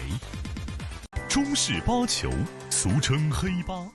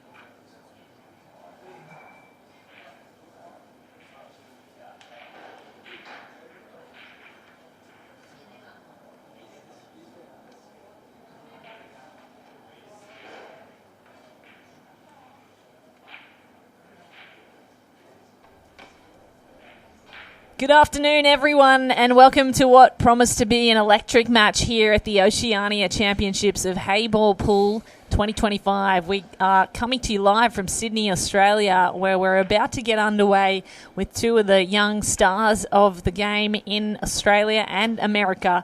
In the women's side, it is April Larson, the American powerhouse. She is known for strategy and an unshakable focus. Hailing from Texas, she's a multi-time junior national champion, a seasoned international competitor. She is on the right corner of your screen, and she's facing off against one of the local favourites. Lily Meldrum, one of Australia's rising stars, known for her sharp cue skills, again, composure under pressure and fearless approach to big moments. We have been watching Lily since she was a young teenager, and she continues to rise through the ranks. At just 17 years old, she's already been playing competitively for 8 years and has represented Australia and won many Q Sports Junior National Championships. So here she is in the Oceania Heyball Open up against the adults and putting herself in amongst the mix of the best in the world. We are watching as we ready the table. The referee has swept and we're just getting ready for the lag. It's experience on the right corner facing off against rising talent. A world-class Heyball competition in front of your eyes, and we are thrilled to bring it to you. My name's Kate Allman, alongside Heyball and pool commentator of many years, Stuart Rogers of APPA fame and the chairman. Stuart, great to have you. Thanks, Kate. What an intro. I mean, you gave a really good intro there for the young ladies playing the game. April Larson, I know April from the US, met her many a time, and she's predominantly a 9-ball player, and has come up through the juniors over there over the years, and lovely lady, and she is actually on the WPBA Women's Tour over in America, so very accomplished player, always a battler, and has had some good results. And Lily, I've only met Lily a couple of times, fantastic young snooker player. She's got a bright future in Q Sports, and I think it's great to see the youth getting involved and being, finding out about Heyball and having a good go at it, which is great. And it's a beautiful venue we have here in Sydney at City Heroes in the centre of the city. It's been fabulous to watch so far. Some of the contests already going down. We just watched Jason Yu up against Xin Liu. Xin Liu taking that one out 7-2. But young Jason and Lily and others are the new faces of pool, and we'll be able to watch them for years to come, which I think is what is so exciting. There is so much talent at such youth these days in the pool scene. Yeah, look, I can remember when I was a young fella and, pool was played in a pub, and now we're seeing it streamed live on YouTube and social media, and the kids are well behaved, they're well trained, and it's great to see. So the guys are getting ready for the lag. So the lag to determine who breaks first, of course. It looks like April. No, it looks like Oh, Lily. Wow, it swapped just at the end yeah, there. Lily's just snuck away with that. I thought April had it. The bounce was more than expected. And these tables, how much does the ball bounce off the edges there? Well, they're brand new. That's the first thing, right? So they're going to run a lot faster than normal once they've actually been worn in a bit. So the balls will slip in a bit more into the pockets. There will be a bit more what they call slide on the tables, and the balls are new, they're clean, they're polished. So yeah, there's going to be a bit more. It's going to be a little bit more activity going through on the tables. So if you're new to the tournament, in the women's side it is a race to 6 and the men's are a race to 7. We have a time limit of 120 minutes. We haven't quite reached that yet in any of the matches. Oh no, one match we did. That was Rob Elsley versus Robbie Falvari. I think they finished just about maybe a minute or two beforehand, and I believe Rob Elsley won that match 5-3. So I think they both shook hands knowing that there was only 2 minutes left and said, hey, I'm not going to get 2 frames in 2 minutes, so off they went. So a race to 6 here. First women's match with commentary on the stream. Here goes Lily, winds it up, hits the front ball, makes the ball into the centre pocket. Now there's a big difference between how the girls break and the guys. You can see that they don't put in quite as much power. The boys are a lot more vigorous in that sense. They really wind up. The girls are probably just a little bit more focused on making sure that the timing and the tempo is right, and also making a good fresh connection with that front head ball to get a good clean spread. It was clean, wasn't it? That's how I'd describe this break. And it looks like Lily's going to opt for the blues, having sunk the first. Oh, no. Just a little too much distance on it, Stu. Yeah, I think she rushed it a little bit, and maybe a little bit nervous with what's going on, cameras, TV lights, that type of stuff. Sometimes that can get to you. Mm-hmm. April's a little bit more seasoned. Well, she's been around the game for a little bit longer. Turned professional in 2016. Hails from Texas currently. There's her first. She's opted for the blue balls. So blues sitting a little nicer on the table. But Larson, originally from Minnesota, now living in Texas, I was just speaking to her before this match, and she's actually about to move to China to continue her career, as we see a nice shot there to the middle pocket. Oh, she's done well to dislodge that blue, but unfortunately she's replaced it with another blue. So, she's you and I talked a little bit about that, the whole concept of spaghetti pool going up and down the table. You don't really want to do that. April's now going to be probably playing a little safety here. She's going to tuck this in behind she tried to tuck that in behind the blue, but it didn't happen. So multi-time junior national champion is April Larson, has represented her country in many international competitions. Here's our first proper look at Meldrum, though, after the break. Early, she gave away the ball, and now she's back. So Meldrum for the pink. Corner pocket. Yeah, mishit again. That's uncharacteristic, and you'd think probably under the pressure of the TV lights, there's involvement with the nerves of the pressure of the moment, Stu. Yeah, correct. I mean, it's hard to get settled. You're starting to think about everything else. And pool, hayball, whatever it is that you play, it is a game of focus. And it's how you adapt to that, and who's going to adapt to that quicker. And I think April definitely has that experience under her belt. You could feel Larson take control with knowing, almost feeling the anxiety of Meldrum. Larson now has momentum behind her, almost in the way she's walking. She's going to take this corner pocket. Yep, she was always trying to hit that ball out and get it out into the middle of the table. Makes her life a lot easier. Frees up that ball, pushes it to the centre, and now she's going to take this ball into the corner. She'll probably come off the bottom rail, come back to the centre of the table.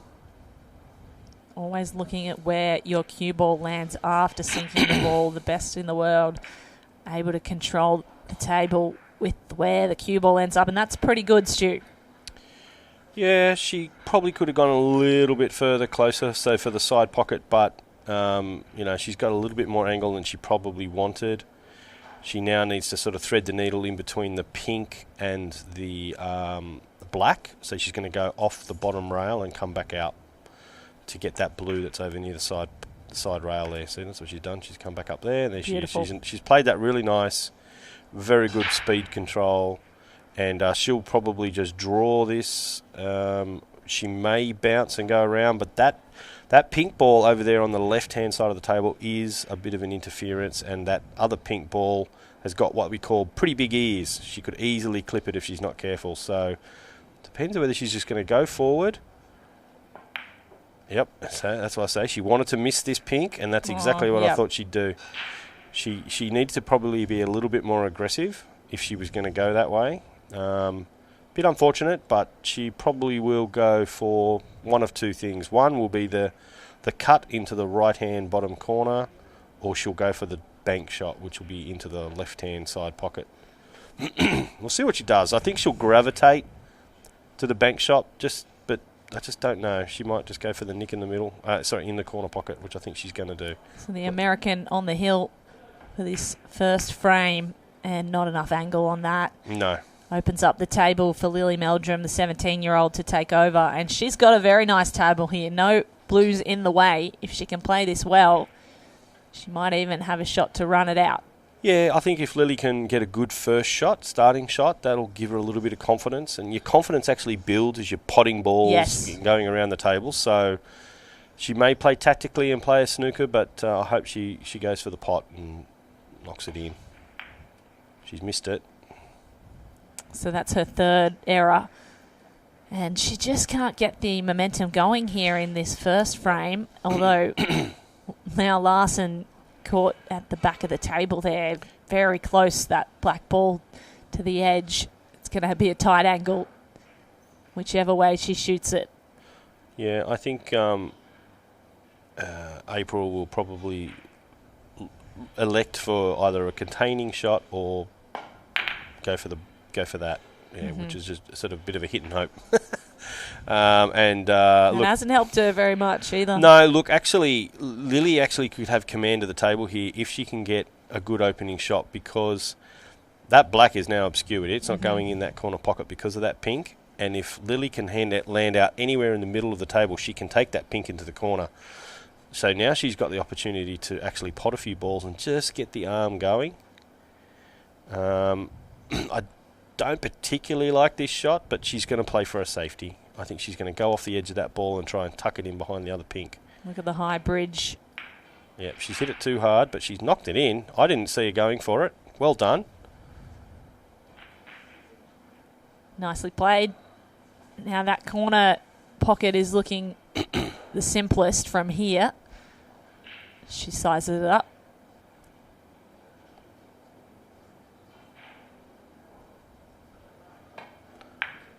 Nicely played. She's going to land a bit close to her work there. The ref will be coming in to watch this shot. He'll be checking if they're frozen, so he'll put his hand over. He does that so that he can see the light between the two balls. All right, so if he can see light going through them, he knows that there's a gap. If they're touching, he'll call it as frozen, and that means that Lily can actually play through the shot if she needs to. She's just going to come off the edge of it here and try and tuck the white right behind that ball again. So now April is faced with this black not really going into the pocket. She'll probably just try to push it away and put it either into the middle of the table or try to cover a pocket. So I don't think she's going to try too much with it. She's going to what we call promote the ball. Yep, so she's going to just tickle it past and maybe get position in front of that corner pocket, which she's done. It's great positioning for her next shot. If she gets another shot, though, Belgium, a chance to take over once more. She's had a couple of errors already in this first frame.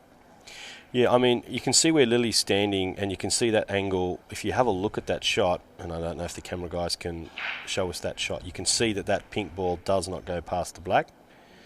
Lily's just in the way right now, but that's okay. She's now going to be... You can look how straight her arm is and her shoulder. Very solid, doesn't move, holds steady, very nicely played.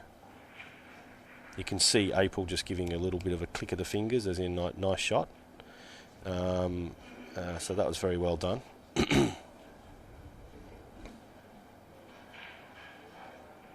So she sinks this in the corner pocket, and then she's got a bit of an issue to deal with the other pink. Yeah, she needs to get position. It's not an easy pink, that other pink. It's not going to go. She'll probably just try to push the pink in front of the pocket once again, and it's going to be maybe a bit of a tit for tat battle. So you can see there from that angle that pink. I mean, if we were a bit more behind the black, we'd see a better angle to see whether that pink will go past. But let's have a look here.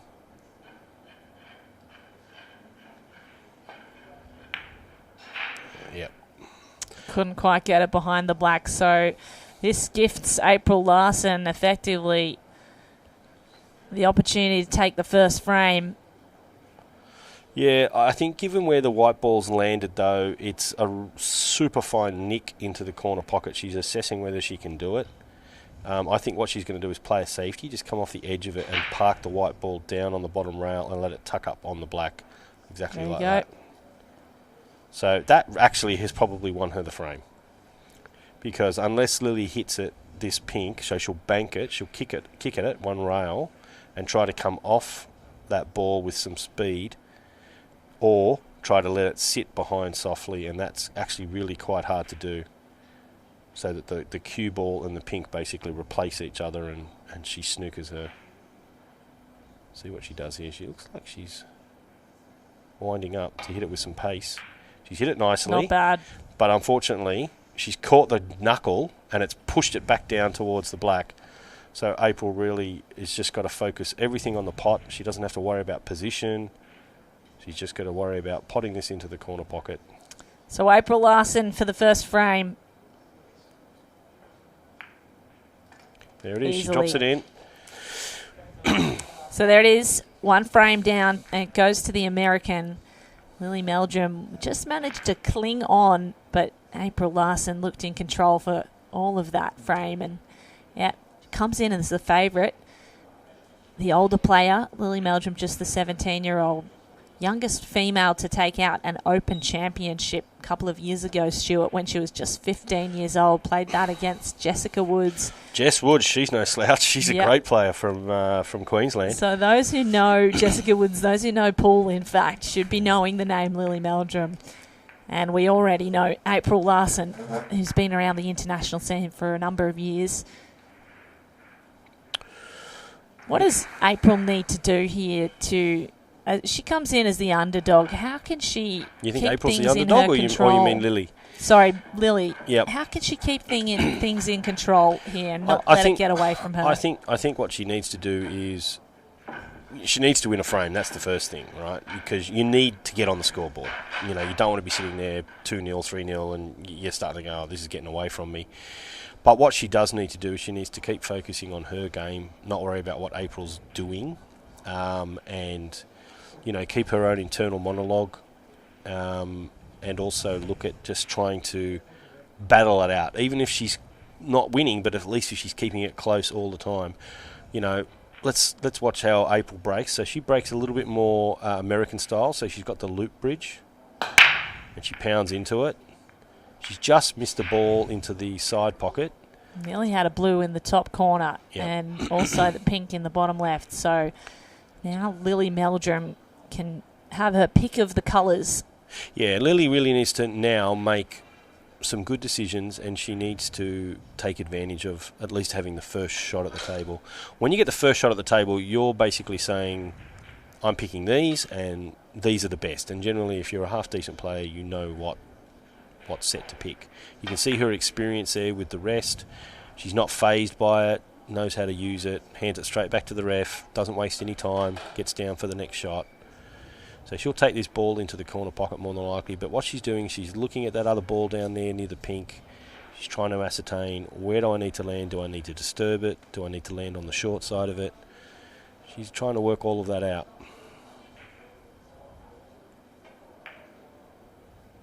Beautiful. So Meldrum potting the blues and working her way around the table here. Finds herself in an awkward spot. Yeah, she went a little bit far. She wanted to come up. She wanted to be a little bit higher up the table, a bit more into the middle. The balls are sort of a bit everywhere. There's one on the rail. She can't get that one off the rail because of that pink sitting over the pocket, off the break. So she's going to probably take this one in the middle, maybe, or she might disturb that other ball. I don't know what she's going to do. We'll just have to wait and see. Okay, she's called her extension. So every player is entitled to one extension per frame, which is an additional 30 seconds. And the usual shot clock goes for... I think it's 40, from memory. So 1 minute and 10 seconds to take this shot, a very important one. You can see for Lily Meldrum, the pressure gets to her. And April Larson now can take over. We've seen what happens when she gets momentum going. April Larson, so ice cold under the pressure. Yep, April will... she'll be looking at, maybe a good starting shot just to get it going.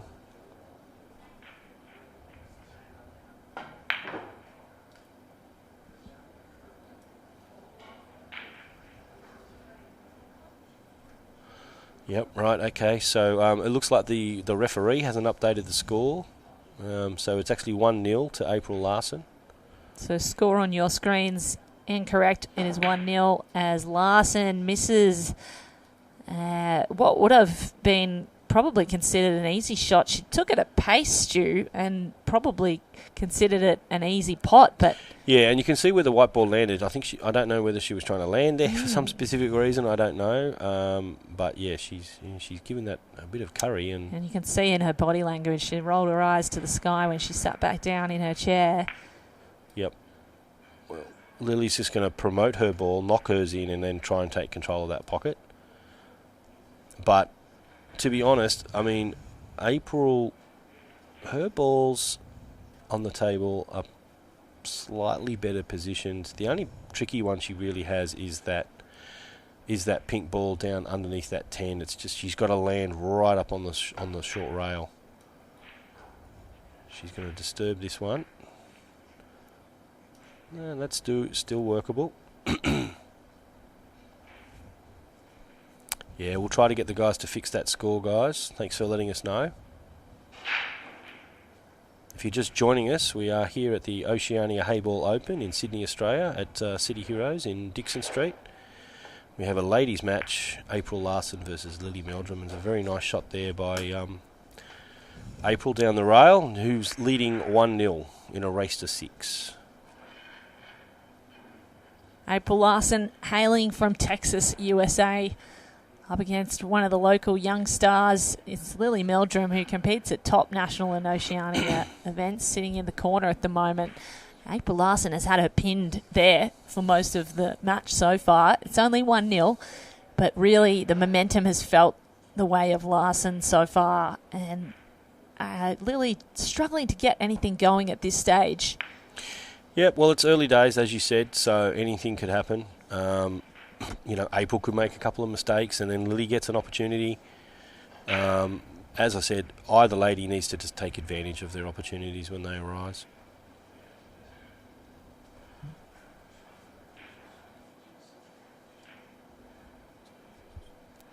So Meldrum in a tight spot here, going for that bottom corner.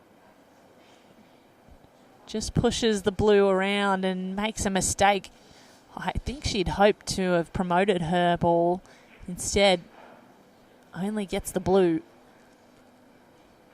So April Larson can finish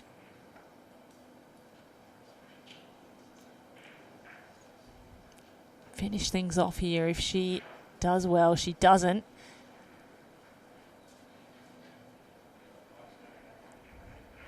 Meldrum with an opportunity to get back into the frame.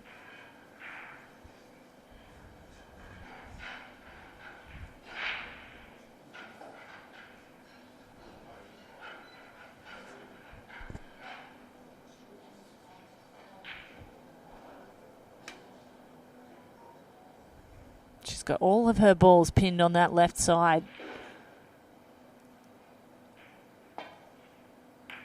And that's beautiful. So corner pocket potted.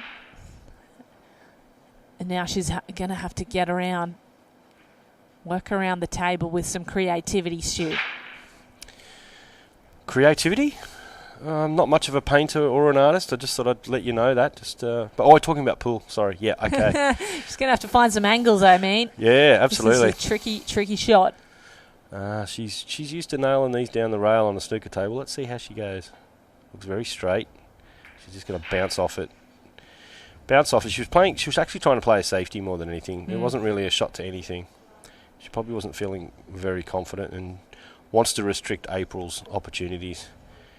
She's covered the bank shot, so that pink can't go in underneath that blue in the side pocket if she tries to bank it, the one that's sitting next to the black. So she's going to go for this one here into the side pocket with some pace, I would say. Yep. Unfortunately, that blue and the pink that are together on the bottom rail. It's going to be a problem, right? Yeah. Yeah, the angle, it'd be interesting to see whether or not she could play the pink off the blue, but it's too far out from the pocket, because that's what you'd want to do. You'd want to try and open it up. Well, she's hit that nicely. Very nice. Yeah, she'll be putting that pink in, maybe into the side pocket. I'm not sure. It will depend on what the angle is between the black and the blue. So basically where the ref's standing, as you can see, is the angle that you'd want to be in to see this shot. So she might be cutting this into the corner pocket, I think, coming across the top of it. She'll run into the black. There she goes. Very nicely played.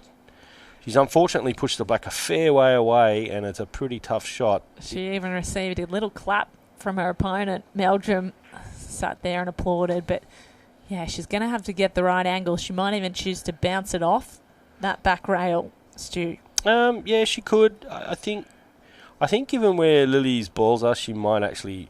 I think she's going to try and just come off and try to promote it and maybe leave a bit of distance.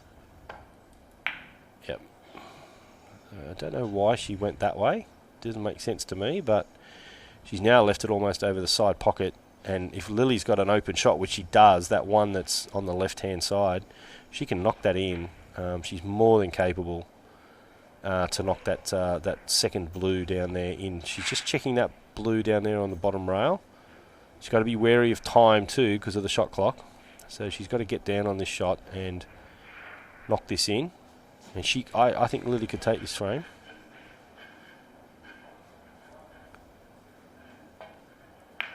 She just had to make that ball. That was the ball she had to make.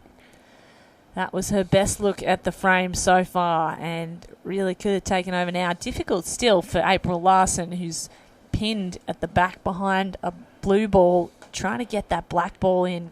Yeah, I think... Corner pocket an option. Not really. I actually think what she'll do is she's probably just going to hit it and just run the white ball up again. Because Lily's balls are not in a great position. So she's just going to go for the double. She's put it back down into that mix of that and it sort of messed it up a bit, Didn't actually. help much, did it? No. I think Lily will hopefully take that ball into the side pocket and it'll give her the natural angle to come down towards the other three balls that are almost in a Y, in a triangle there. So let's see what she does.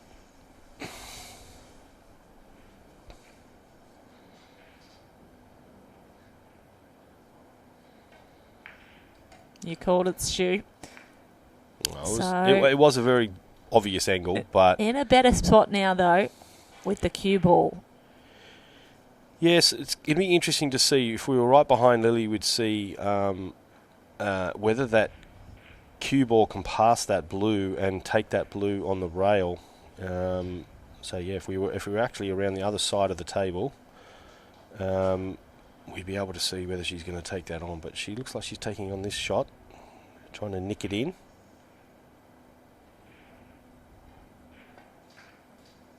She's hit it beautifully. Oh, she seems to be finding her form now, and she's got a tail up, I think, on this frame. She's been given the opportunity a couple of times, and Larson was in no position with that black ball to finish this frame. So Meldrum. Yep, she's going to take the. She's going to take the ball. Get back here. Yep, she's going to have to take this ball into the corner pocket. She probably won't take it too hard, but because she's hitting it thin, the white will spring off. She doesn't want it to go too high because then she loses the... Just explain what you mean by hitting it thin. Well, basically edge on edge, really thin. You know, she's not hitting it full ball. She's trying to hit it thin. She's changed her mind. She must have heard me. And she's just punched that away, putting it up towards the corner pocket. It's actually landed pretty well because she knew that April didn't really have a shot on the black there. She knew that if she'd taken that ball... that's sitting on the bottom rail, she opened up the pocket for April. Because if she missed it, the ball's going to bounce and go up the table, and then the ball's going to be open for April, for the black. So April's now going to have to play either a containing safety, where she's going to tuck the black onto the object ball, or she's going to play to double it or bank it, but she's going to move the white up the table. See, that's what she's played for. And she's bounced and actually not landed too badly.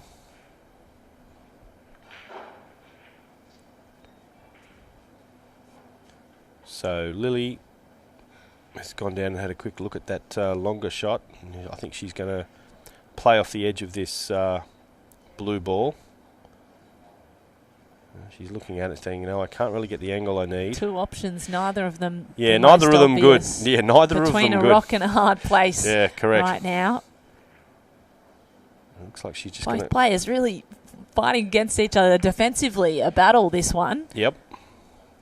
And I think that's what happens. If they're feeling a bit unconfident, they're not sort of stroking the ball well, or they just haven't been given a great opportunity to just run out, because that's what pool players want to do. They want to run out. They don't want to give their opponent a shot.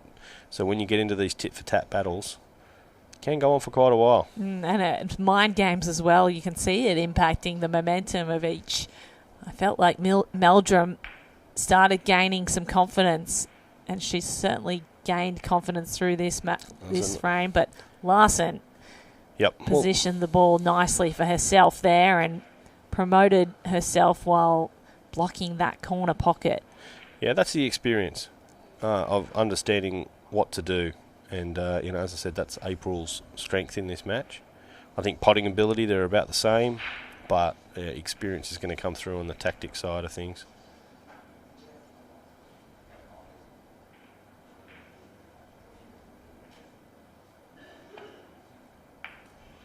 So she's just tried to... Meldrum goes right back. Yeah, tries to stiff that across, but I think she's actually opened it up. Be great if we could zoom in on that black and the blue ball, because it'd be interesting to see whether that the black's definitely going to go in there. Yes, just enough angle. Yep, there's enough room there. She'll just nick it. She'll just nick it in. It won't even touch the blue. Yeah, it's clean as a whistle. So it's 2-1 to April Larson. 2-0. 2-0. Apologies. Yes, you're correct. 2-0. April Larson against Lily Meldrum in the women's side of the Oceania Heyball Open. In the women's, it is a race to 6. The men's are playing race to 7. And so far, it's been April Larson in control. That frame there, though, Stu, really went the distance. Yeah, I didn't time it, but I reckon it would have gone for at least 10 or 15 minutes. So, yeah, it was a bit of a tactical battle, a bit of back and forth. And, look, it's great to see that Lily's at least getting down to the last ball or two. Lily's definitely got the ability. She can pot the lights out, but it's just getting a bit of confidence. Well, she's still only 17. So remember the name Lily Meldrum. She'll be around the traps for a lot longer, and she's learning from the best here at the Oceania Heyball Open. And you can see there both players with incredible skill, but April Larson's ability to know where to put the cue ball and really trap her opponent is possibly the one thing that separates the two. Yeah, well, it's probably, 4 or 5 years in playing experience difference. And also, too, you've got to understand that Heyball uses 2 1/4-inch balls, which is effectively the American-style pool balls. So an advantage to the American, you think? Yeah, absolutely, because she's used to playing with those. Lily's been playing with snooker balls, which are 2-inch. Big difference. So here's the break by Meldrum.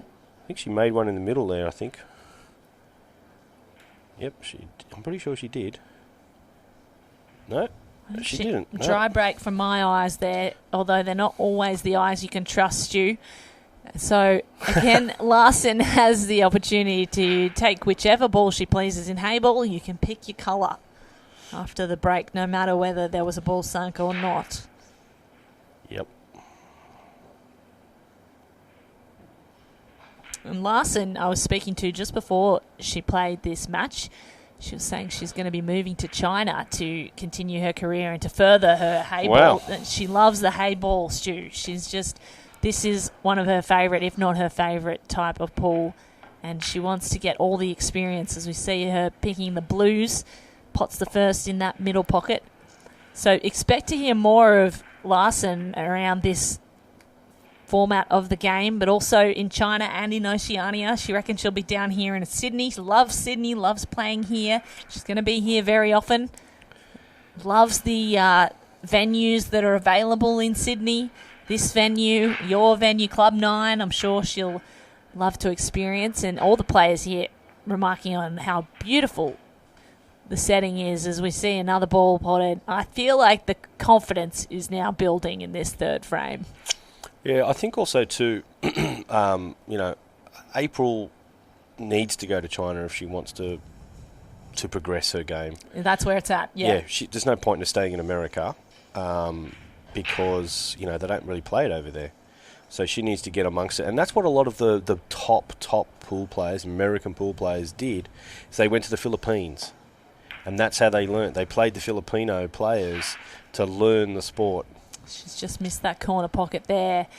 And so Lily Meldrum will take over. So China is really where the epicenter of Heyball pool is. I mean, it began as Chinese pool. Many people still call it that. Yes, correct.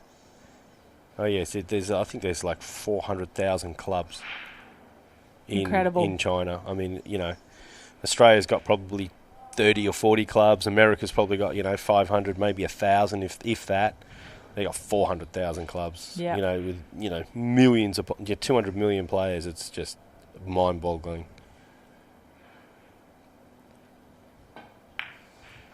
So the 17-year-old Australian pots the pink in the bottom corner. This is a bit more open, this table. The previous frame was a bit trickier. Yeah, look, there is a little bit of a tricky spot there where the two blues and the pink in the middle. Lily's going to have to extract that, so at some point. And a good player generally will try to get rid of their problem balls early. So you think she should go for it in the next shot or two? Yeah, if she can. She needs to put herself in a position to actually, extract it out of there. Look at the wrist strength on this bridge. Yeah, she's very solid. Yeah, very nice. The high bridge actually works for Lily Meldrum very well. Often you see that it sort of upsets the style of most players, but I feel like that is more of her signature style. She's got great posture. Great style, great posture. Yeah, she's been training at that. Look Even at it. opts for the high bridge again. Well, she opts at it because she's bridging over that ball, but yeah, she's very confident and very capable. Look at her thumb. Looks very steady. Yeah. Yeah, very well done. And that's her snooker pedigree. You need to bridge over balls. The table's a lot bigger. Of course. So there's a lot more distance. That's why she's so confident with the rest. She's got a great foundation to her game. And that's, I think, why, she feels like, well, Heyball could be, the opportunity for them, because there's just opportunities for tournaments and experience and money and, try to make a career out of it. She's playing this frame very well. She's got to look at that corner pocket, but she may choose the other, sizing up the angles. Yeah, I think she's really got to get rid of that pink. She must have a plan in mind. Yeah. I think she wanted to be a bit lower on the ball to go into it, but we'll see what she's doing. She's going to get called for time soon. The ref should be really looking at his stopwatch, unless she called an extension, because I didn't hear anything. 10 seconds. Yep, see.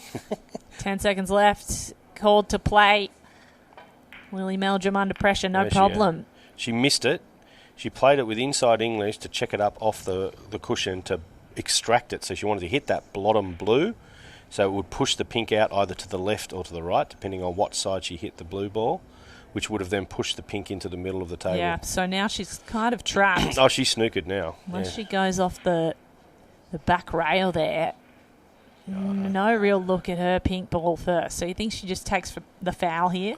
No, she won't take the foul. What she'll do is she'll come off the edge of that pink. She can see the edge of it, and she's going to bring the white ball down to the bottom rail and just take a medicine and say, okay, well, it's a shot to nothing, but she tried to extract it as best she could. So now April's coming to the table, and she's really got a fairly open shot to that one in the middle, and her other balls are not really in any difficulty. So if April can hold her nerve and just pot this first shot, she should be in a good position to, progress with this frame. It's all going to come down to this shot here. Too much angle. No, she's made it. Oh, wow. Just caught she's gone past the first knuckle, hit the other knuckle, and wrapped around. So Lily gets a small lifeline, but not much of a lifeline. No, I feel like that was part of the plan as well. Well, April was hoping to land up that end anyway, so that she could have taken one of those balls in the corner pocket. But now Lily's now forced to probably play a bit of a safety shot. She'll probably play off this pink and try and put it down below the other pink and black. So she'll come off the edge of it. I don't think she'll try and pot it unless she thinks she can save the pocket. Okay, that's an interesting choice. She's maybe just pushed it over there to protect against that blue going in that pocket down in the bottom. It opens things up a lot for Larson, and you can turn the table here and pot a few in a row.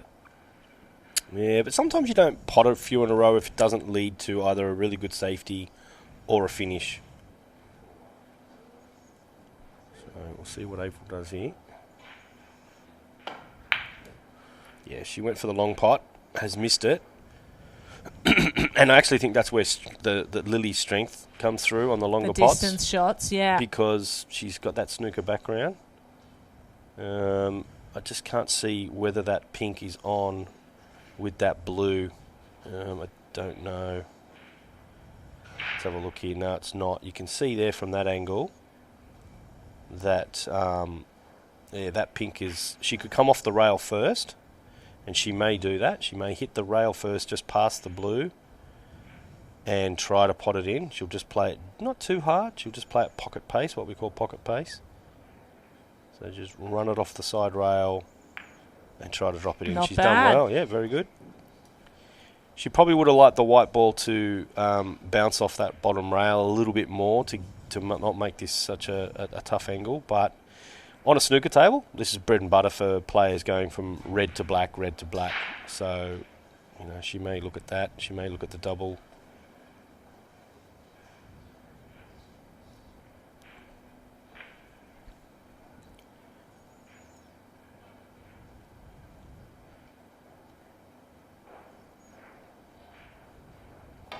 She's gone for the double. Hit it nicely. Well done. Absolutely nailed it as well and put herself in position to take this frame. All right, Lily. I think there was a bit of a clap there in the background there from some of the fans. It's good to see her knocking that bank shot there. And let's just see if she knocks in this black into the corner. Hits it sweet. Well done. So Lily Meldrum takes her first frame. It is 2-1 at the TV table in the Oceania Heyball Open, day one of a 4-day tournament. And the women are heating up. April Larson, the American, against the Australian. Lily Meldrum's just 17 years old. If you're just joining us, she was the youngest female to take out an Open championship when she was just 15 years old. And here she is facing off against one of the world's best in the Opens. So 2-1 here. Feeling confident. I think she can take a lot away from that frame. And yeah, she's got one on the board now, and it, it doesn't seem so insurmountable, especially, if you're 2-0 and then it gets to 3-0, you're starting to go, oh, I think this match is over. Totally. But now she's in it. It's 2-1. I think it's April's break from memory. I could be wrong, but it doesn't look like Lily's prepared to break, so I reckon April's break because she's got the cue in hand. And the referee doing the obligatory cleaning of the cue ball and handing it over. Now, April Larson breaks very square on, very straight on to the top of the triangle. Is that more of an American pool style? Yeah, it is, and it's also more of an 8-ball style because you've got all 15 balls. So if you imagine you're hitting that ball, that cue ball, quite hard, it's one object ball going against 15. That's why you see the white ball will hit them and bounce back because it's basically, opposite forces. And you can see here where the white ball has, what we would say you've lost the white ball because it's up at the back of the table effectively. And so she's going to plate this pink one in the side pocket. Whether she dislodges that blue, I don't know. No. That's a little bit unfortunate. She would have liked to dislodge the blue and remove that blue out of in front of the pocket. Yeah, I mean, she could have played it that way. Open it up. Yeah, but the thing is, she was a bit unfortunate that she actually hit her pink ball and pushed it over near that other blue ball. That was the unfortunate thing. So she's now got like 2 problem balls. One, which is this pink that's here, and this one that's pink on this side. So it's Larson in the lead 2-1. Around the other tables at the moment, there are a few matches going on. Chiu is playing off against Lee Khan. It's 1-1 over there. And Viswanathan of India is playing Rashiti of Australia. 1-1. Some tight contests all the way around. Kota Java is playing Larkins 3-0. We've got Lyndall Vine and Joey Tomei Lindell down 1-0. Joey's a very accomplished player from Lebanon, although she is also an Australian citizen, but she gets most of her spots to represent Lebanon. So, yeah, Joey's a well-known player in Australia. And Lindell, oh my goodness, she's done it all. You talk about national champion, Lindell's done it. Lindell's done everything. She's, American pool champion, English pool champion. She's done it all, Lindell. We can take a look at the men's draw as well. It's Jack Whelan, the Brit, against Alex Ganji, 5-0 to Whelan currently. No surprises there. He's quite a dominant performer. Yeah, Jack's a great player, but Alex is actually no slouch either. So it would just appear that Jack's 40 minutes in, very fast that match is going. Yeah, must be breaking well. Vinny Calabrese is up 2-1 against Yarult Amangalan Batar. Vinny the Volcano Calabrese. Clint Anson is up 4-1 against Chris Lilly. Justin Sayich, the defending champion of this tournament, is up 5-0 against Kevin Zarakani. Now, we'll hopefully get Sayich on the TV table in the next couple of days. We'll see. Depends if he slips me 50 or not, Justin. As we continue this match, Lily Meldrum looking to take one back against April Larson, who's up 2-1. Race to 6 on the women's side of the draw.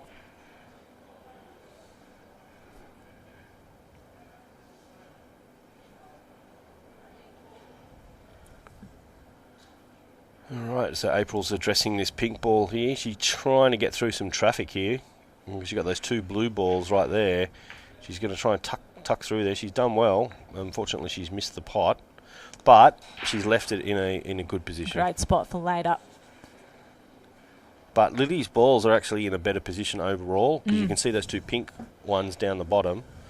They're something that needs to be extracted or moved or actually getting position on. Actually, Lily's actually got the better opportunity, I think, for the lay of the table. As much skill that comes into this game, there's a lot of luck of where the balls land from the break. Oh, yes.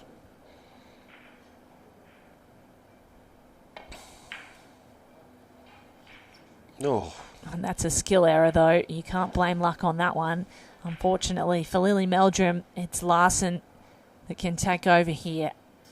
She's got a good look at that one pink ball, but the rest, as you say, Stu, really difficult lie. She's going to have to, if she's going to play this pink ball in the middle, she's going to play it with quite a bit of force, and she's going to come down and try and break out those 2 pink balls at the bottom.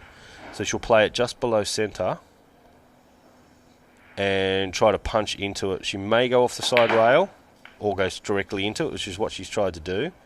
And she put no side on it whatsoever, so it didn't kick off the bottom rail. She'd probably be a little bit disappointed. It probably hasn't reacted quite the way she did. She hit it more with force rather than actually controlling where she was striking the cue ball. It just stayed straight, where she actually had to draw it more to pull it away from the expected tangent line. She'll just come off the edge of this. She won't do much. She'll just separate them and just leave the white ball down on the bottom rail, I think. So here's the extraction shot you're talking about, Stu. Now, how would you feel about that? Look, it's not great. It's not terrible, but it could have been a bit better. She could have got a little bit more out of it, I think. But once again, because Lily's got those 2 balls up in the top corner, right-hand corner pocket, so they're sort of like a get-out-of-jail balls for her. She's also got this other ball in the side pocket that she could nick in as well, but I still feel like it's going to come down to Lily just getting a couple of shots going. She's gone for it in the middle. She's hit it. That's actually unfortunate that she's knocked that other ball in, because she would have preferred to have that ball to work off. Now she's actually a little bit in struggle street. She might have to take this blue ball into the corner pocket, but I don't even know if it goes past the black. Yes, it does go past the black. She's sort of trapped herself back there, hasn't she? Yeah, she'll go for the pot where the black. See where the black is, and you can see the corner pocket. Yeah. That's what she's going to play, I'd say. She's going to try and play that ball into there, I'd say. It's a great angle. She's missed it. Unless she thins off it. Nope. So once again, she's played it at the pace where it sort of covers the pocket. But once again, April back to the table. She's got this ball in the pocket here, so that's her worker. So she must be pretty confident to be able to get either down the table or...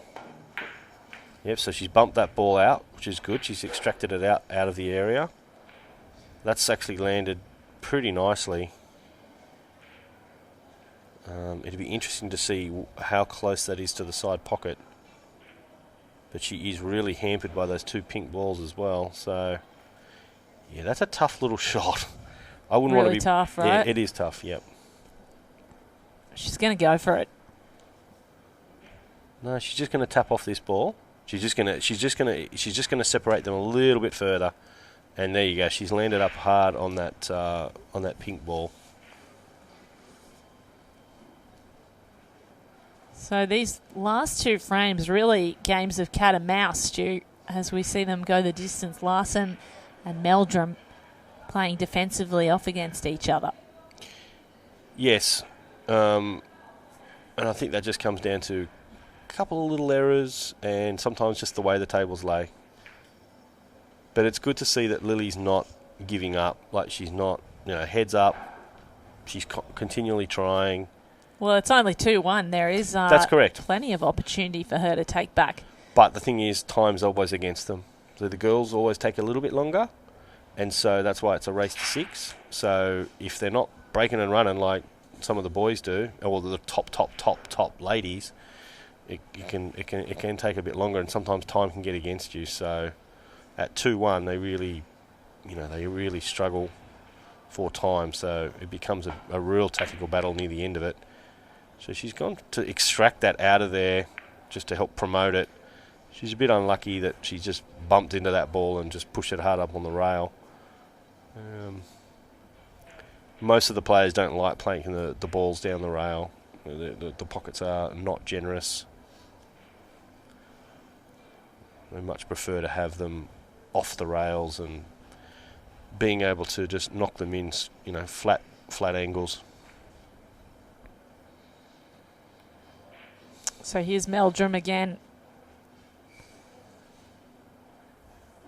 Under 18 champion and under 21 contender, but really her first foray into the Open adults here in the Oceania Heyball. And that's not a bad shot. Needed a little more on it. Shoot. No, it's good. Wow, dropped in. That'll do. She'll take that. Thank you very much. She had a little bit of, body English there as she tried to hip it in from about, 8 feet away. She'd be quite happy. So she's dead straight on this blue ball. And she should probably just draw this back off the rail and try to bring that white ball up near the centre pocket to give herself a nice shot to... she plays this right, she can run it out. Yes. So she's just aiming low on the ball there. She'll draw this back past the black. Spring out to the middle of the table. She's played that nicely.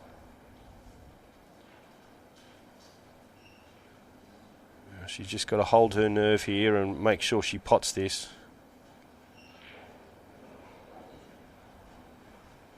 You can see there that angle. Black's a little bit, it's a little bit close, but she's more than capable. That will actually extend her bridge because she's got to put her hand behind the black. We know how good she is with the high bridge well. as We well. do. Yeah, she does. She's very good at bridging over the balls. But yeah, that just gives her a slightly extended bridge. She's gone on the low bridge. Yep. She's very steady. Very nicely played. Very good at the distance shots too. Ooh. She's put herself in a tough spot to get the black dear, ball. She's gone a bit too far on that. Let's see what Lily does. She'd be a bit disappointed. I think she'll go for the bank shot. Yep. It's more the natural angle to go banking towards that side pocket near that pink. And then the white ball's going to travel towards that other pink down the bottom rail. To get her second frame, a double on offer for Lily Meldrum. I think she's going for the corner. She heard me. Oh, she's got the extension going. High bridge is up. There was no hope that was going in, so It's now over to April Larson, who's already 2-1 up. It's not game over, though. I think fairly difficult, those two balls on the edge there, Stu. Yeah, on the rail, always difficult. But, April's also got that ball that's, if she comes down and takes that ball into the corner pocket that we can see down there past the black on the other side of the table, she takes that ball first, she's then low, and then she's got that ball in the side pocket to then give her the shot onto the shot down the rail.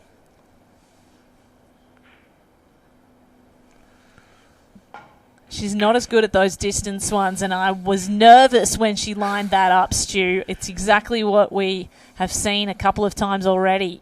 Well, this is an open shot for Lily on this black. Really isn't difficult. This is, I'd say she's 9.5 out of 10 to make this ball.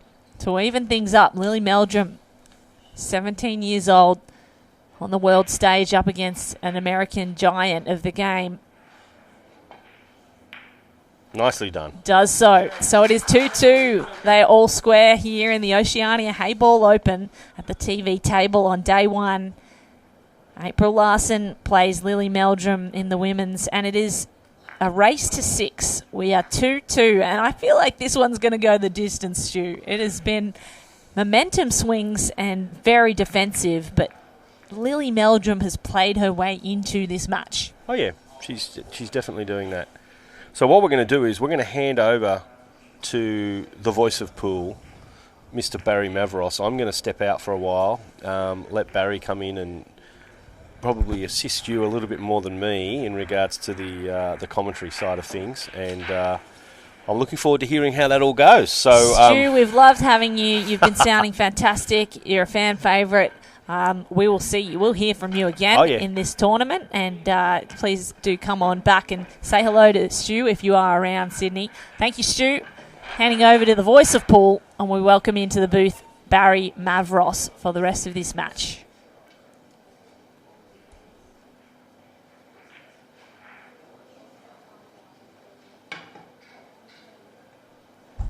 Welcome into the voice of pool, Barry Mavros. You are joining us at a very tense moment in this match. It's 2-2. Lily Meldrum, the 17-year-old out of Australia, the down-under favourite, plays April Larson, the American, who has so much experience in the snooker and American pool world, and now really becoming one to watch in Heyball pool. She's about to move to China to continue her career. As we see the break from Lily Meldrum, not ideal. Barry, tell us everything you know. Oh, if you've got about 30 seconds to tell you that, it won't take that long. I actually met April Larson last year.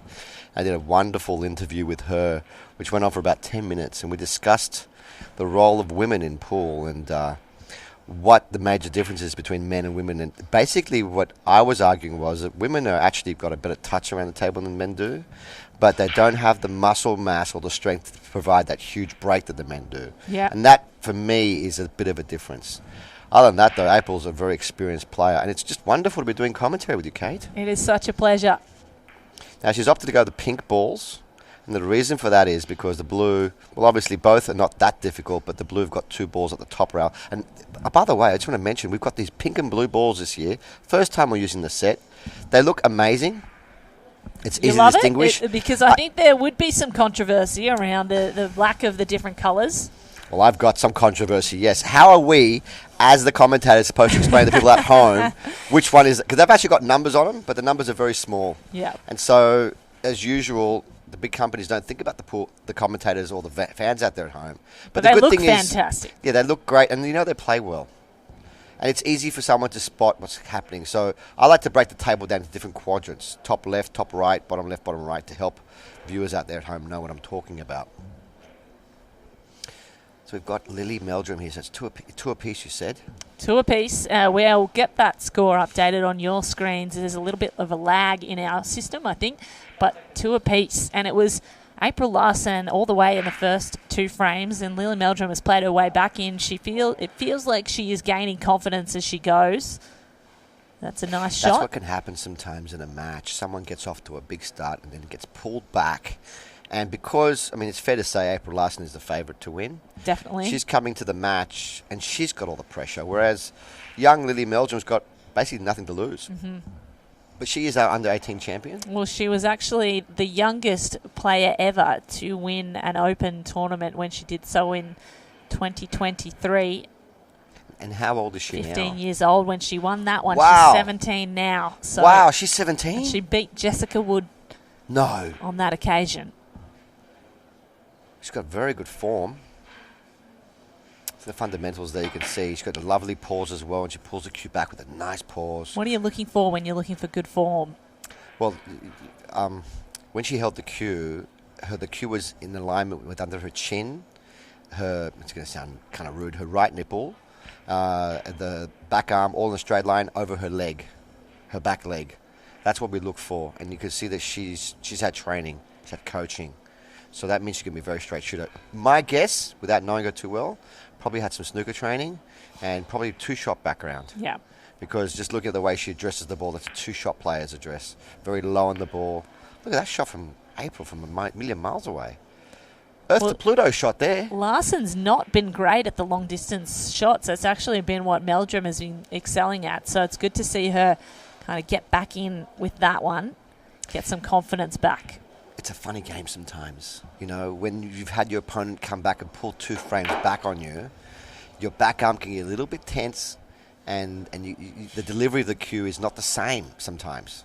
But that's what makes these guys such a champion. You know, she's going to pull herself out of it and get back into it. She's got a long shot here, though. Every frame has been going for a long time too, Barry. Yes. And what does that do to your concentration? Well, it becomes a game of attrition, stamina. Try to make less mistakes than your opponent. See, she played that shot, try to make the ball, but also trying to release that ball that was behind the black.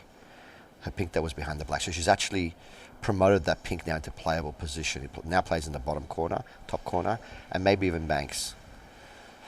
But young Lily now has the dice, and you can see, because of April's pink ball in the top corner there, where are we? In the bottom right-hand corner, young Lily does not have an opening shot to attack with, so she's going to have to think of a shot to promote her balls and give her an advantage. So she's going to play a defensive shot here.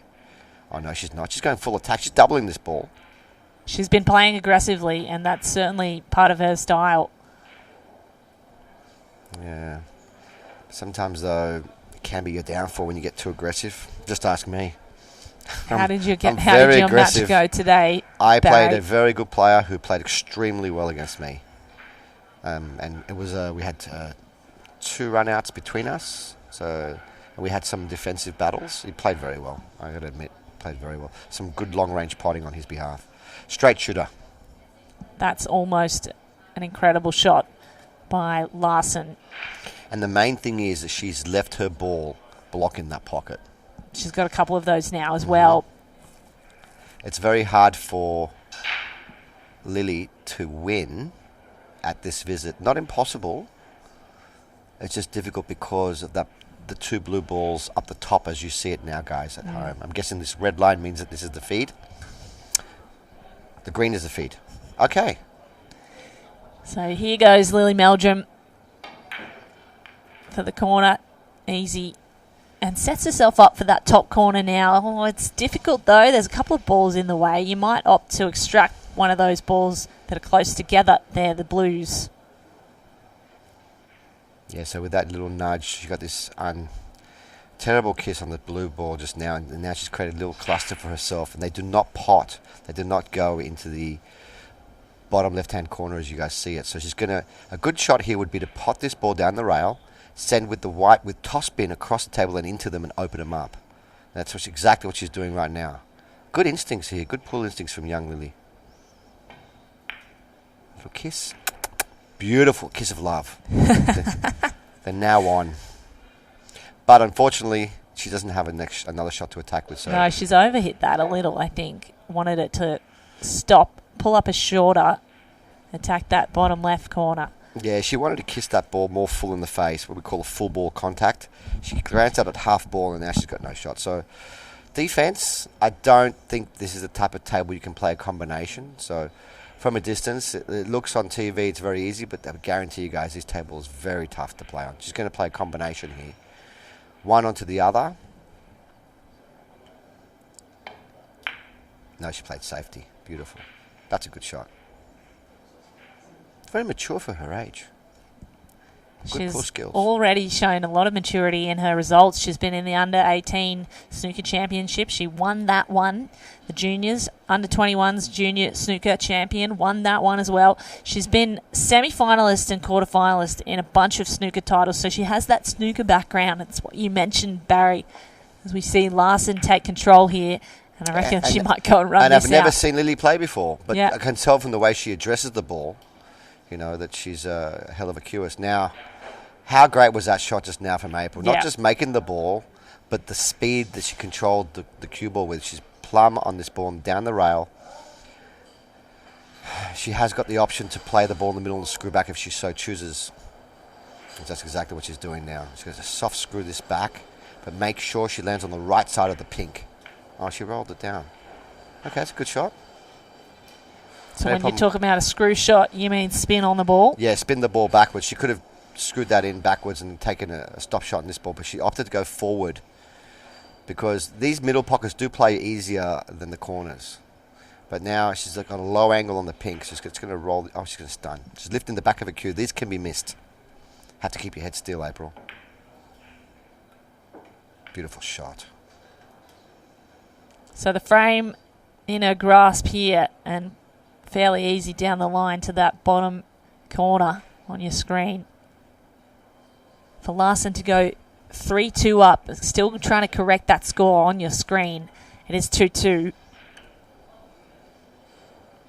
April Larson of America, Texan, born in Minnesota. Big personality game too. She's got a great personality. Let's see how good the bottle is. Good shot. Perfection. So Larson takes out 3-2 against Lily Meldrum. And the story continues. This match might end up going the distance, Barry. It's a race to 6, correct? Yes. And there is also a timer on it as well. Yeah. So has it been going for long? We started at 5:30. Mm-hmm. So what time is it now? It's 6:30. Okay, it's still an hour and 20? Correct. With stoppage time Hour as and 20 well. is the limit. Yep.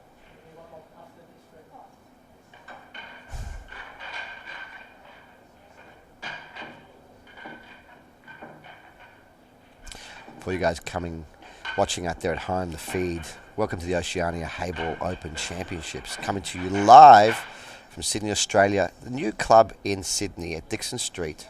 City Heroes. It's a wonderful club here. Yeah, it's a beautiful venue. I've really enjoyed seeing the pool played. There are so many tables around, and if you come down, you can watch the TV table live. Come and say hello to us as well. Yeah, the atmosphere here is really great, guys. If you're in the local area, just come on down, check it out. You know, it's great to watch online, but it's a different animal when you're standing there watching the finals. You can smell the sweat in the room, the pressure.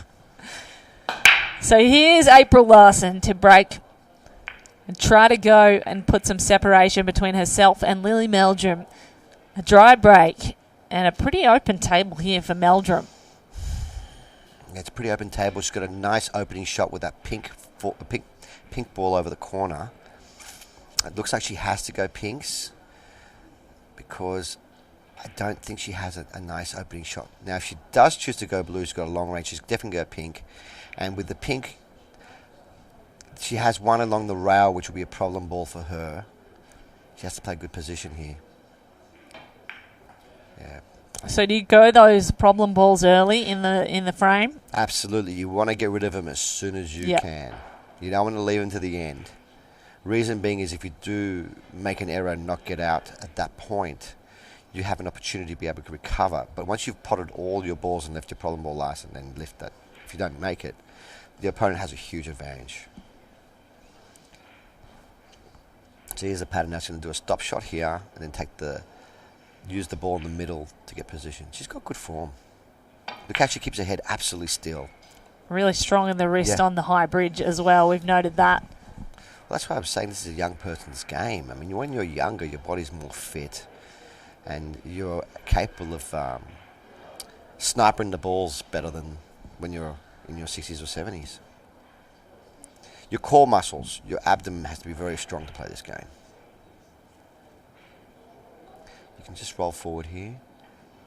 That's it, just roll it forward and take the ball. She's playing for the ball in the middle. She would have preferred to have been lower on this. She's a little high. What I mean by that is exactly what I'm saying. She would have preferred to be more on the right-hand side of this ball. She's now on the left side of the ball, which is the wrong side. She's going to have to play a creative shot to get position here now.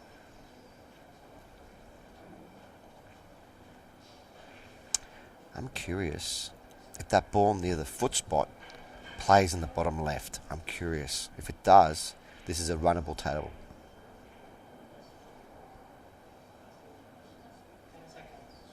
She's running out of time too.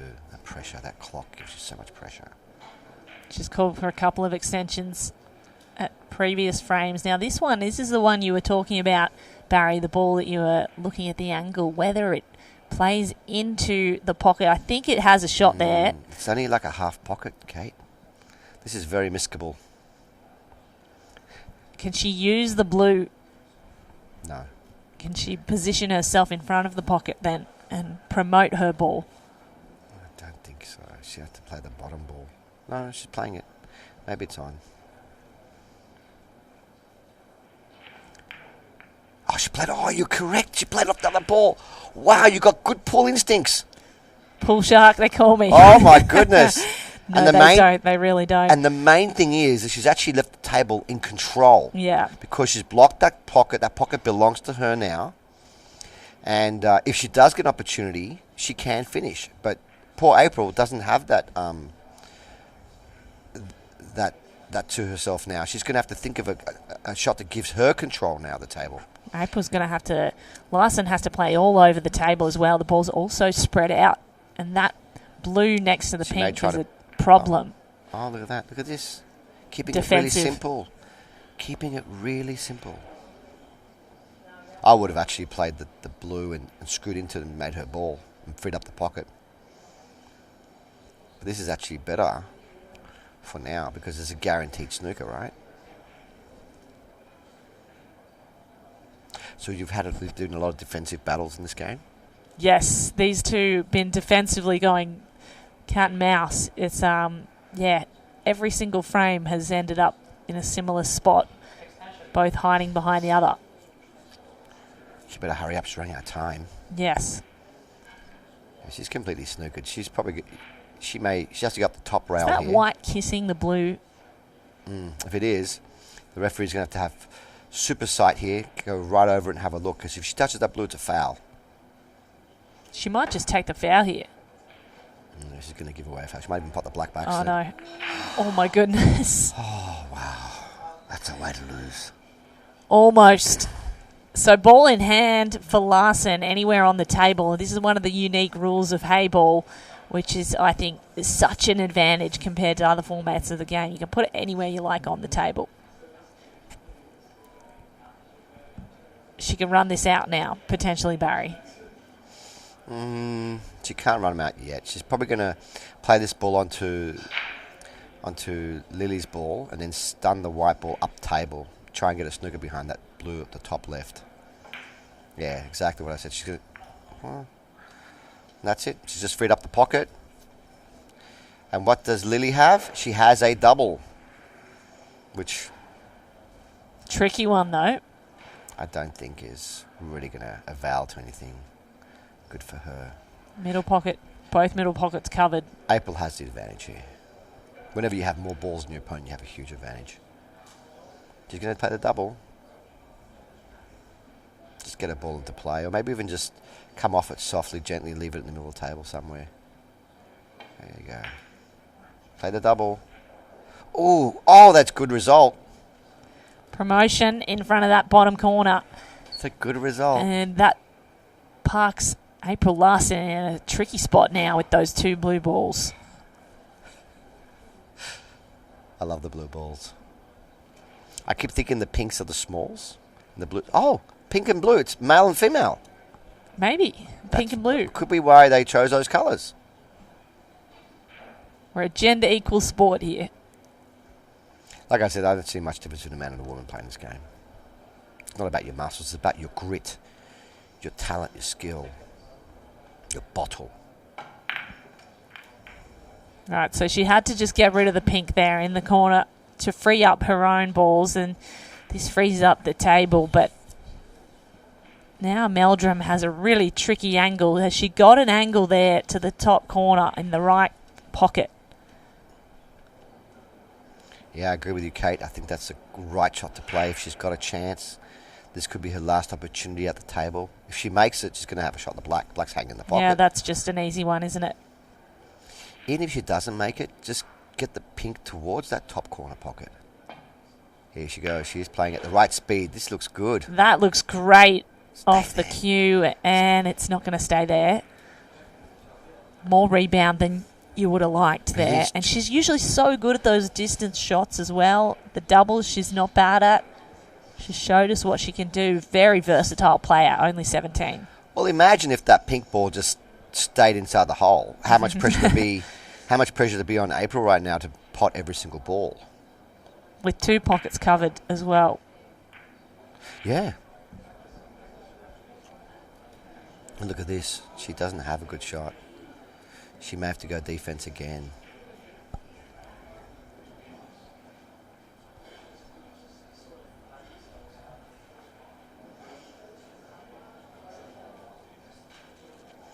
She's a very seasoned player, April.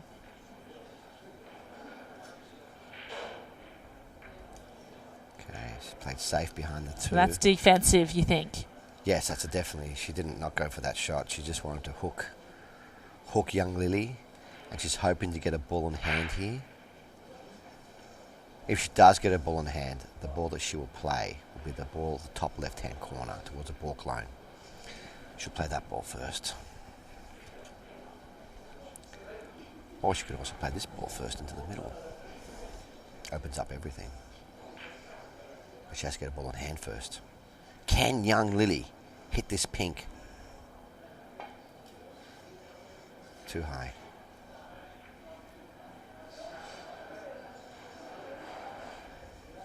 That's not the error she needed. So Yeah, Larson can put it anywhere she wants on the table. And you said she's a seasoned player. She is. She's the American 10-ball champion. Is she really? 8-ball champion. Wow. World women's 8-ball champion. She reached the quarterfinals there. Didn't win it. It surprises me she's taken this ball first. Done really well, though, Barry. Now she can take this second to the corner, you'd think. Yeah.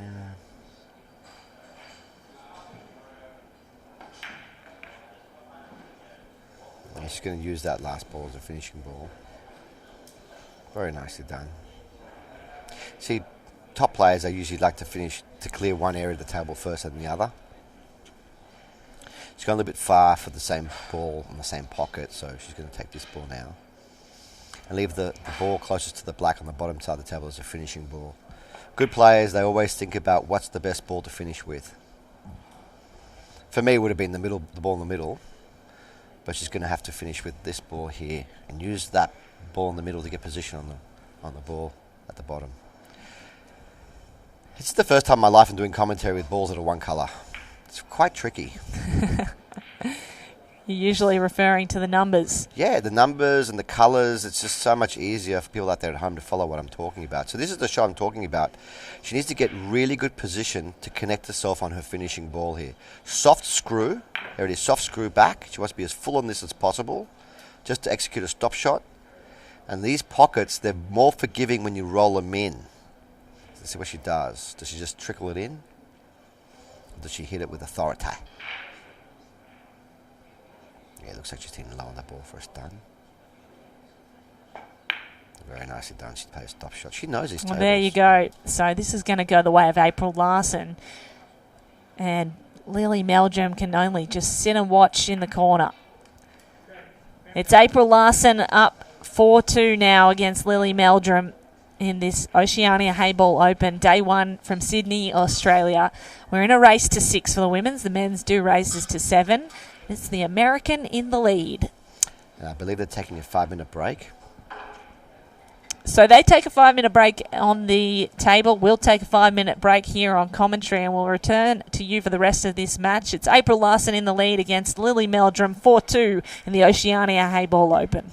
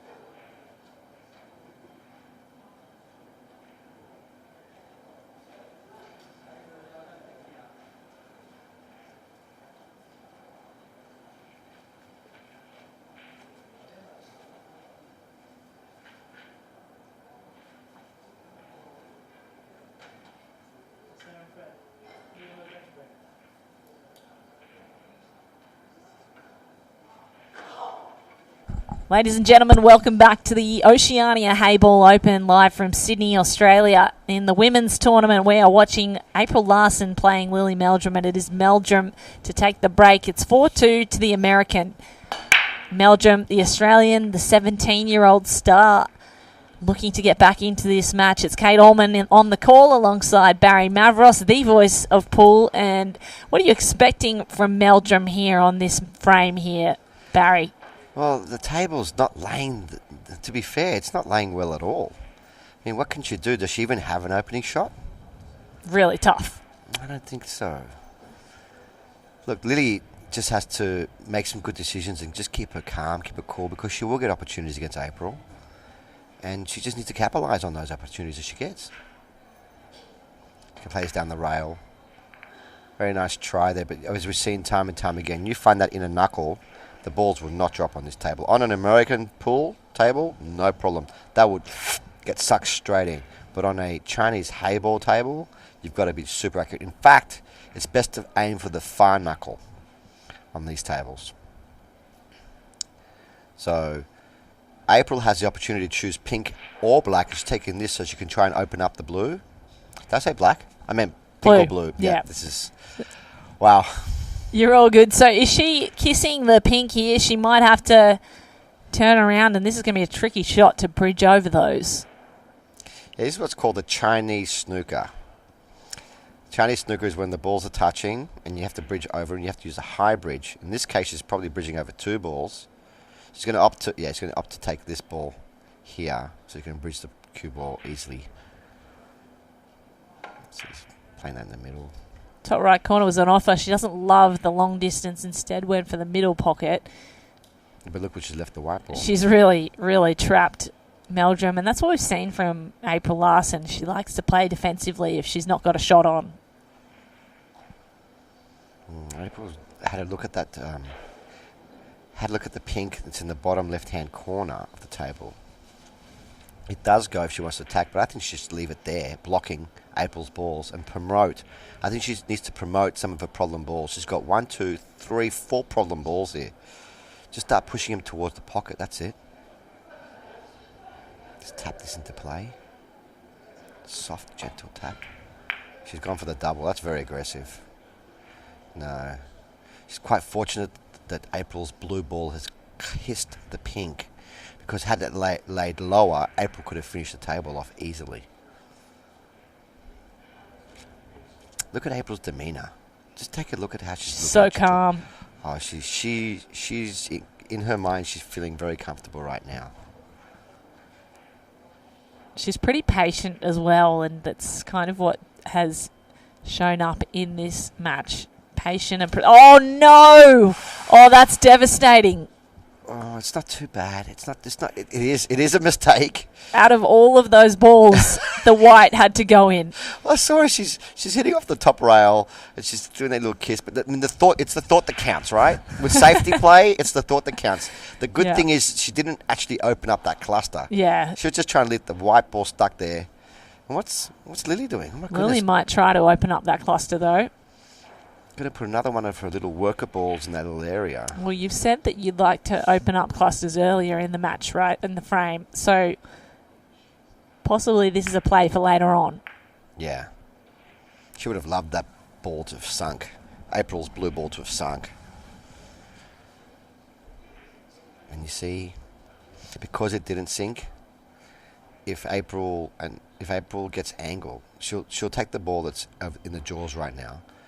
Well, she's not going to. She's going to keep it there to block the pocket. But when she gets angle, she can actually open everything up. So she's going to double this.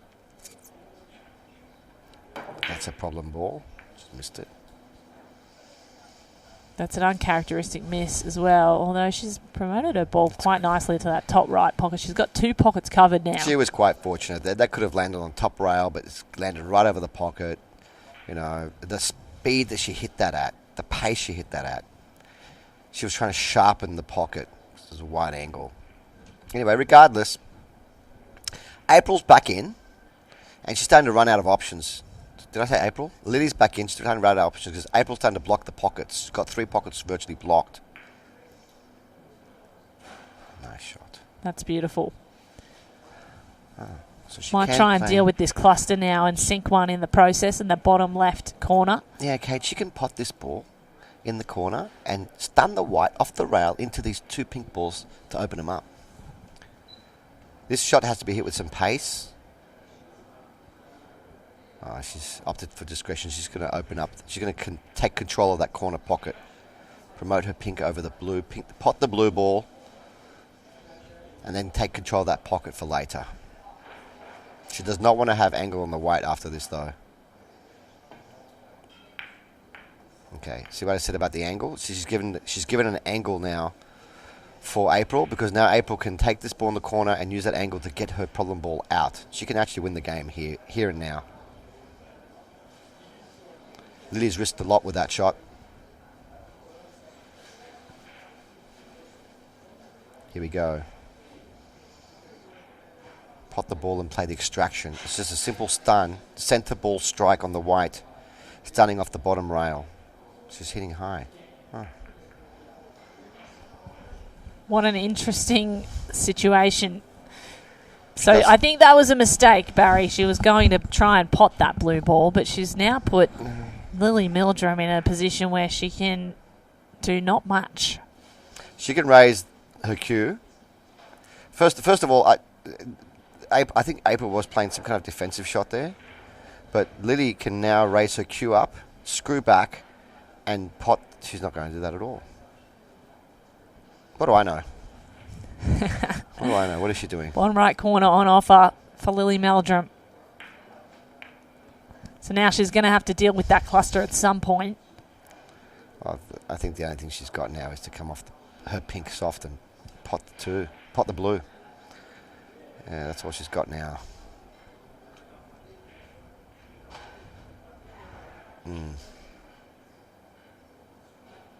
She's doubling this, is she? Oh, she's trying to pot the blue this way. Blue did not pot, and she's unhappy with that.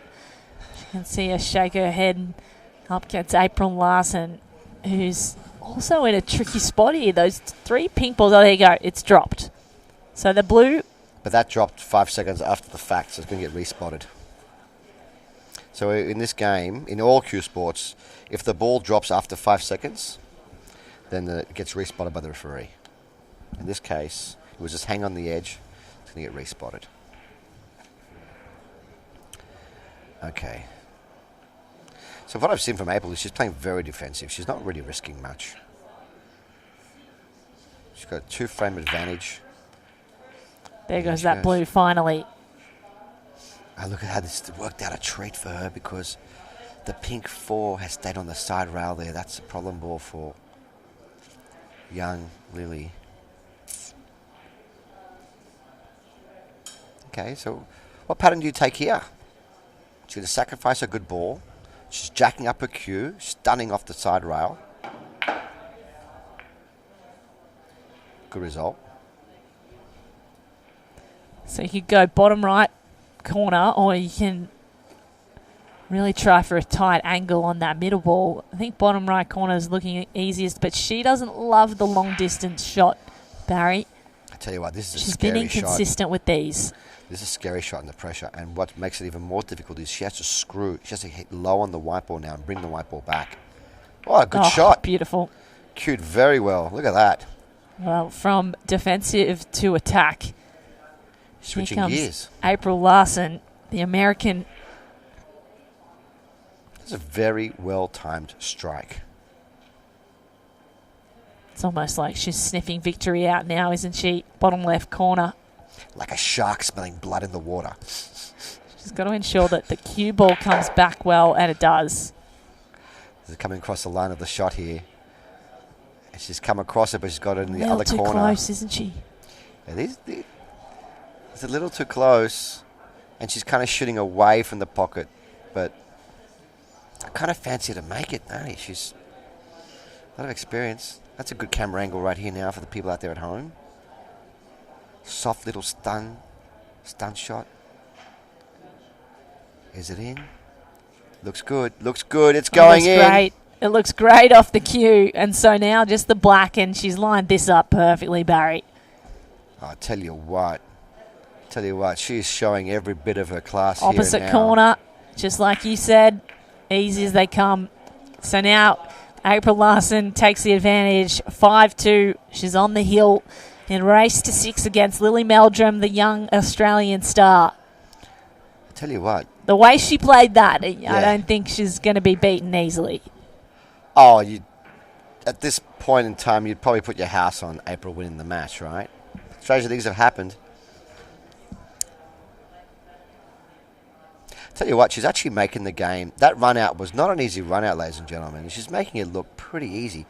I mean, take it from me, I've been out the game for a while now, and that shot that she played down the rail where she screwed the white ball back up again, perfectly held. They're scary shots. Yeah. Yeah, under pressure. Shots. You know, it's not an American pool table. This is a Chinese Heyball table. You twitch up a little bit, you have any doubt in the back of your mind, you have a bit of fear in your strike, you're going to miss those shots.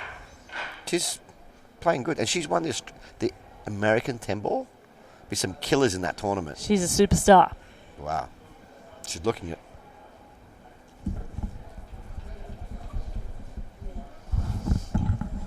There's a chance for us to see her break. I haven't actually had a good look at her break yet. She goes straight on top of the triangle here. Talk us through that, Barry. What's the tactics? So she's opted to go one ball over from the dead centre. Oh. And the reason for that is because that's less likely to do what happened, but she did it anyway. It's amazing, Kate. When you're thinking, don't do this, don't do scratch this in the middle when you break, that's when it happens. Yeah. That's when it comes out. A few clusters on this table now. When the white ball sinks, how does that change how the ball's distributed? Oh, it doesn't. Well, basically, she's actually glanced off it. She didn't hit the head ball. The head ball, she didn't hit it full in the face enough. What is Lily doing? You cannot shoot backwards, Lily. Can you shoot backwards in this game? Obviously, you can. So that's a difference between this and the American pool. Anywhere on the table, you have the That's ball a in foul. hand. Yeah, it's a foul. She shot backwards. She had to put the white ball behind the line and shoot anything in front of the line. Wow. That's a huge error. Yeah. I mean, so what's she thinking there? She thinks she's playing another format of the game? She's probably playing what she plays at the league nights at home. Or straight away I was thinking, what's going on? Am I not familiar with the rules? How can I not be familiar with the rules? I'm supposed to be the professional of this kind of stuff. I was guessing myself. Well, I'm glad you were here because I was as confused as you are. So you cannot shoot backwards. We were correct. You have to shoot forwards. Yes, and not only that, but the double making things even worse is actually that April now has the table is still open. She can still choose anything, and she can put the white ball wherever she wants. She's putting it behind the line. Yeah, interesting. Maybe she doesn't want to risk it. There's no obvious shot though for the pinks to shoot forwards. Pink in the middle. And she tried to open up the cluster. Look at That's that. nice. She opened them up beautifully. Oh, like you said, she knows she's in the driver's seat here. She's on the hill. She's one frame away from winning this match. That's what we call the hill. But do you know why they call it the hill? Why do they call it the hill? Most people don't know why we say the hill. Good. I would love to know why. Do you guys out there at home know why we call it the hill? Why we say it's got the earmarks of a hill match? Anybody? I'll leave the comments to come through and I'll talk about it a little bit later. We'll come back to it later and I'll check on the comments. When we say it's got the earmarks of a hill battle, what exactly does that mean? All right, Lily, you're running out of time here. You need to make something happen. You need to win 4 on the trot, 4 on the spin.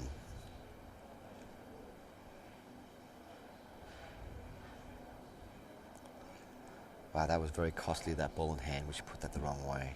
Shot backwards. Because now, oh, beautiful, open up the cluster.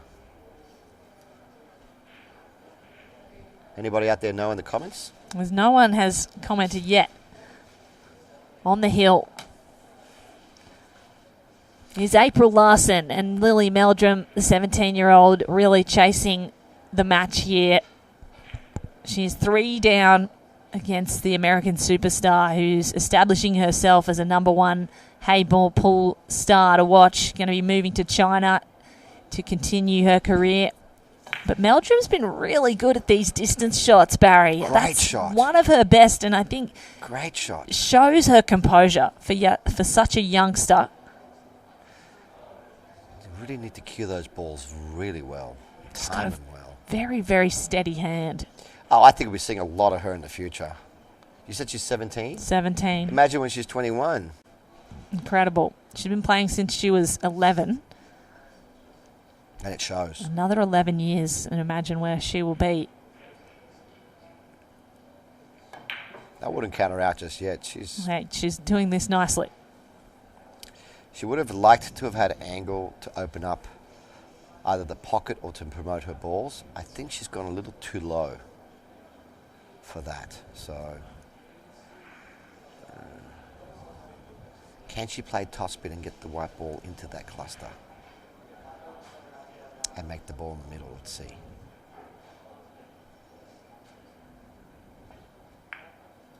Okay, she's opted to just dribble it in. And that's what you're saying, hitting the opposite corner can really help you on the Heyball table. She has a really nice shot here if she can execute it. I'm not sure if she's got the right angle. If she plays a stop shot, she can obviously play her blue onto the pink and free up the pocket and squeeze that white ball onto the other blue and give April no chance of shooting. If she executes this well, she may get a ball in hand and win this rack. Let's see.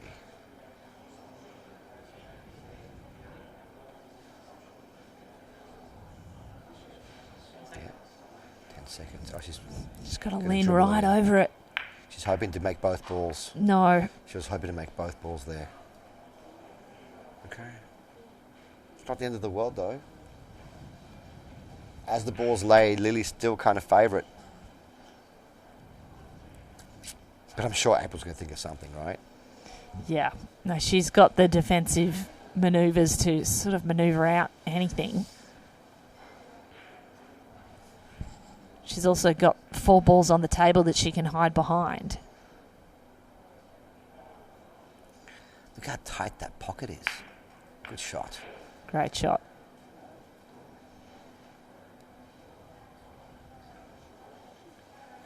Yeah, she's just showing us now where she's thinking about putting the white. What's she looking at? Is there enough room to get in behind that blue in the bottom right corner? I would think she's played this ball, yeah. Like she's gonna free up the pocket. Yeah, try and take control of the pocket here. Probably play off the bottom rail into the 2. Like that, and take the pocket. It's hers now. Nice.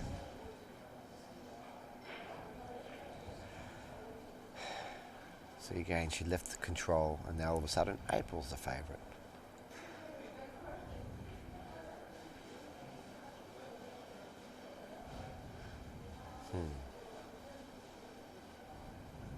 What's going through her mind now? Well, I think she has to pot that blue in the middle pocket and come back and hope to get that bottom right corner. I feel like she's very aggressive. She's going to She is. Here we go. Yeah, I don't know if that's the right shot, though, playing a double here. Because it's very hard to make on these tables. Oh, she cut it. Wow. Sorry, guys, out there at home, ladies and gentlemen. Sometimes we can't see the angles from the commentary booth. I didn't think for the life of me that would go. Neither did I, Barry. All right, so see how April's standing behind the black, near the black ball? That's her target area. She wants to pot. She's going to come off. What is she doing? Okay.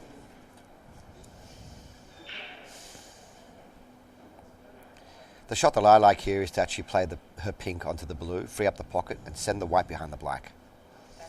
Where her hand is now. That's the shot that I like. But she's going to take this ball in the corner first. She must have something up her sleeve.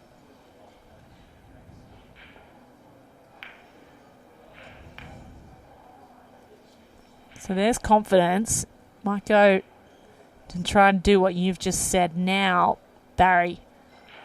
Yeah, play it very gently underneath and keep the white underneath the pink if she can. Here we go. Just like that, under the pink for a snooker. Beautiful. Well, very well executed.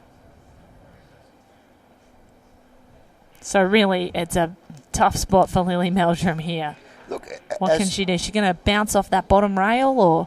As QS go, well, she has to go. She's probably have to go 2 rails here now. You're right, off the bottom rail. But as QS go, I mean, there's not much between them. I just feel like April's tactics and safety play and just a bit stronger. One rail with right hand spin on the white to bend it. Oh, she's hit it. Does she find the rail? Does she find the rail with the white? She does. It's a good shot. It's a good shot. But So unfortunately lined April Larson right up to finish off this frame. sometimes, and with her experience, I think that's exactly what she'll do. Sometimes, that's a good shot. You See, the balls remember. They remember. They just lay up nice for the favourite. They do. All right, guys. So when we say it's got the earmarks of a hill battle, the earmarks is actually where they used to mark their animals. The farm animals used to black the little ears. And when we say someone's on the hill, that's a military term. Back in the old days, Napoleon versus England days, if you had the advantage, you were on the hill, you had a huge advantage on your opponents. And that is exactly where April Larson finds herself in the Heyball Open of Oceania, day one, against 17-year-old Lily Meldrum. Just the black ball to go. A race to 6.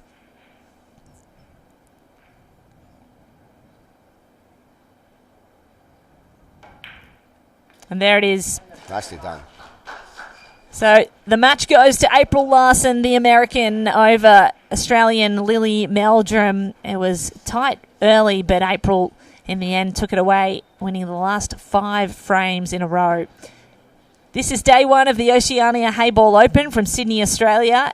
We are going to be right back with you with the next match from 8 o'clock on the TV table. Kate Orman alongside Barry Mavros. We are thrilled to bring all the action to you live on WPA TV and also YouTube and Facebook. Stay tuned with us. Come back, hit us up in the comments, and we'll see you at 8 p.m. for the next live streamed match. Can't wait till then. Bye, guys. 一线赛事指定排名：丁俊晖、奥沙利文、郑宇博、楚炳杰等国内外一线球星代言。厉百文，中国台米领导品牌。中式八球，俗称黑八，是一项原创于中国的运动，在乔氏的推动下，已走进全球69个国家。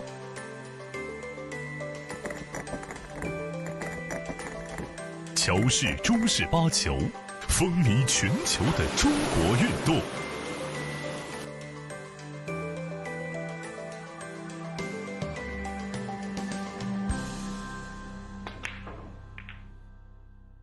一线赛事指定排名：丁俊晖、奥沙利文、郑宇博、楚炳杰等国内外一线球星代言。厉百文，中国台米领导品牌。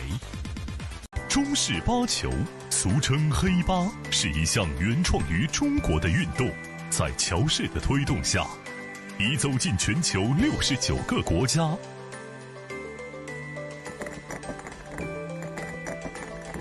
乔氏中式八球，风靡全球的中国运动。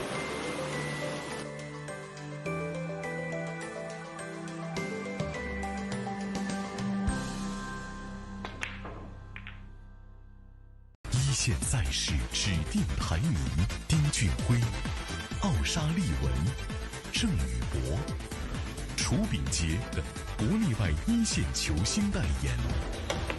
厉百文，中国台米领导品牌。中式八球，俗称黑八，是一项原创于中国的运动，在乔氏的推动下，已走进全球69个国家。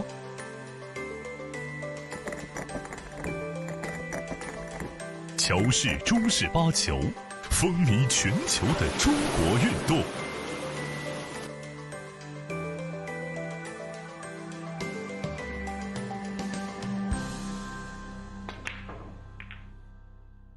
一线赛事指定排名：丁俊晖、奥沙利文、郑宇博、楚炳杰等国内外一线球星代言。厉百文，中国台米领导品牌。中式八球，俗称黑八，是一项原创于中国的运动，在乔氏的推动下，已走进全球69个国家。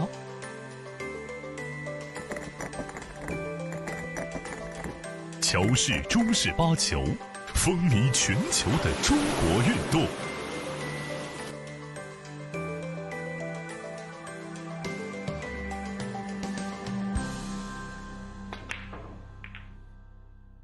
一线赛事指定排名：丁俊晖、奥沙利文、郑宇博、楚炳杰等国内外一线球星代言。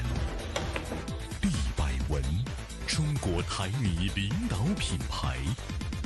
中式八球，俗称黑八，是一项原创于中国的运动，在乔氏的推动下，已走进全球69个国家。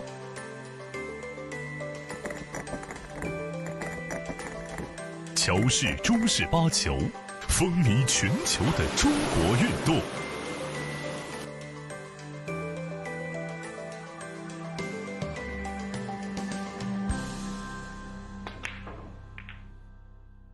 一线赛事指定排名：丁俊晖、奥沙利文、郑宇博、楚炳杰等国内外一线球星代言。厉百文，中国台米领导品牌。中式八球，俗称黑八，是一项原创于中国的运动，在乔氏的推动下，已走进全球69个国家。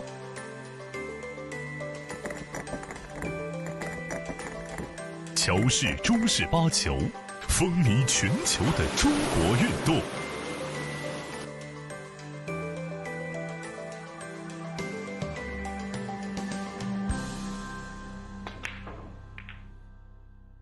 一线赛事指定排名：丁俊晖、奥沙利文、郑宇博、楚炳杰等国内外一线球星代言。厉百文，中国台米领导品牌。中式八球，俗称黑八，是一项原创于中国的运动，在乔氏的推动下，已走进全球69个国家。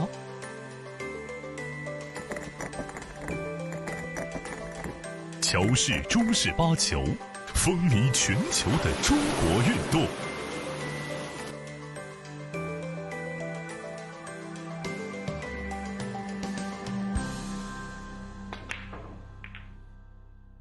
一线赛事指定排名：丁俊晖、奥沙利文、郑宇博、楚炳杰等国内外一线球星代言。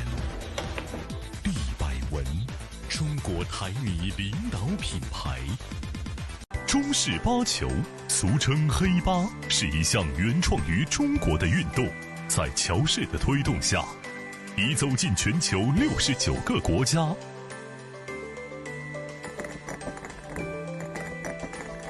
乔氏中式八球，风靡全球的中国运动。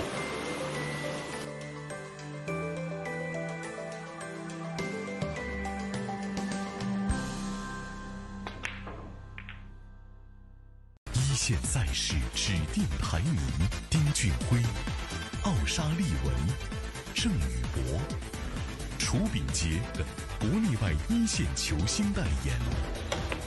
厉百文，中国台米领导品牌。中式八球，俗称黑八，是一项原创于中国的运动，在乔氏的推动下，已走进全球69个国家。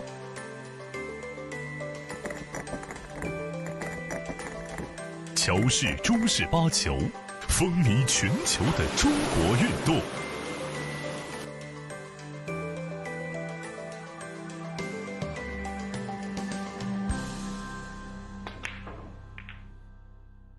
一线赛事指定排名：丁俊晖、奥沙利文、郑宇博、楚炳杰等国内外一线球星代言。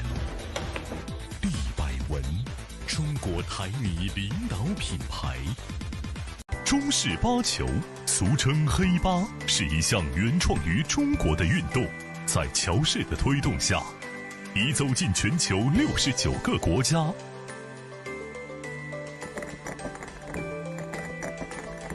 乔氏中式八球，风靡全球的中国运动。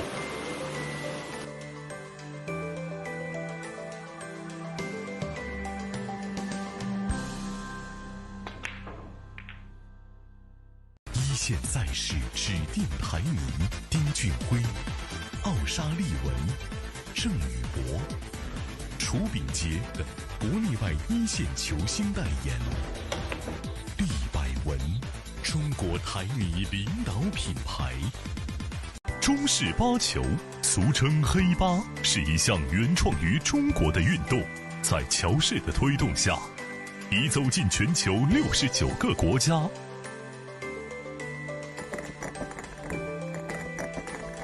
乔氏中式八球，风靡全球的中国运动。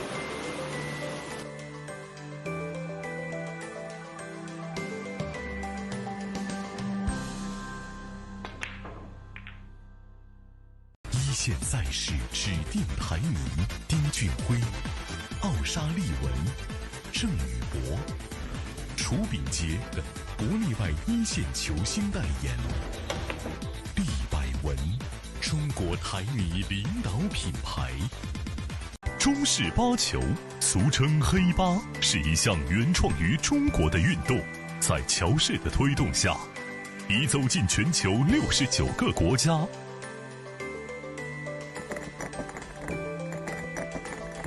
乔氏中式八球，风靡全球的中国运动。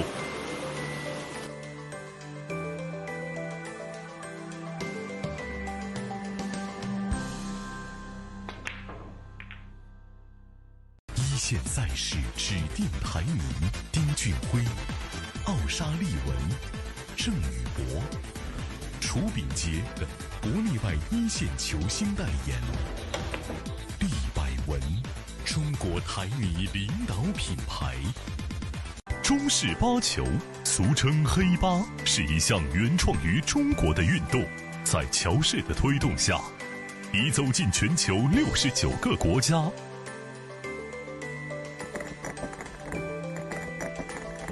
乔氏中式八球，风靡全球的中国运动。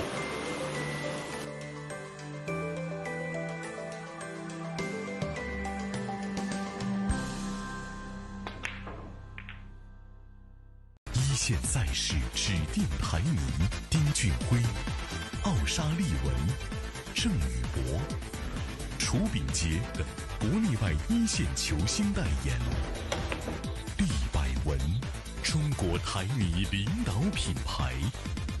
中式八球，俗称黑八，是一项原创于中国的运动，在乔氏的推动下，已走进全球69个国家。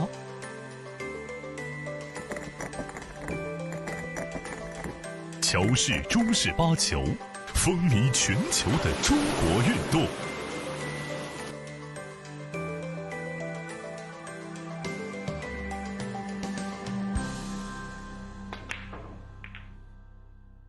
一线赛事指定排名：丁俊晖、奥沙利文、郑宇博、楚炳杰等国内外一线球星代言。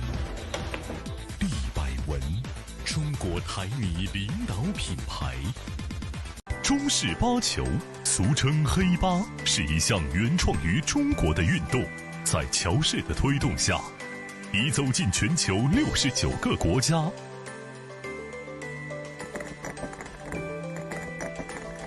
乔氏中式八球，风靡全球的中国运动。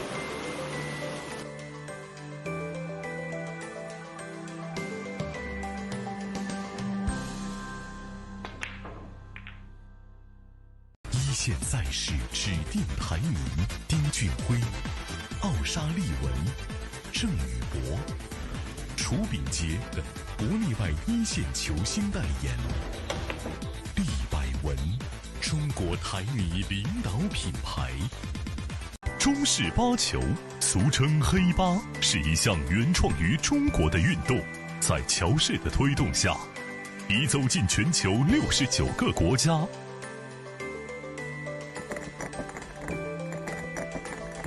乔氏中式八球，风靡全球的中国运动。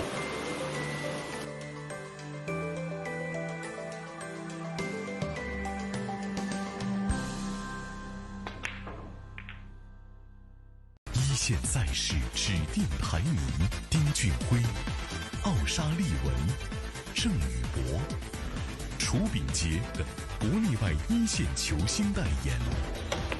厉百文，中国台女领导品牌。中式八球，俗称黑八，是一项原创于中国的运动，在乔氏的推动下，已走进全球69个国家。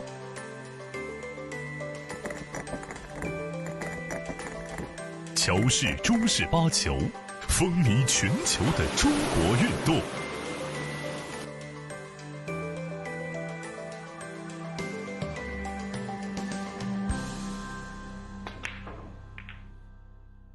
一线赛事指定排名：丁俊晖、奥沙利文、郑宇博、楚炳杰等国内外一线球星代言。厉百文，中国台女领导品牌。中式八球，俗称黑八，是一项原创于中国的运动，在乔氏的推动下，已走进全球69个国家。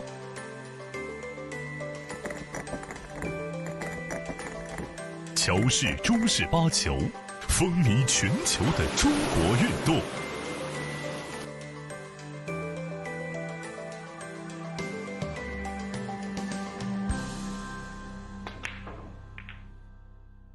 一线赛事指定排名：丁俊晖、奥沙利文、郑宇博、楚炳杰等国内外一线球星代言。厉百文，中国台女领导品牌。中式八球，俗称黑八，是一项原创于中国的运动，在乔氏的推动下，已走进全球69个国家。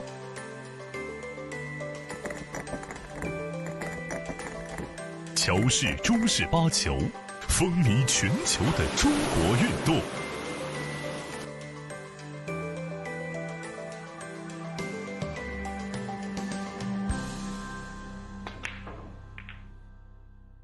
一线赛事指定排名：丁俊晖、奥沙利文、郑宇博、楚炳杰等国内外一线球星代言。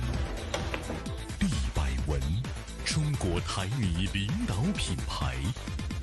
中式八球，俗称黑八，是一项原创于中国的运动，在乔氏的推动下，已走进全球69个国家。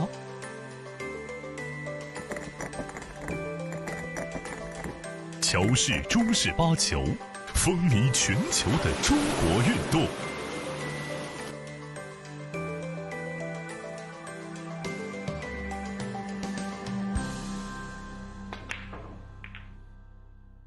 一线赛事指定排名：丁俊晖、奥沙利文、郑宇博、楚炳杰等国内外一线球星代言。厉百文，中国台女领导品牌。中式八球，俗称黑八，是一项原创于中国的运动，在乔氏的推动下，已走进全球69个国家。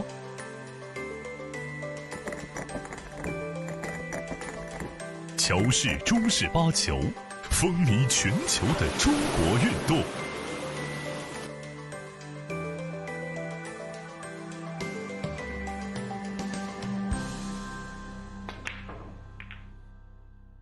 一线赛事指定排名：丁俊晖、奥沙利文、郑宇博、楚炳杰等国内外一线球星代言。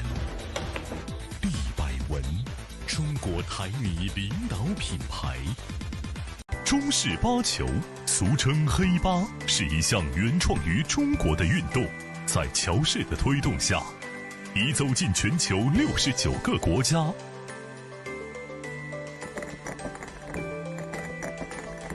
乔氏中式八球，风靡全球的中国运动。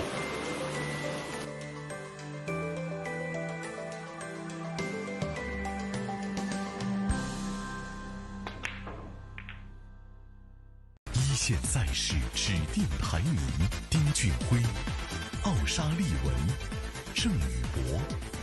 楚炳杰等国内外一线球星代言。厉百文，中国台米领导品牌。中式八球，俗称黑八，是一项原创于中国的运动，在乔氏的推动下，已走进全球69个国家。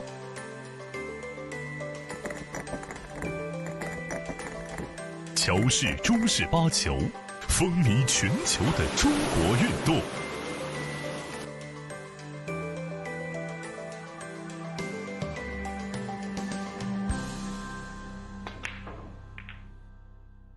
一线赛事指定排名：丁俊晖、奥沙利文、郑宇博。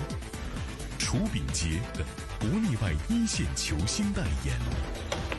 厉百文，中国台米领导品牌。中式八球，俗称黑八，是一项原创于中国的运动，在乔氏的推动下，已走进全球69个国家。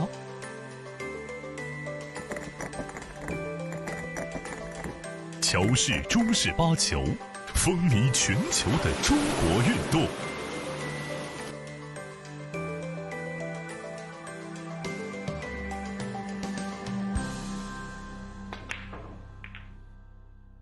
一线赛事指定排名：丁俊晖、奥沙利文、郑宇博。楚炳杰等国内外一线球星代言。厉百文，中国台米领导品牌。中式八球，俗称黑八，是一项原创于中国的运动，在乔氏的推动下，已走进全球69个国家。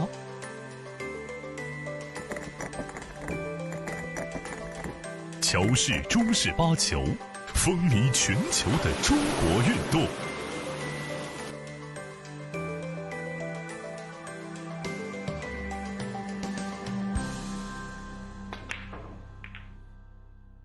一线赛事指定排名：丁俊晖、奥沙利文、郑宇博。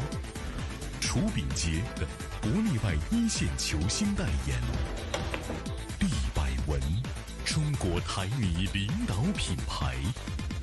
中式八球，俗称黑八，是一项原创于中国的运动，在乔氏的推动下，已走进全球69个国家。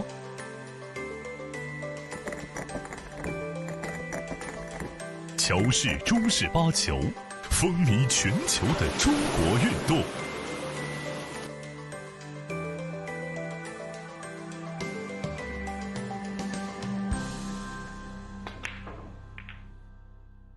一线赛事指定排名：丁俊晖、奥沙利文、郑宇博。楚炳杰等国内外一线球星代言。厉百文，中国台米领导品牌。中式八球，俗称黑八，是一项原创于中国的运动，在乔氏的推动下，已走进全球69个国家。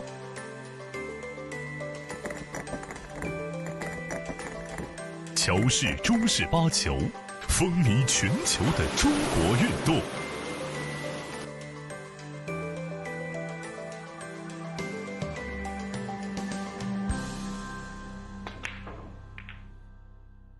一线赛事指定排名：丁俊晖、奥沙利文、郑宇博。楚炳杰等国内外一线球星代言。厉百文，中国台米领导品牌。中式八球，俗称黑八，是一项原创于中国的运动，在乔氏的推动下，已走进全球69个国家。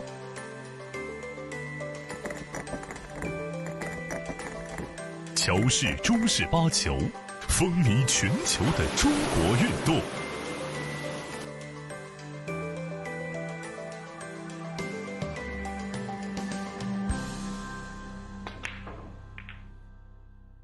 一线赛事指定排名：丁俊晖、奥沙利文、郑宇博、楚秉杰等国内外一线球星代言。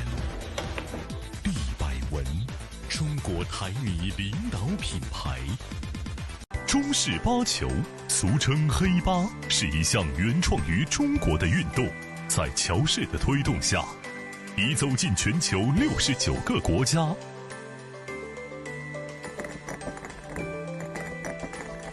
乔氏中式八球，风靡全球的中国运动。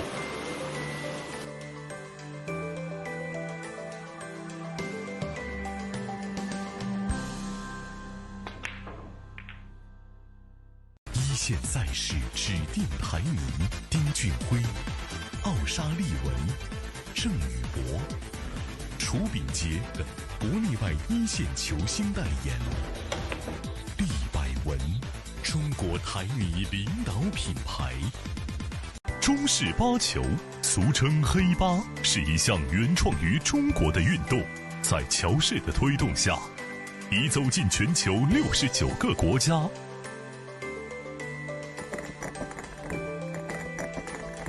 乔氏中式八球，风靡全球的中国运动。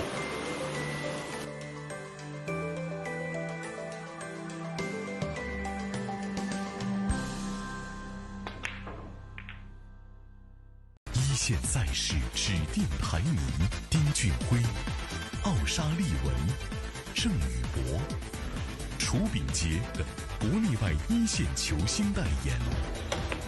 厉百文，中国台女领导品牌。中式八球，俗称黑八，是一项原创于中国的运动，在乔氏的推动下，已走进全球69个国家。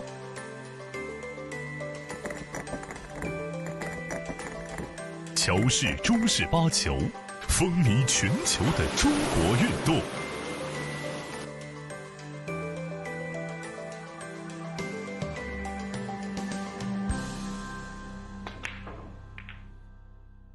一线赛事指定排名：丁俊晖、奥沙利文、郑宇博、楚秉杰等国内外一线球星代言。厉百文，中国台女领导品牌。中式八球，俗称黑八，是一项原创于中国的运动，在乔氏的推动下，已走进全球69个国家。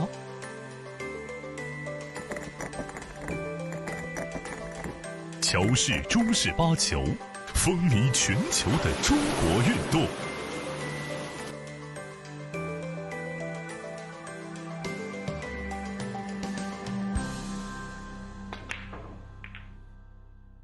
一线赛事指定排名：丁俊晖、奥沙利文、郑宇博、楚秉杰等国内外一线球星代言。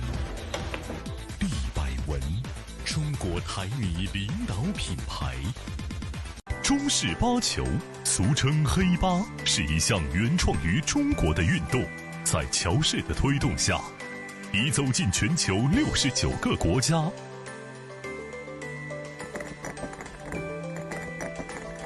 乔氏中式八球，风靡全球的中国运动。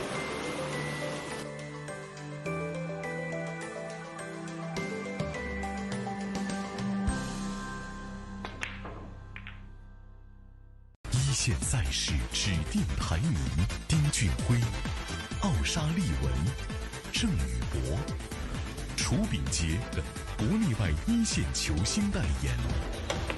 厉百文，中国台女领导品牌。中式八球，俗称黑八，是一项原创于中国的运动，在乔氏的推动下，已走进全球69个国家。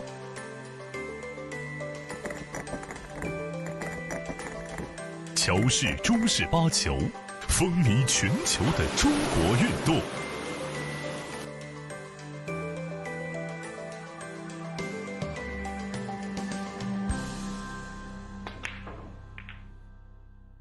一线赛事指定排名：丁俊晖、奥沙利文、郑宇博、楚炳杰等国内外一线球星代言。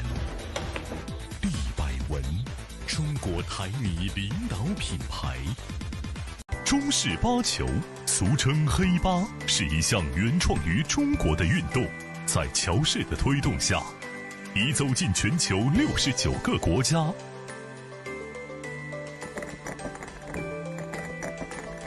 乔氏中式八球，风靡全球的中国运动。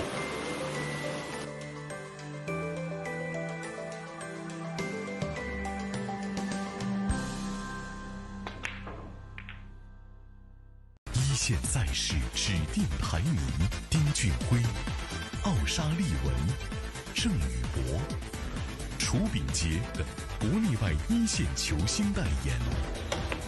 厉百文，中国台女领导品牌。中式八球，俗称黑八，是一项原创于中国的运动，在乔氏的推动下，已走进全球69个国家。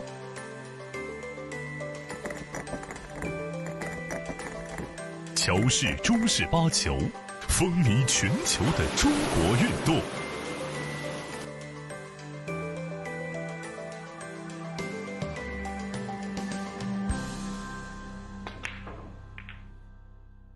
一线赛事指定排名：丁俊晖、奥沙利文、郑宇博、楚炳杰等国内外一线球星代言。厉百文，中国台女领导品牌。中式八球，俗称黑八，是一项原创于中国的运动，在乔氏的推动下，已走进全球69个国家。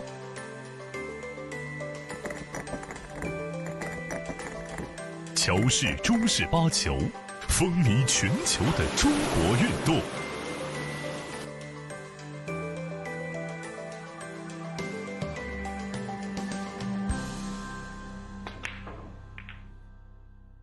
一线赛事指定排名：丁俊晖、奥沙利文、郑宇博、楚炳杰等国内外一线球星代言。厉百文，中国台女领导品牌。中式八球，俗称黑八，是一项原创于中国的运动，在乔氏的推动下，已走进全球69个国家。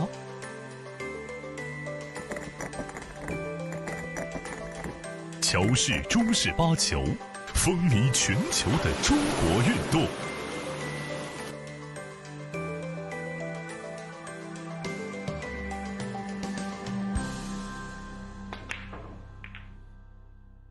一线赛事指定排名：丁俊晖、奥沙利文、郑宇博、楚炳杰等国内外一线球星代言。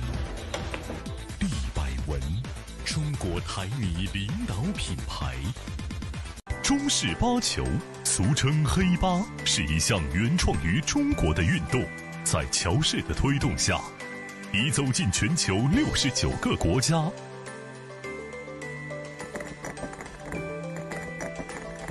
乔氏中式八球，风靡全球的中国运动。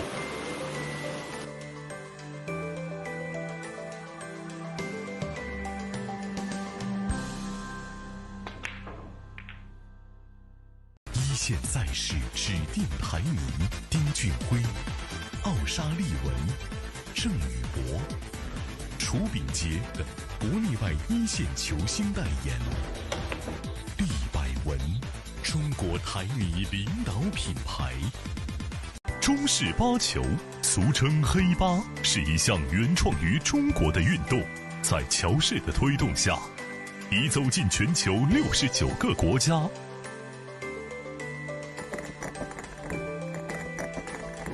乔氏中式八球，风靡全球的中国运动。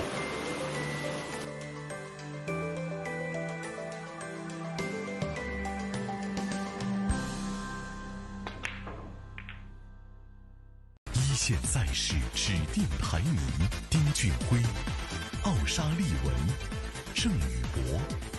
楚炳杰等国内外一线球星代言。厉百文，中国台女领导品牌。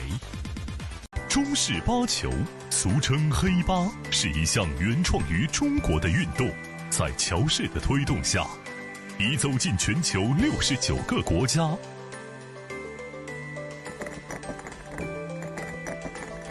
乔氏中式八球，风靡全球的中国运动。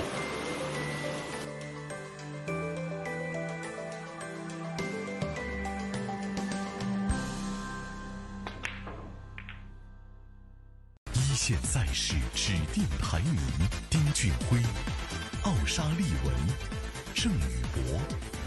楚炳杰等国内外一线球星代言。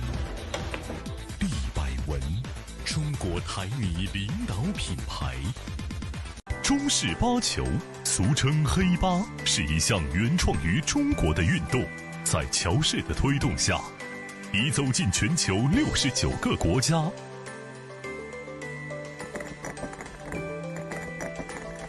乔氏中式八球，风靡全球的中国运动。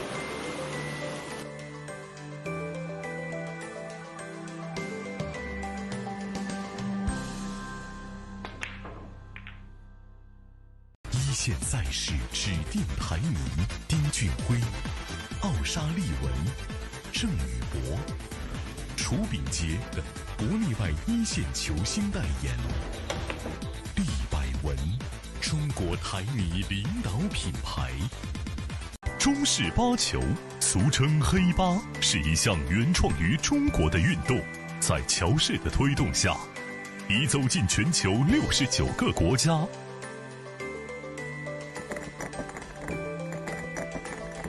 乔氏中式八球，风靡全球的中国运动。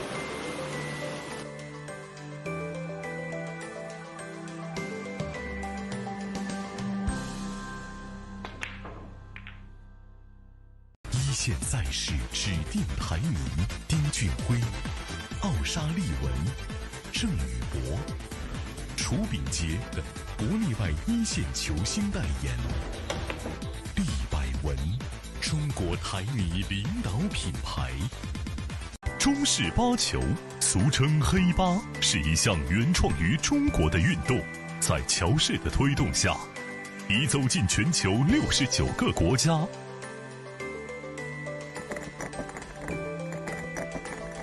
乔氏中式八球，风靡全球的中国运动。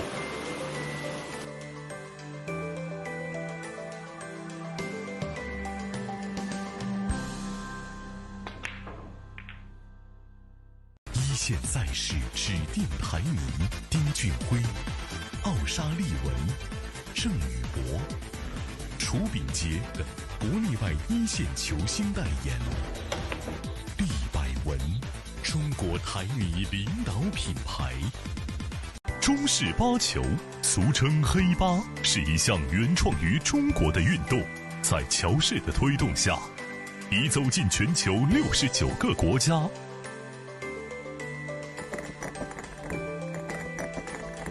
乔氏中式八球，风靡全球的中国运动。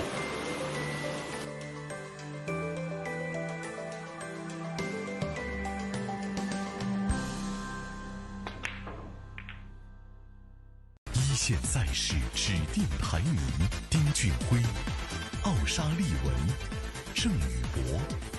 楚炳杰等国内外一线球星代言。厉百文，中国台女领导品牌。中式八球，俗称黑八，是一项原创于中国的运动，在乔氏的推动下，已走进全球69个国家。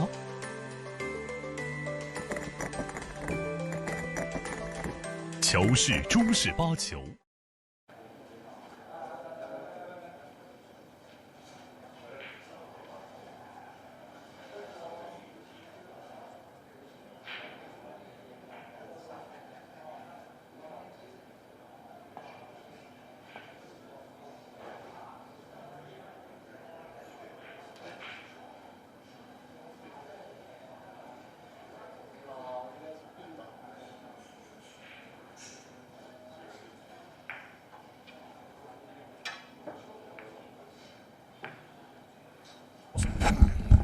Ladies and gentlemen, welcome into Sydney, Australia, where we bring you live the Oceania Heyball Open of 2025. We are into the final match of the evening, the 8 p.m, and it is two of the stars globally.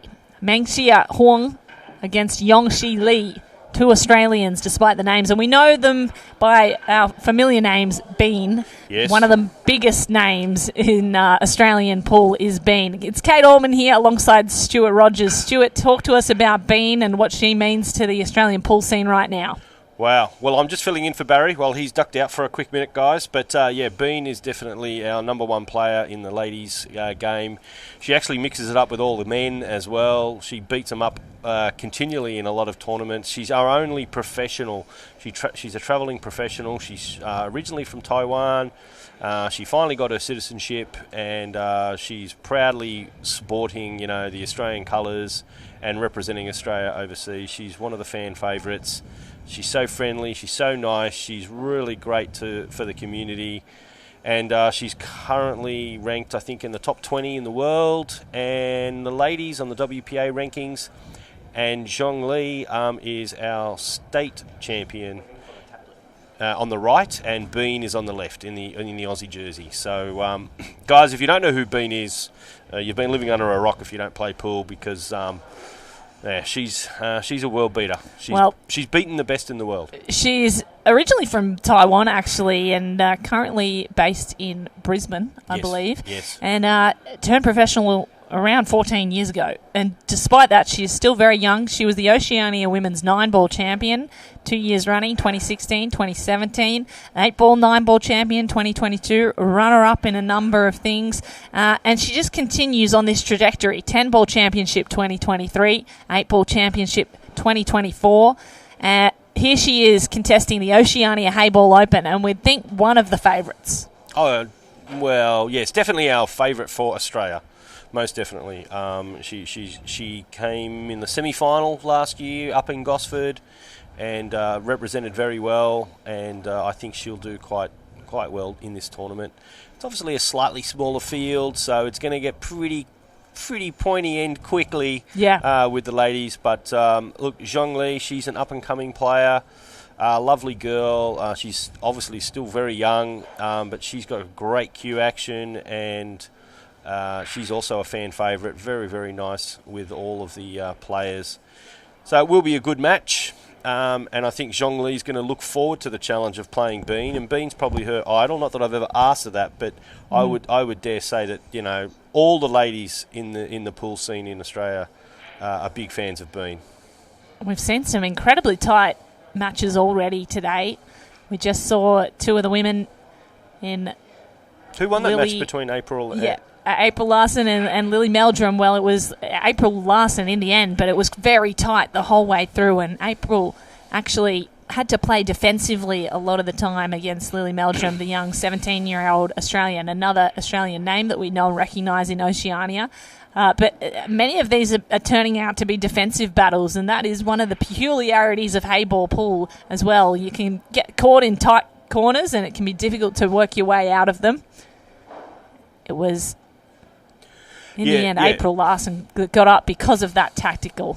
Yeah, I think she would have had probably a little bit more experience. She's, as I said, she played a lot longer, and I think even though Lily and a lot of our, I suppose, up-and-coming players have come from a basis of snooker, they've still got to get used to the bigger balls and the way they react. It makes a big difference. And here we are. Have they lagged? Are they ready to start? They did the lag early, if you are just joining us, and we thought they were going to start, but they do start at exactly 8 p.m. So we've started our commentary a fraction with the early? with the lag, and now we await. But okay, it's only a couple of minutes, guys. So, guys, if you have joined us, make sure you like and share the stream. We're live on Australian Pool Players Association Facebook page, YouTube, and I believe also WPA.live TV. So make sure you tune in, guys. It's going to be a cracking match. Both ladies are fan favourites, so yeah, I'm looking forward to it. I'm going to predict it will be a good match. It's a race to 6, so I think Bean will probably get 6-3 to 6-4. But I'm going to. And why do you say that? Oh, I just think she's got a lot more experience, and, you know, whether Zhong Li's going to be able to deal with the cameras, the lights, and I think, obviously, the situation. But I'm going to hand over to someone who's better at this than me, my partner in crime, Mr. Barry Mavros.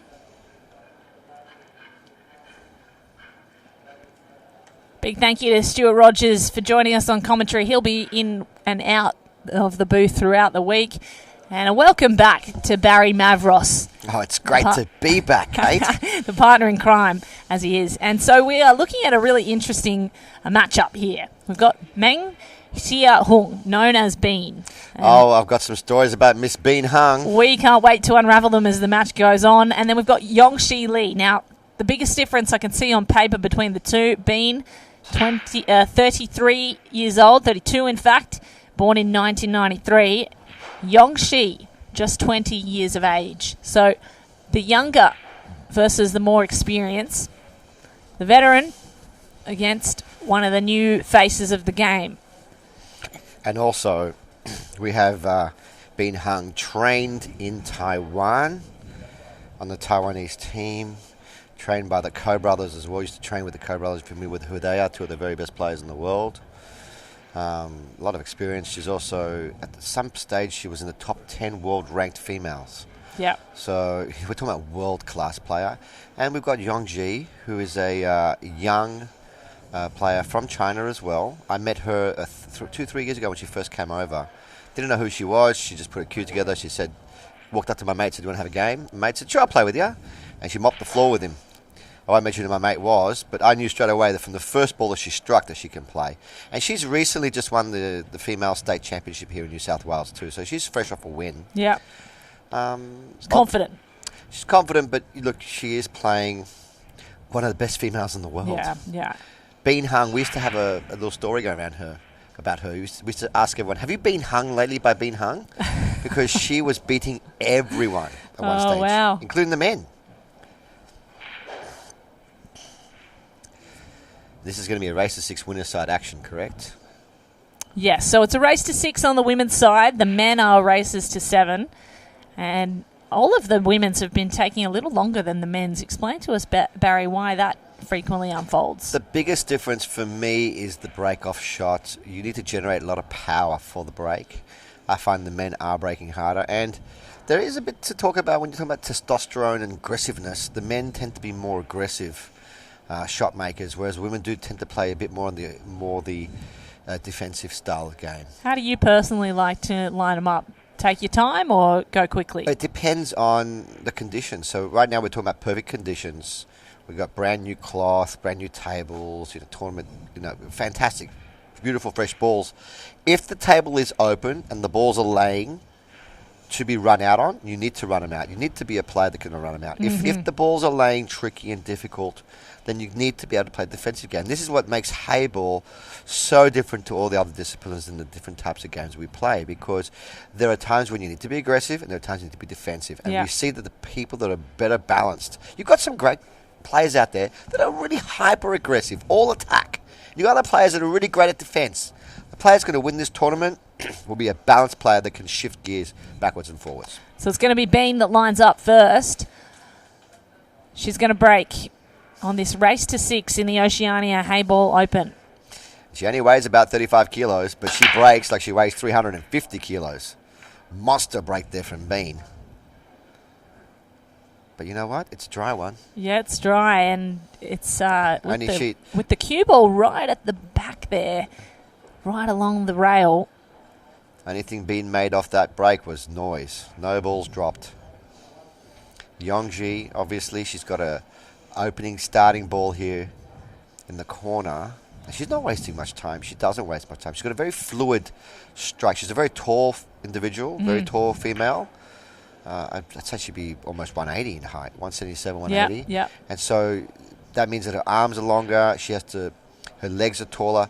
Her whole striking of the ball, a lot more movement involved. That means she has to be super accurate too. Arguably more difficult. Can be. So we get her first look at her distance shot, and no problems. Nice. She's chosen the blues. They're lining up pretty nicely. There's going to be a problem one down the bottom between the three pinks. Yes, Barry? there is, Kate. That's the one that you don't want to leave to the very end. You know, she's got the ball in the middle now. She needs to get a good angle now to play the extraction shot. I don't think that ball at the bottom has a pocket. You don't want to leave it too late. Good players like to extract their problem ball very early in the rack, because if you do get it out, you'll have options of where to continue your run. If you're only leaving that ball to the very end, you need to get the ball out and then land on it with an angle to get on the black. Too many things at play here. This is an opening frame, though, so you know she may be a little nervous. It's her first time on the TV table like this. Yes, yep. And it is in the Opens. She's obviously played a lot of juniors and under-21s, and that one, covers the middle pocket. No balls sunk. Opens up the table for Bean to come in and show her experience. I like it. I've done many commentary matches and finals for Bean. I like it when she's playing fluid, when she's playing at a faster pace. There have been times when the matches have been very tense, where she's slowed right down. I don't like it when she slows right down. Okay. I've actually said this to her, but it was a long time ago, years ago. I've known her for quite a few years now. I like when she's playing at this particular pace. She looks confident. Well, I mean, she's been playing and being championing since 2016, 2015. She's still very young as well. I mean, she's 32. Still a baby. You consider how long you can play pool for, Barry. You can play, if you take care of your body, you can play pool, competitive pool, into your late 40s, 50s. If you're like Efren Reyes, the GOAT, you can be in your 70s and still competing. Look at the pace she's taking with each shot. She's really playing quite quickly compared to some of the other players we've seen. And this is the hardest shot she's got to make. Look at this. No problem. Harder pocket. Wobbled its feet before it dropped. She's playing at a good pace. She's looking confident. Yep.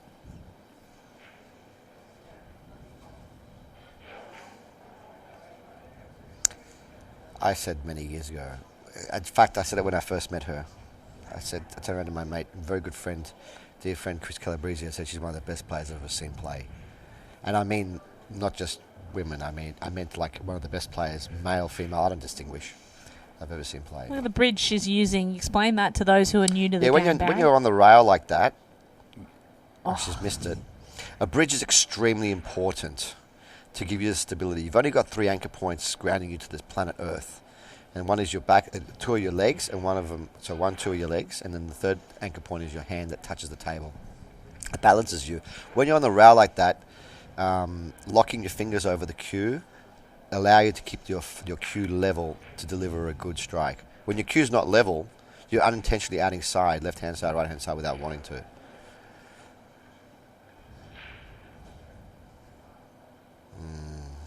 So Yongshi Li surveys the scene, and not an obvious shot on. She might do that top left along the rail, Barry.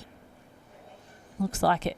Yeah, and these shots on these particular tables, you don't need to use any side. Just top it, roll it in, dead weight. See, as soon as it hits that inner knuckle. So unlucky. As soon as it touches that inner knuckle, it sits up. And she had the angle there with the 2 in the middle to pot it and get the extraction. She had the angle. Had she made that ball, she might have possibly won the game. Here we go. Bean's banking this. Oh, she's got a double kiss. Got fortunate though. Look at this. Very fortunate.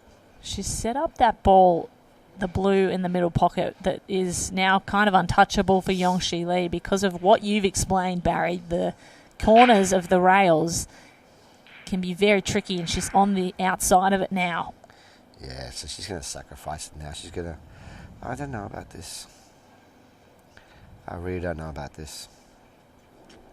She's going to play one ball onto the other, and then if she doesn't play it correctly at the wrong speed, that ball that she's hitting now is going to land on the bottom, on the top rail. Aggressive. Just watch. She's going to sit. She's missed it anyway altogether. Okay. How does that help your cause now, though?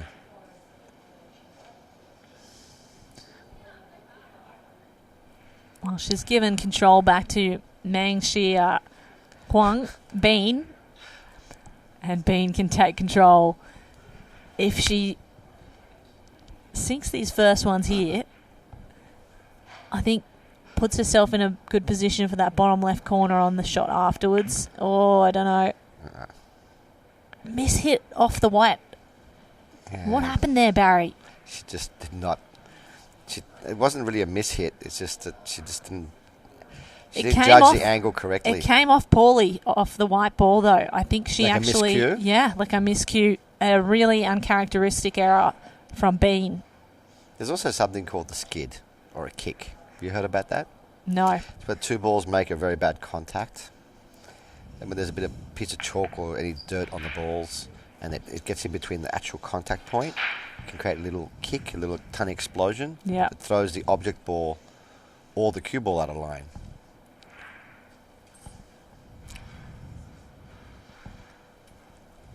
And here we go. This is the big shot here from Yongshi Li. Bottom left-hand spin. She's going to screw the white ball up. She wants to pot this and release her her blue ball. Look at this! Look at this! Oh my Very goodness! nicely done. And Barry, you called it. This is opening up the table for Yongshi Li to take the first frame. Wow, what a shot. What an absolute ripper of a shot that was. So she's got to be careful here as well. A Yeah. distance shot at angle, and then... I think the angle she's got, she's going to play topspin on the white ball, pot this into the corner, and then flick the white off the pink to the right of it to get position. Let's see. Unless you can pot this in the middle. She got in the middle. Oh, Yeah, wow. that's, The angle was always going to be really difficult. And now she's just opened up the whole table for Bean to say, thank you very much, Lee. I'll take it from here.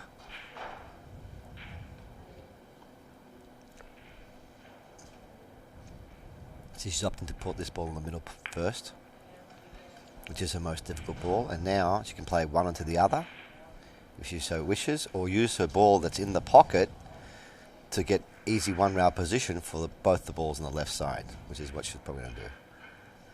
If you don't need to be moving more than one ball, it's better. There you go. There you go. Ooh. Brand new cloth slid on her a little bit. So now she's low. Yeah, she's going to pot this with toss spin and take the last pink in the same pocket as this pink. That's this pocket. Bottom left pocket for Bean. Toss spin. She needs good speed control here. She wants to play both balls in the same pocket. Oh no, she's not. She's not doing that. So she decided to play a one-rail position. And needs a really good angle on this now, Barry. She's landed low. She has to go around the whole table now.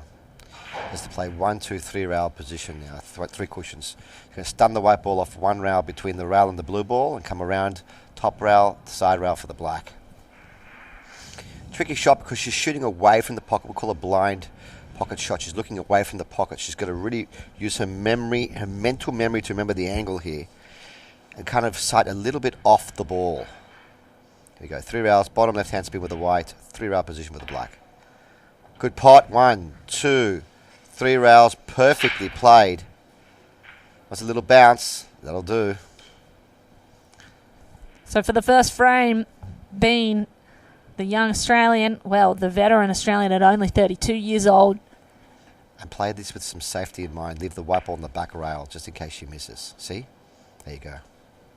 That's like a two-way shot. Wow. Yeah, because these tables are just so difficult. Like on an American pool table, you're not even thinking that. You know you're going to make it. But on this table, she deliberately she played it soft and left the white on the top rail to make it even harder. But if I was Yongxi right now, I wouldn't be upset. I'd be happy I've got one more chance. And Yongxi has been playing really well. These longer distance balls, she's been pretty clutch. The leverage she has being very tall, Barry, as well. Do you think that helps? It's debatable. I think it helps when you're playing jump shots. Keep your head still. What a tough shot. Missed it. It was always a tough one. So Bean just has to tap this in, and the first frame goes her way.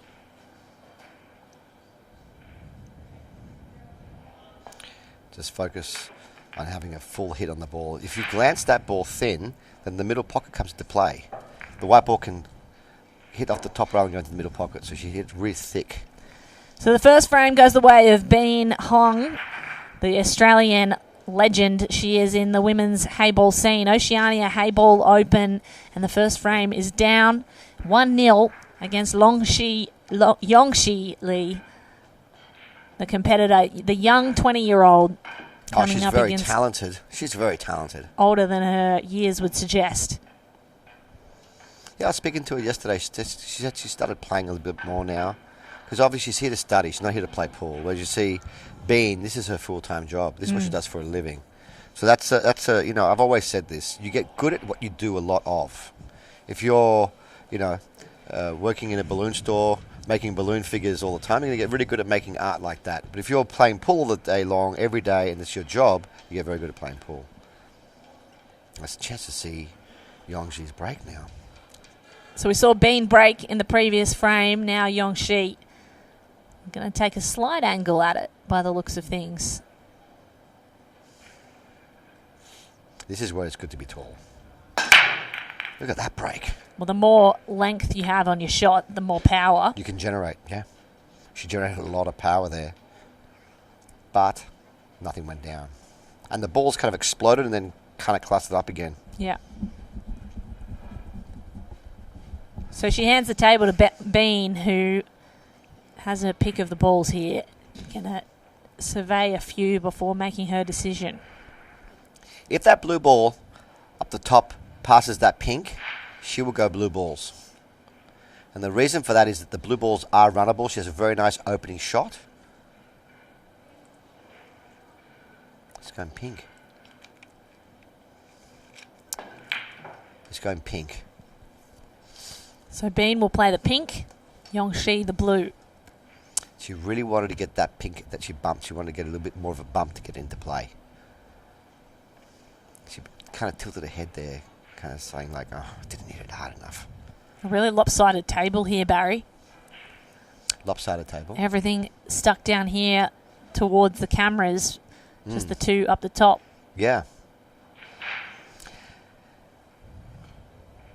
Again, with the Heyball, the referees rack the balls with a wooden triangle, whereas with the American pool we use the magic racks, which is a template, a plastic template. That was almost a beautiful shot, but those corners just keep getting people, the rails in the Heyball tables. Very tough. Sorry, carry on, Barry. Yeah, I was saying, I noticed in my match, the referee, even though he was doing the very best he could, wasn't always racking the balls as tight as we normally, as pool players, we're used to using the magic templates, and the balls are always tight every time. With the wooden rack and the referee racking them on these heavy cloths, many times me and my opponent were crushing the pack, and they just weren't really moving. So the tighter the rack, the better. more they're going to move. 100%. More balls are touching, the more you're going to get an explosion of the pack, and it'll be easier to run out. Now, if the balls aren't touching, you need all these little mini explosions in the middle of it, but there's going to be not much movement. So looking at this now, Yongxi has a great opportunity here.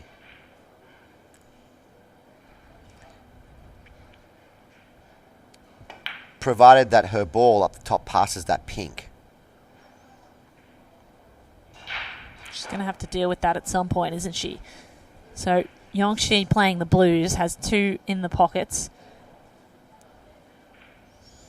One thing I really like about her game style, just looking at her, how she has a very fluid cue action. So it tells me she comes from an American pool background. That you can tell straight away.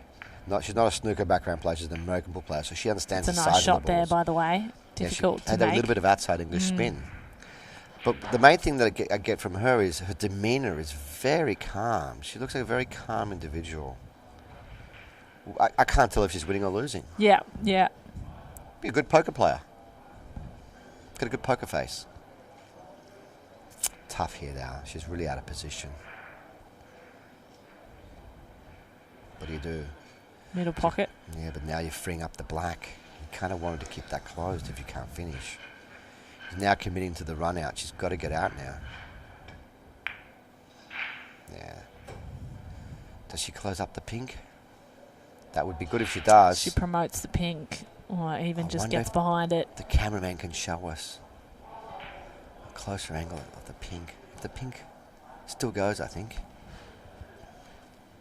And if it does, you'll see that Bean is going to position herself to get on that pink as soon as possible, to clear one side of the table to finish her run. She's just showing us now with the cue where she wants the white ball to land. She needs angle off that top rail to be able to come back up again. It's a good picture of her cue there.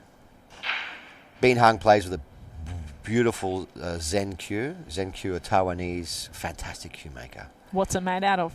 Oh, it's made out of different types of wood, but the Yeah. inlays are also gold-plated inlays. Yeah. Very nice. But it's not so much decoration. It's he builds very nice cues.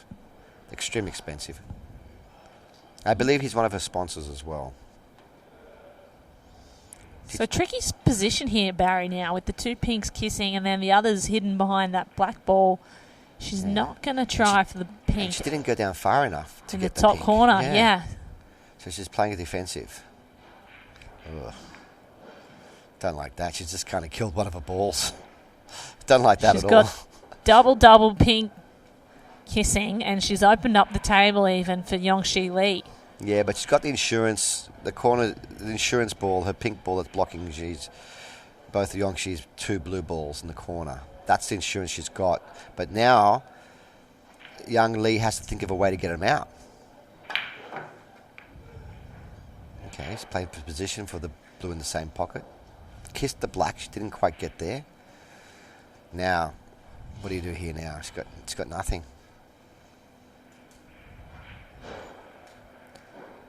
You go a double off that top blue off a rail, or you try to promote your blue and just accept that pink ball might go in. I'm not even sure what I'd be doing here. Just looking for the... She's trying to make the pink fall. Yeah. What a great, good try. Good try. You see, because it didn't drop, now Bean can use that ball to put the white ball virtually anywhere she wants on the table.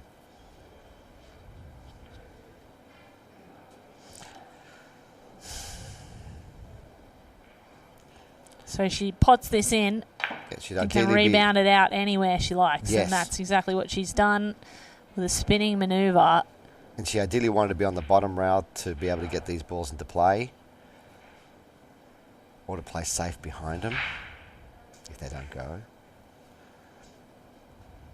The two pink balls in the middle near the black, they do go in the middle pocket. Once you pot one in the middle, it opens up the other one.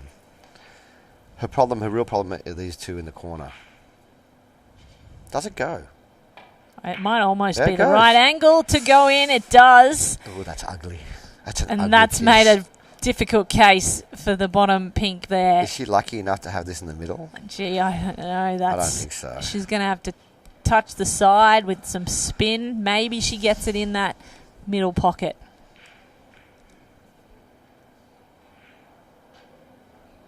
That blue is dangerously close in front. If she kisses this blue, oh, what a shot. What a shot. Well, we all can stand corrected because Beans just showed us exactly how to play the game. That was, well, the camera angle fooled us. It looked like it wasn't on. No. The real angle looked like it wasn't on. I think, Barry, Now she's going to raise her cue up now, take this in the middle and stun the white ball down to the top rail. I don't think she's got any other choice. I don't think she can play the kiss off the blue too. Oh, maybe she can. She's looking at it now. She's thinking, can I put this ball in the middle and kiss that blue two and get position? Only she knows. Just kiss the blue two. Oh, gee, that's nice. No, she wanted more full contact. So I think she should have raised. I think she should have raised the cue and just stunned the white ball down there. I think that was the right play. Now she's in trouble. Yeah, she's not happy, actually. She's shaking her head. She's going to go off the side rail now just to push her ball over the pocket to put pressure on Yongji Lee.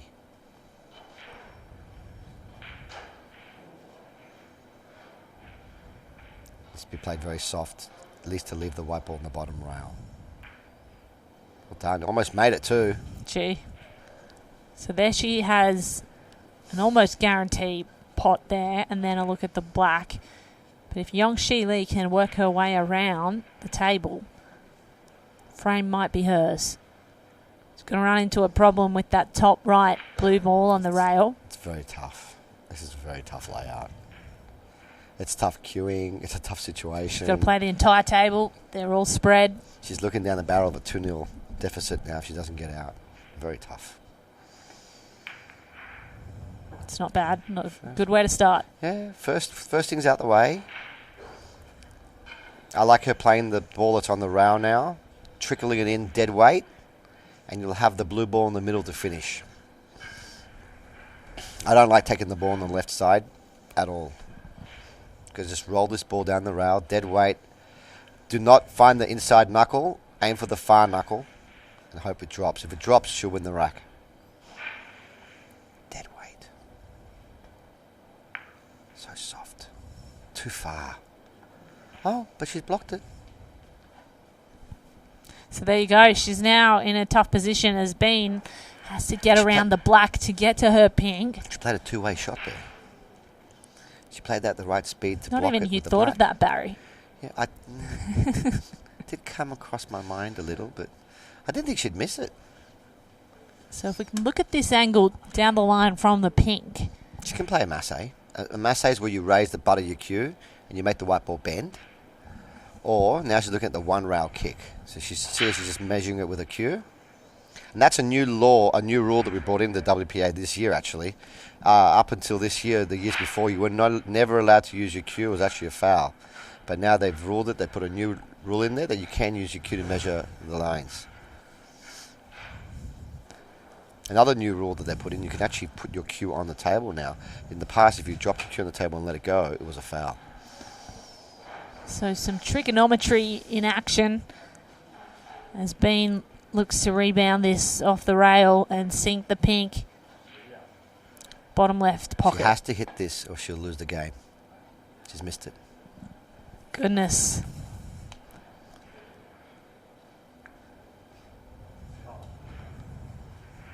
Okay, it's exactly what Yongji Lee wanted, and actually what we wanted. We want to keep this close. Yeah, so ball in hand for Yongji Lee to play from anywhere she likes. Has to play forwards.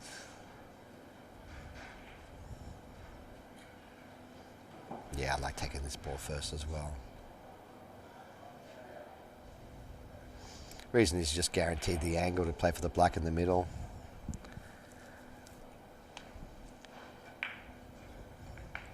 And now she wants to play for the black ball in the same pocket that she just potted the white now. She's looking at where she wants to land. She wants to land anywhere near the foot spot. Foot spot's where they rack the balls. She wants to land anywhere there where we normally rack the balls. You can play this one rail, stun, or you can play this two rails with a bit of top and a bit of right-hand spin. Let's see how she plays it. Oh, she played two rails, a bit of right-hand spin, and she played that very well. Perfectly. So black to the middle pocket for the frame to level things up 1-1 against Bean Huang.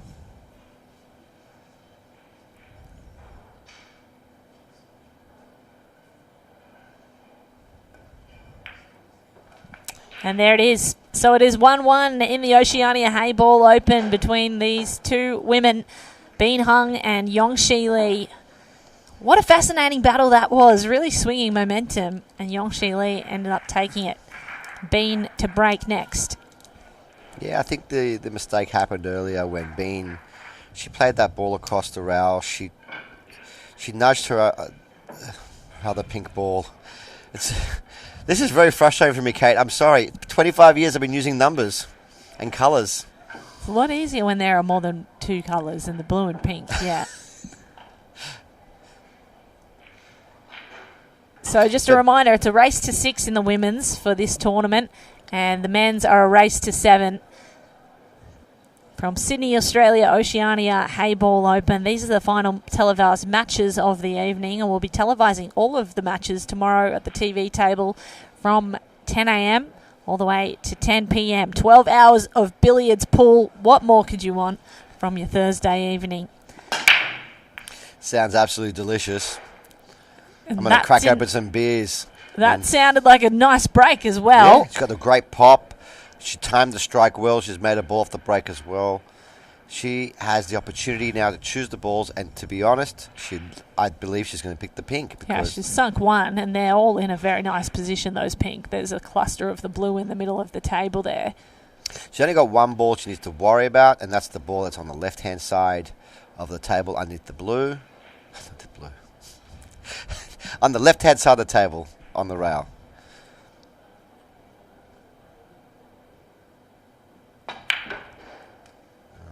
She just created another problem now. A little too much power on that shot. A little too much, or possibly not enough, not the right kiss. Very hard to run the table now. Does this pink ball pass? The one that's above, one that's closest to the white ball.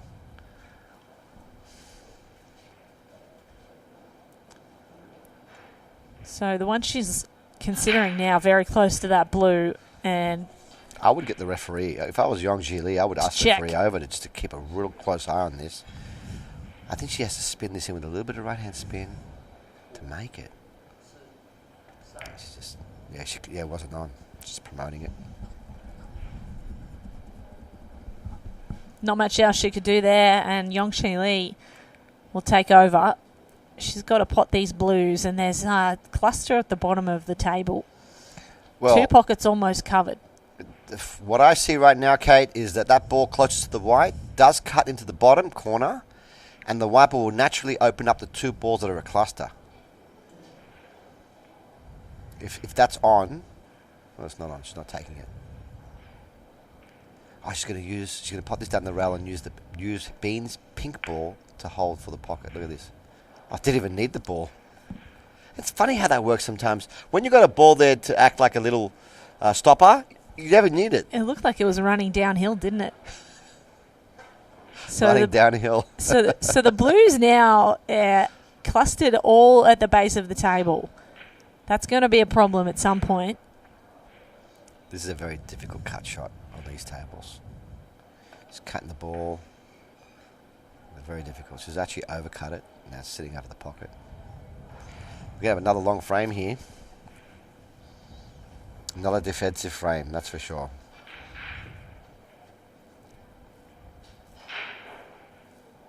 I love the faces that Bean makes sometimes. She lets a little twitch, little puff face. Yes, you can read it, can't you? The opposite to Yongxi Lee, who lets nothing through.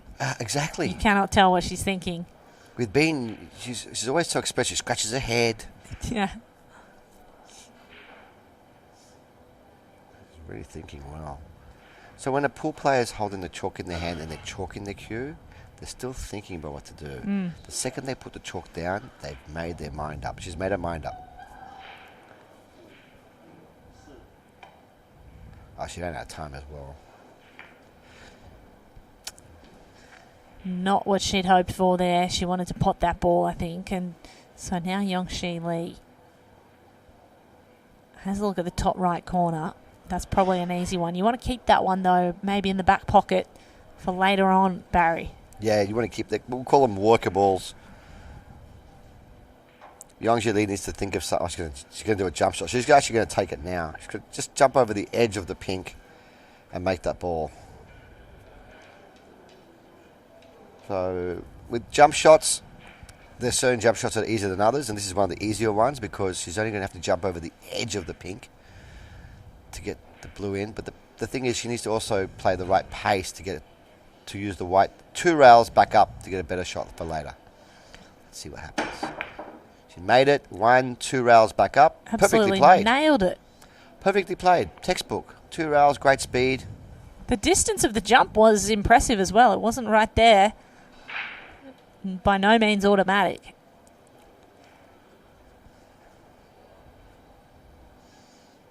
Now she's back in line. Tell you what, early indications, Yongji Li is here to play. But that was a mistake. Excuse me, she's put a ball on the rail now. It makes things difficult. She's a shooter. She's very aggressive. Shooter's going to shoot. Shoot this in, try and get your ball off the rail. Just trickling it in. Oh, beautiful. She's got a line down the rail there that she can use the pink balls to maybe direct it in. It's a risk, hit though. Perfect. It's got to be hit absolutely perfect and dead weight. Oh, she's got a little too much on the angle, though she blocks that pocket. Yeah, when both the white and the object ball are touching rails, it's almost like a trick shot. It's very hard to execute. But the main thing is that she promoted her balls into very good positions.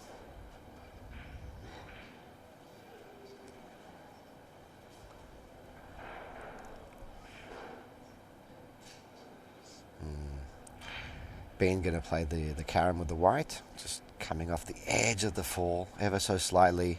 Pot the 2 ball to free up the pocket, and then using those pink balls to block Yongji Li from a shot on anything. Let's see. Many parts into this. Oh, that's going to go in as well. Very good. It's exactly what she wanted. Get the jump cue out again, Yongji Li. I wouldn't be moving this ball. This is exactly what Bean Hung wants. She wants her to move this ball. I wouldn't be moving. I'd be jumping at the 2 ball on the bottom rail. Leave it there. You know what I'm saying? Think about the future now. You move this now, you're just opening up everything for Bean.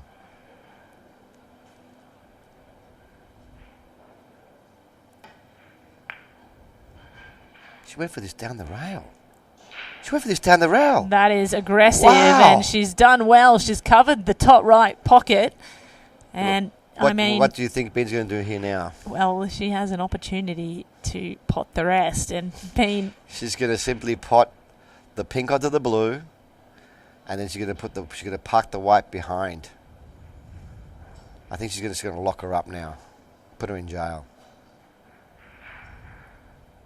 You know what I mean? Just pot the pink onto the blue and then send the white ball behind the other pink, and she has no shot. Huh?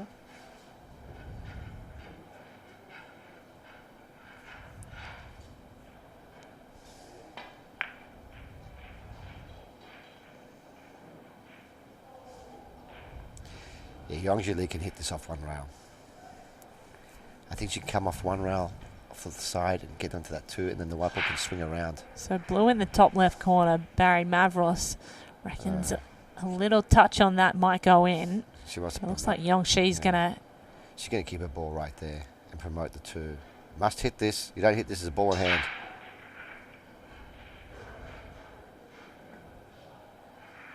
Must hit your own ball, otherwise, as Barry says, ball in hand, no balls touched. So. Huge advantage now to Bean, who can place this wherever she likes and take her pick of shots. And she should win the game, win the frame from this position.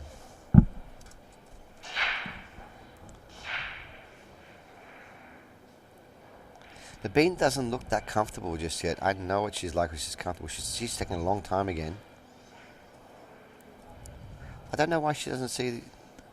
So here we go. Bottom right corner. With a little bit of spin on it. Yep.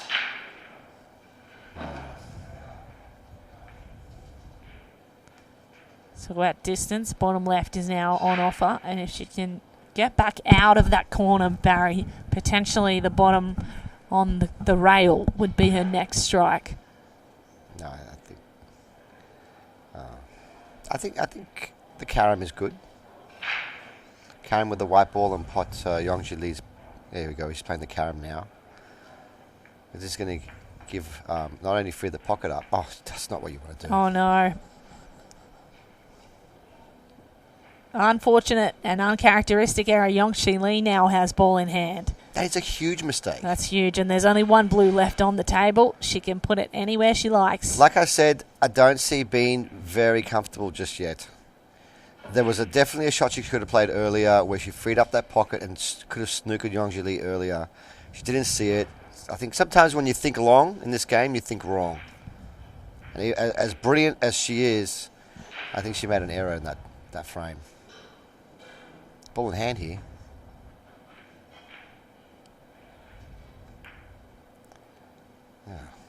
Oh dear, so there's another mistake. That pocket covered. Bean might have a lifeline. No, is that a mistake? That is missing a ball in hand. That is the cardinal sin in this game. You should never miss a ball in hand. All she had to do was just give us a bit more angle, tapped it in and taken the black in the middle. Even her white ball position for the black is poor.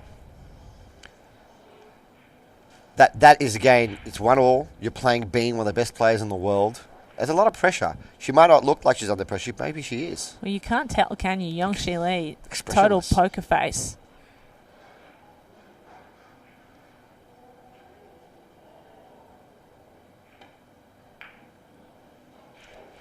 She's playing the safety shot behind the black. What a shot this is. Does she get there? She does. Those two are almost touching, almost kissing. So where does Yongshi Lee go from here, Barry? Oh, one rail kick shot. It's all she has.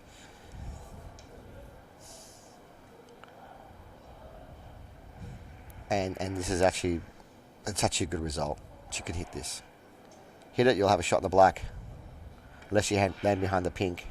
Hit it. She hit it. Oh, wow. Just a millimetre more and it'd be potted. And you can see I'm smiling, Bean I'm laughing, I'm in pain. Breathing a sigh of relief as well, Barry. Well, this is the last opportunity. She's not going to get another one after this. Sometimes luck is on your side and sometimes it really isn't. And you do need a little bit of it in this game.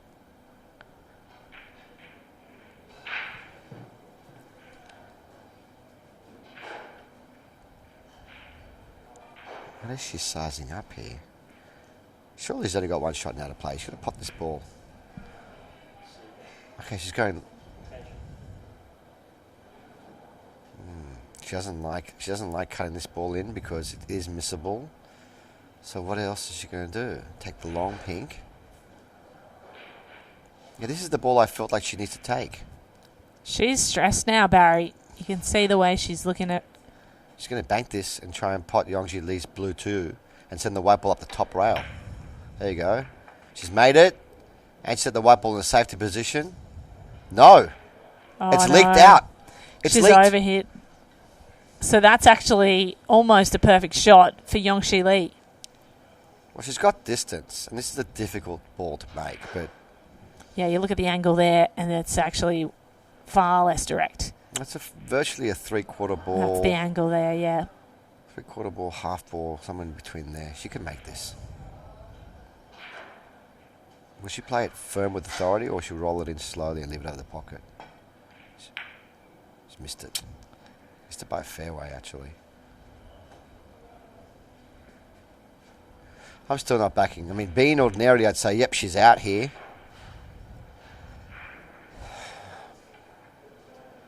But she doesn't look settled. She's looked really unsettled. The most unsettled we've seen. In all fairness, she's the one that's under the pressure. She's expected to win this match comfortably in Yes. many people's minds, but I disagree. Yongji Lee is a very capable player. If Yongji Lee does have a weakness, it's not her cue action or her potting abilities. It's actually maybe she's a little bit too aggressive. It's fun to watch though, isn't it? Oh, The I love aggression. it. Yeah. I love it. Yeah, so she's just going to be very careful. She wants to make this in the middle and use two rails. But he's going the corner first. Okay, now that means she needs to get the right angle. She needs to get underneath the pink for. What I mean by that is on the left side of it. She's gone too far. She's gone too far. See, she's holding her hand up saying, stop, and that's gone far too far. She's not comfortable at all. This is not the bean that I normally see. The bean that I normally see would have taken that pink in the middle first, which is a right shot, stop shot, and then used 2 rails to get back for the pink. What's happening, Barry? What's gone in her head? Or is this table running differently It's very to what quick. she's expected? It's fast, It looks right? like they just keep running out of position, running too far. And that, as a player, it can mess with your mind. I've lost position here, lost position there. Now she's thinking, where do I play safe? I mean, does she even have a shot on? Bottom right hand with the white. Bottom right hand corner with the white ball there. That's the safety. It's going to go in the hole. Jeez. Oh. That's a pretty good safety. It's a good thing these pockets are tight, I tell you. Well, Yongshi has no easy look at the black ball to a hole now. Well, I tell you what, she's got no one else to blame but herself because she had a ball in hand with 2 balls to pot and she missed it. So, I feel like this is a huge frame. It's 1 apiece. The score is not correct down the bottom, ladies and gentlemen. It's 1 apiece. It's 1 apiece, yeah. And it's just been such a long frame. I feel like it's worth 3. Mentally, when these long frames start to play out as well, you can see the fatigue. And mentally for Bean, I think it's affecting her more than Yongshi. Oh, no. What happened there? Oh, she hit the knuckle. She was knuckle hooked. So explain that, Barry. So you might think that she completely missed the ball, he mishit it. The edge of the knuckle, the white ball was so far in the pocket, edge of the knuckle was sticking out in front of the white. And so when she went to hit the black, it looked like she was hitting it, but it clipped the green knuckle a little bit and went offline. What a reprieve there. Whew. Bean can breathe a sigh of relief after that. So Bean might still get this frame from here. She has to get this frame from here. With all of her experience and skill, you'd think this is one of the ones she has to win. Again, the angle she's gotten isn't the greatest. Like, she went too far. She wanted to have more angle. Now she's got to screw straight back off 1 rail. She's probably over-screw it the way she's playing. Oh, she did it nicely. Now, pretty good. Bottom left corner now on. Ordinarily, I say this is a gimme, win. But she still has to hit this well. This is missable. Nothing has been a gimme so far in this frame. Yeah, nicely done. Well, there it is. So Bean takes the second. She is 2-1 up. That score on your screen, not correct. It's been hung 2-1 up against Yongshi Lee. We'll get that score corrected on your screen just as soon as we can. The Oceania Heyball Open from Sydney, Australia, live from the beautiful City Heroes pool and billiards venue. Fantastic venue for this tournament, and we have 4 days of competition that are going to go down. Wednesday, Thursday, Friday, and Saturday is the big day, the finals day.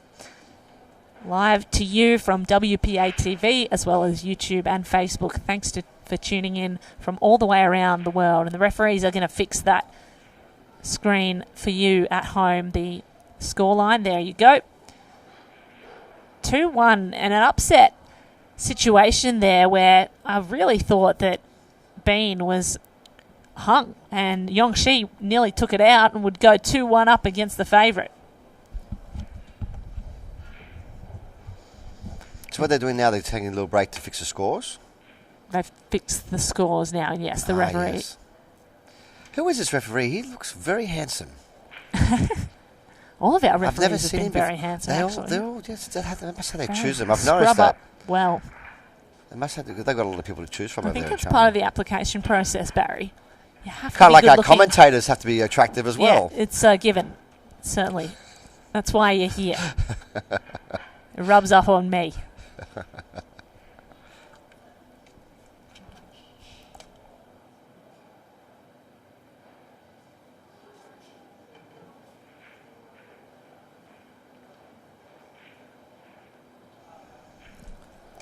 So we're just about ready to go for this fourth frame now. Referee, a very handsome referee, and nice boots too. Probably RMs on the floor there. I like a referee that scrubs up. And so Yongshi Lee is going to take this angle. Explain that to the viewers at home. She's changed a little bit the white ball. Before she was more head on. So the angle she chose now is is a line that actually makes the pack open up easier. You see, look at the spread she got. This last time she broke, the balls went out, came back in again. But the bottom line is she didn't make a ball off the break. So Bean has the advantage. What I mean by advantage is she gets to choose whether she wants to play the pinks or the pinks or the blues, and it's actually a huge advantage because you can always, when after layout, there's usually a set of balls that's easier than the other balls. And if you're new to watching this format of the game, bigs or smalls, you might be used to. We have the pinks and blues in Heyball now. It makes for a fun tournament, and to watch it looks fantastic in real life, but it does make it difficult for us commentators. And we've been trying to do our best to keep you informed and updated at home by explaining what position ball we are referring to. But if you do get confused, blame Barry. Don't blame the balls. So what's this going on here? Well, back in the old...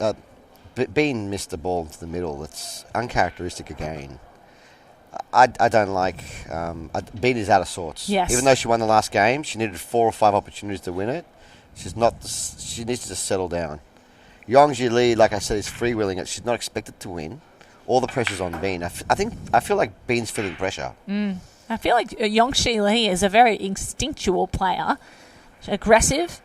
Yeah. And she's playing just kind of as she sees it. You can see that, right? You can see the way she's striking the ball. She's not double thinking her choices, whereas Bean, we saw opting for one, going back to the other, getting in her head a little bit. She's not confident right now. I said that at the outpost at the beginning of the match. Sometimes Bean can get stuck in her head. If that is, and for me, that's her own downfall. Her ability is really up there. Like I said, top 10 woman and female player in the world. When she gets settled, you'll see the difference. She won't do any more of this head shaking, and she'll just get on with it. It's such a mental game, isn't it? No, but everything in life is mental, isn't it? It all begins with a thought, making a decision, agreeing to that decision and executing. She chose to promote one of her balls. And look where she put the white ball. That's a nice shot. She sacrificed her shot to promote one of her balls and give Yongji Li basically nothing. So that tells me that Bean is happy to wait for the right moment to strike. And that's some of her experience as well. She's 2-1 up as well, so she can afford to sit back. Similar to the previous match we had with Alice against Lily, where she was just waiting for the opportunity. Another nice cut shot down the rail. Beautiful. Good shot. A little promotion there for Yongshi Li. Now Bean, what can she conjure up here? And she's moving around the table like she's quite frustrated with herself right now. Shaking her head. The body language tells a story. And doing the pufferfish face as well, she's pulling her cheeks out. She's exasperated.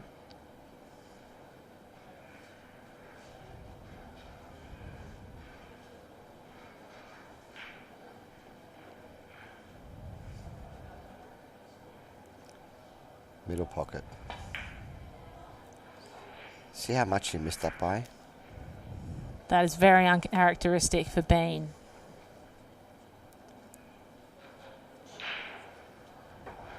Not the worst situation though. Yongshi Li doesn't have an obvious target here.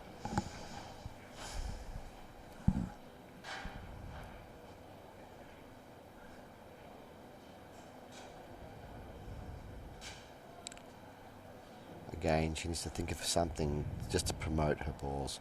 I think she's going to try and free up that pocket. That's what she's doing. Okay, she's taking claim of that pocket now. So top left corner. Now controlled by Yongshi Li.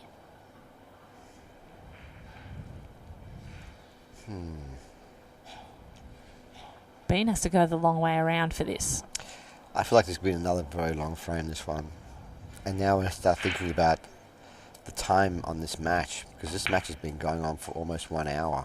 And there's a 120-minute limit. So that's a 2-hour-long match. But the score's only 2 frames to 1. Yeah. whoever's in the lead at the end of the 120-minute limit will be the winner. So that's how Heyball's played. It's played with time limits. You very rarely see that with matches. I mean, we had that earlier today with Justin Sage against Ivan Liu in the opening round. They ran out of time. The score was 6-5. She's not happy with that shot, Barry. No. Shaking her head. She really usually She wasn't does even pot close. those. Yeah. I've seen matches where she hasn't missed the ball for the whole match. Is there something about the TV table that can make the pressure that much It looks worse? very quick. It looks very. There's also more lighting on the table, Yeah.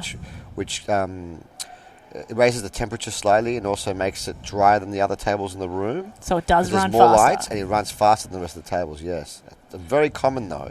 But Bean's been here, done that, got the shirt, got the trophies, got the cash. She should be used to it. It's Yongji Lee who I think wouldn't be used to it, but I feel like Yongji Lee's got that carefree attitude. Yeah. It comes with Yeah. youth as well. You know. Nothing to lose Yeah. as well. She's against one of the favourites. Off the bottom rail into the pink and in. Beautiful. Standard shot there. She played that well. That's a little confidence boost, though, for Bean. She's smiling. She's happy with herself. I'd be too. What's next?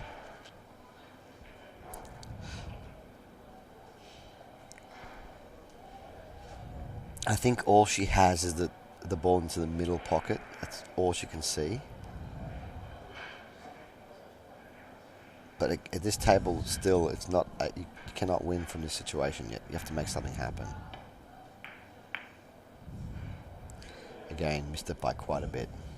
Definitely not the angle she would have liked, though. That top left corner now covered.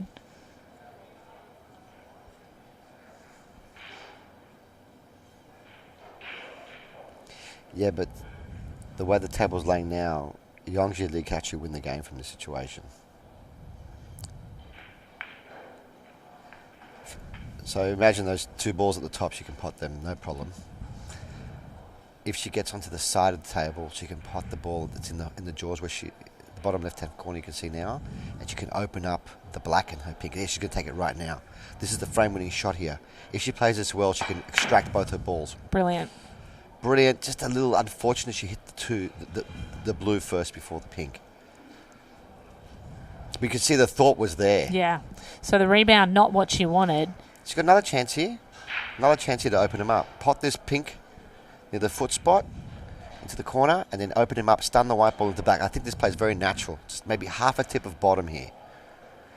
When you put half a tip of bottom, you change the line of the white. You make this, you win the game. Come on. Missed it. But I like the aggression. Me too. That's the way I feel the game should be played. So now Bean Hung takes over, and she's been playing defensively for this match so far, 2 frames in hand.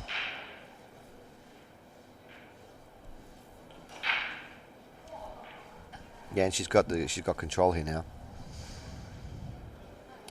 If we'll take the ball into the middle.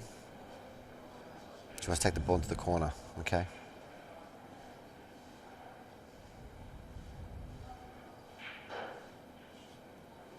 And just one rail, soft. She's missed it. Oh, she made it. Just made it, and that was a really nervy moment because it would have been one of her 3rd or 4th mistake in this frame. Yeah, it hit the knuckle and slid in. Good. She played pocket speed there. Yeah, see, this is the pattern she's got. She's going to play the ball in the corner now. Screw back for the ball in the middle. And then take the 2 balls at the bottom. There you go. Little stretch because she's not the tallest of ladies. Soft screw. She looks shaky. Yeah, did you see that angle? She's overscrewed this by a mile. Where is she going? She did not want to be there. That was just a miscue, I think, Barry. The way she lined But that the shot black's on. up The was black's on. She hit that too hard. But the black's on now. It's fine. Take the ball in the middle and swing the white ball around. 1, 2, 3 rails for the... So you can play stun with a bit of left here and go 1, 2, 3 rails back down. See how much angle she's got? Yeah. She can't just hold this. Trickle it in. That's just silly. She trickles it in, she's going to land over here towards the pink ball. So she's going to have to stun this in. Stun will give you this angle. I don't think she's going for that. Yep. Stunning the ball, 3 rails for position. 1. There you go. Stun up and down, even better. As long as she's not touching the bottom rail, she's fine. Come back. Perfect. So this has a laneway to the bottom left corner now. Yeah, she's looking good here now. It looks like she can just soft screw for all 3 balls in the same pocket. I think that pocket's on. Certainly it looks on for the closest blue to the rail, whether or not you can get both. Yeah. Oh, there you go.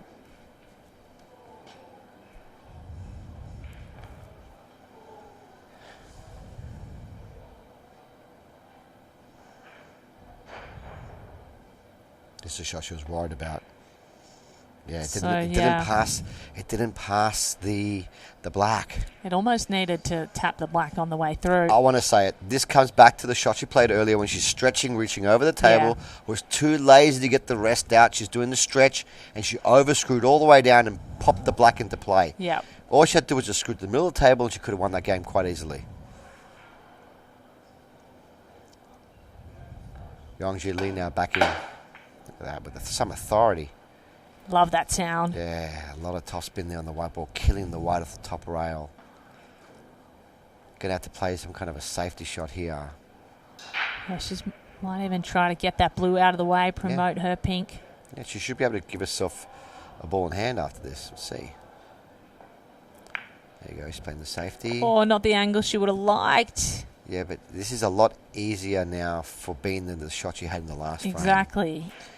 She's got a big target ball. Because it's off the rail like that, the ball's twice as big as it normally is.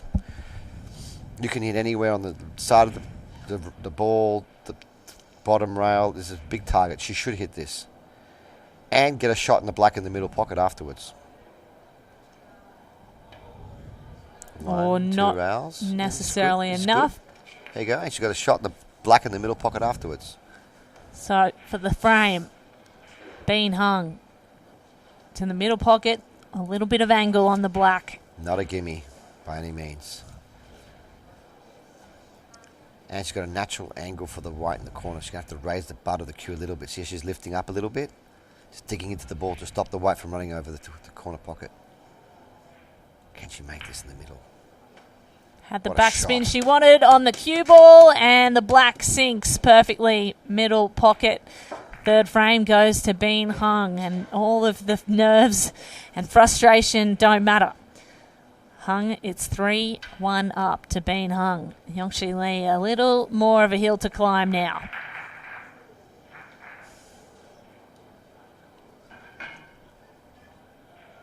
So a race to 6, as we've mentioned, and this one is dragging out longer than we expected. Bean Hung coming in as a real favourite against the young Yongshi Li.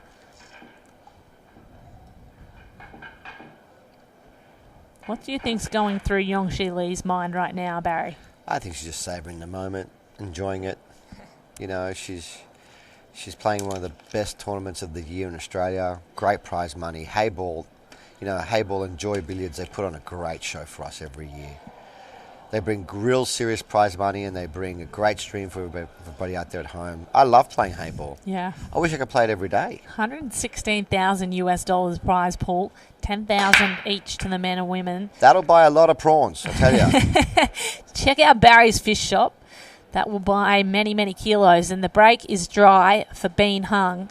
Yongshi Li now has choice of the balls on the table. Pink, pink, pink all day long. Opening ball in the middle. Pinks look good. Only difficult pink that she has to worry about is the one right next to the white. So get the pink balls first and then work it out later. She's instinctual. She wants to shoot. Made that nice. See, all her balls go, except for the one nearest the foot spot and the one in the top left-hand corner covered by the blue. So Barry Mavros reckons this is an easy table for the pink. Not a giveaway. Easy. No, not a she has given. to do some work. Easier than the blue. At the moment it is, but once she start, every ball that she pots, she also makes it easier for the blue. She would have loved to have got that pink into more play now. Pink.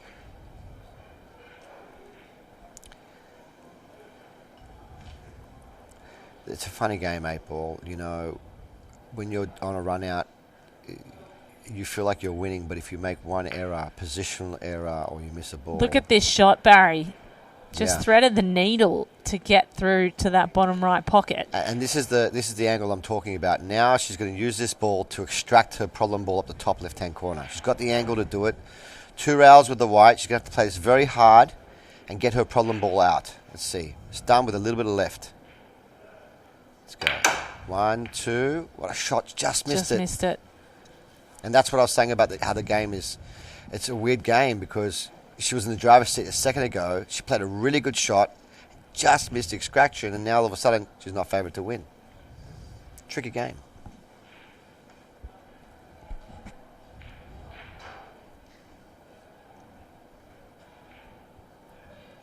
So a tricky shot on here too, with no obvious choice. She's going to try and move that blue out of the way with her pink. Yeah, she's just promoted to pink 4 over the pink 4. Her pink ball over the... Coincidentally, the pink balls have always been the 4, and the blue 2s have always been blue. So I feel like we've got a lot of 2 balls and 4 balls, but they actually have their own numbers. They are numbered. You cannot see them on our cameras very easily, if at all, but they are still numbered. Ben's going to play a nice little safety shot here. Going to try and put the white ball between the cushion and the 2. It's leaked out. Advantage, Yongji Lee. This is a great opportunity she's got here now to take down this frame and put herself within 1 of being hung. For sure, this is the biggest chance she's had in a while.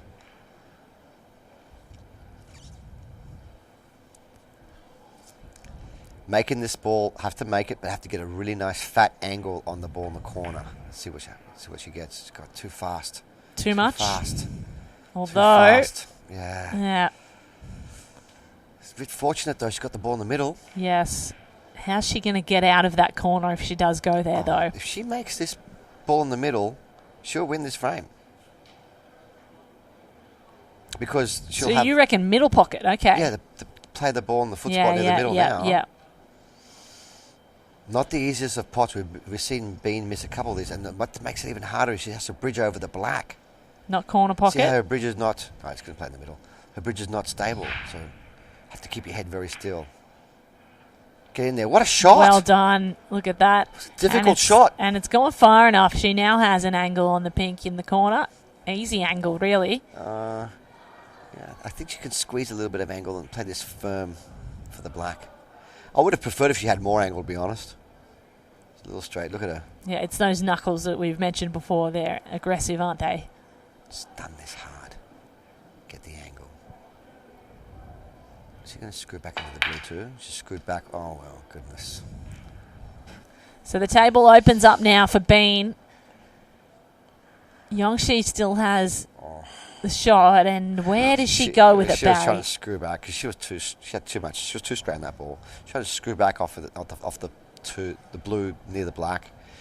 Now she's going to come off. I think just come off 1 rail and kiss it in. I don't think she's got anything else. She's doing this. She's going to do safety. I don't think she can. Bean will be able to win from here.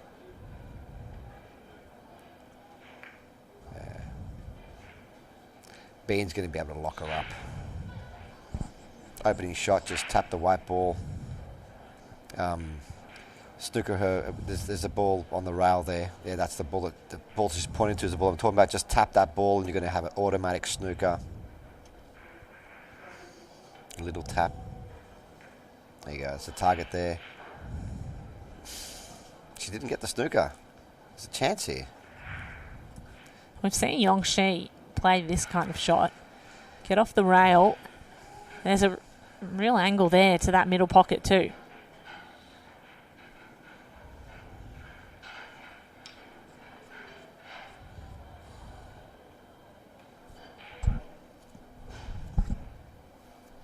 double coming up. Tricky double. There's also an automatic in off if she's not careful with the white, so. Smashes a million miles an hour. Thinking if it doesn't go in one pocket, it might go in the other. Just a hit and hope. So Bean looking increasingly frustrated. I felt like there was a little frustration in that strike from bit. Yongji Li. Yeah, maybe. Never shows any emotion, Yongji Li. Yeah, but I can guarantee you she might not show up, but she's feeling it now. She's about to go down 4-1. Bean should get out here. Bean should be in control here. If she can't get out, she's going left-handed now. She's amphibious. Not ambidextrous, she's amphibious. That's showing me that she's feeling very confident. Opposite-handed. Yes, yeah. Starting to realise, hey, I'm about to go up 4-1. Bean does this all day long, every day. You have to, I mean, yes, but she's not been on her game today. So I don't think this is a giveaway at any means. She's got to stay clean here. She definitely hasn't been Bean. Very good. That's the low-hanging fruit, as they might say. So where to from here? Bottom right. Well, she knows that 6. She knows that she's in the driver's seat right now, so she just needs to play good patterns. Obviously, the only ball that she'd be worried about is the ball. I mean, let's see which is the best ball to finish with. She can take this ball, then the other.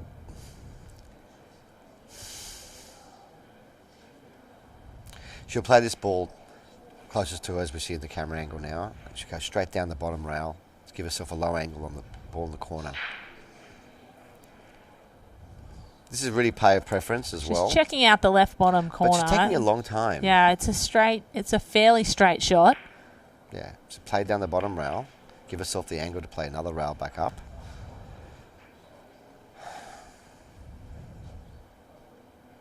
She's got to play a rail, whether it's the long distance or the short. This is the ball that she's worried about, the one she's lining up for.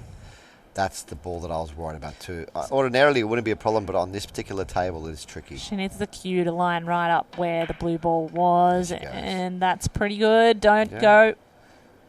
That's nice. Yeah. She's breathing heavy. If I didn't know the scores, I think she's behind.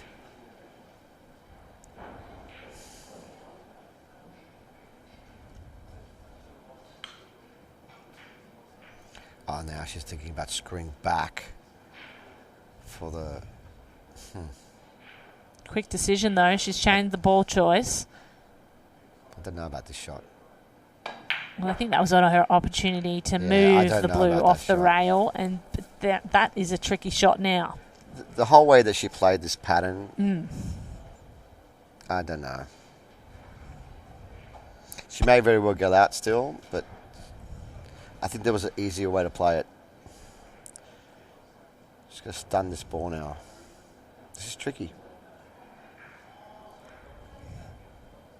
She's going to stun for the other ball in the same pocket. Very well played. That's very nice. But look how high up she is. You can't tell me she's going to feel comfortable playing this ball now. And because it's such a thin ball, she has to play 2 rails with the white. This is very missable. Very, very missable. She's going to have to really get an angle here and some spin on it. 2 rails with the right. She's going to make the ball first. She's played it very soft. Very good. Oh, played it very soft. Played a very nice touch. Didn't need the second rail. So from having no balls left, Yongshi Li has sat and watched as Bean cleared the table, now with the black to go.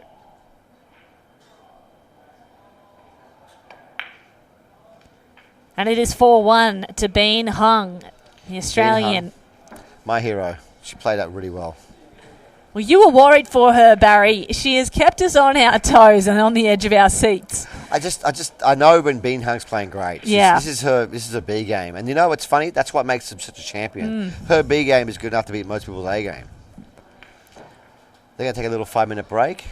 And so will we. We're back in just a few minutes, guys.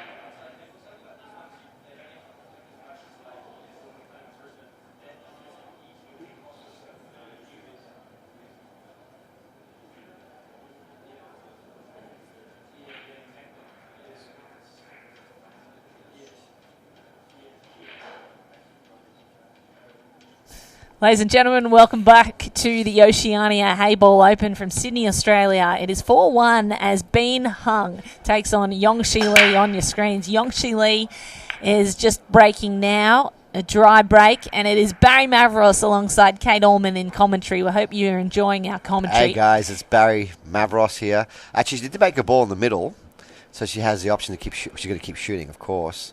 This has been a great match so far, Kate. It has. It's been very tense. And Bean Hung, who we've said is the favourite, has really looked out of sorts on occasion. And Yongshi Lee has had some opportunities to take a frame here and there, but just a few crucial errors has put her in the back seat. It'll be a great learning curve for her, win or lose this match.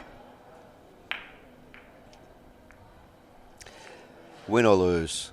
There are no losers in life, Kate. Everyone's a winner. We're all here. We all won the lucky lottery of life. Is this because you lost your match earlier? Yeah, I'm trying to make myself feel better. In all fairness, like I said when I was asked, my opponent played extremely well. And when I lost, I felt like I was beat. You know, it actually came down to one moment at 5 apiece where I played a poor safety shot and let him in, and then didn't get another chance back at the table. He ran the rack and then he broke and ran out. And that's the difference in these matches. It usually can come down to 1 or 2 mistakes. That's it. Mm-hmm. And it's more often mistakes than the better player sometimes, you know. And what's worse is it wasn't actually a cueing error. It was more a mental mistake, which is what makes it worse.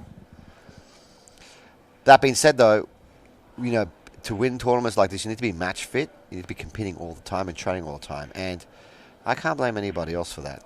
I'm a little bit unfit, match unfit. That's the game at hand, though. Not been working out. Yes, exactly. Because you want to, you know, it's not just the ability. The ability's there, but the match ability, the match fitness, if you will. Well, fatigue sets in, right? So you play 120 minutes. If you're going the full distance, fatigue sets in. And there's a very physical element to this game. Holding the cue, making sure you've got the angle right, reading the table. Mental errors start to unravel as well. You also have to look good when you're playing as well. Well, I always look good when I'm playing, Barry. Well, that's because not you're an issue you're a Capricorn. A Capricorn, a great sportsman.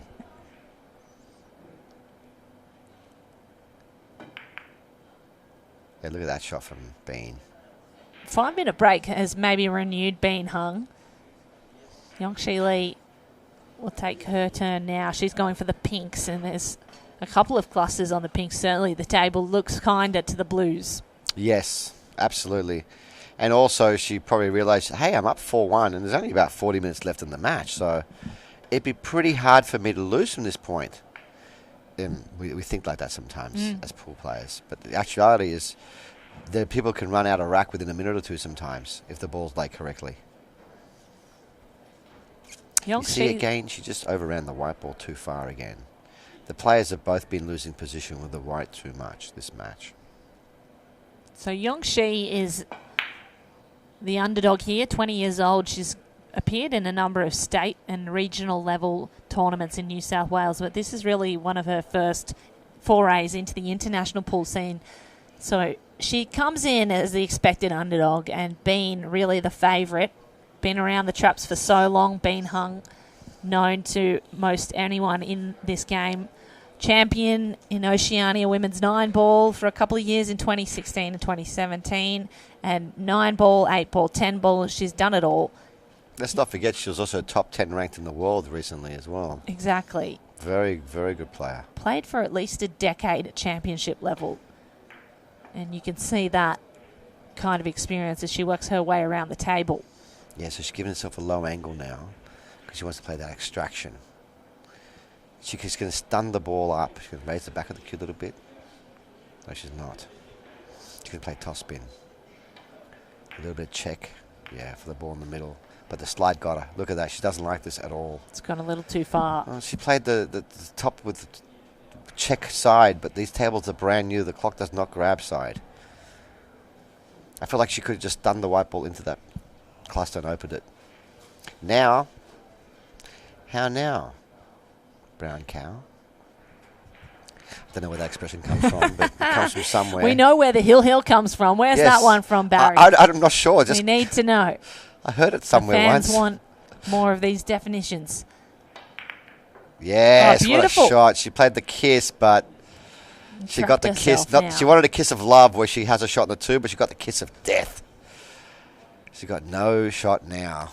White ball's really close to the rail too. She's going to have to play down on it. Yeah, play one rail kick.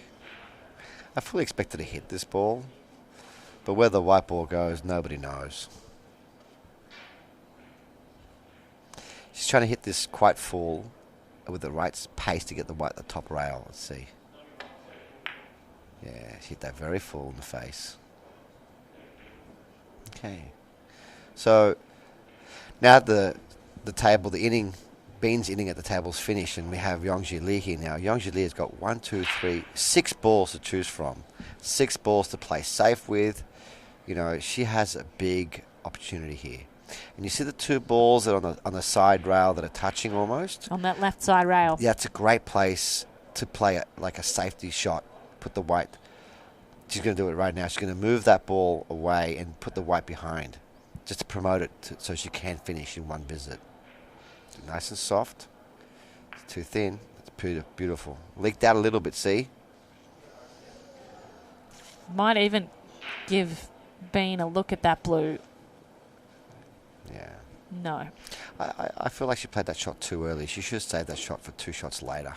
Got a little bit closer where she could have really glued that white up. Bean's got a chance to make this.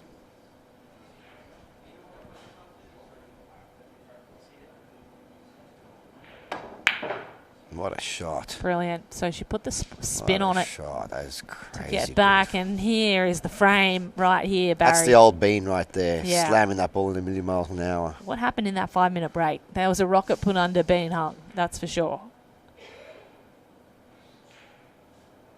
So to go 5-1 up. Yeah, see that.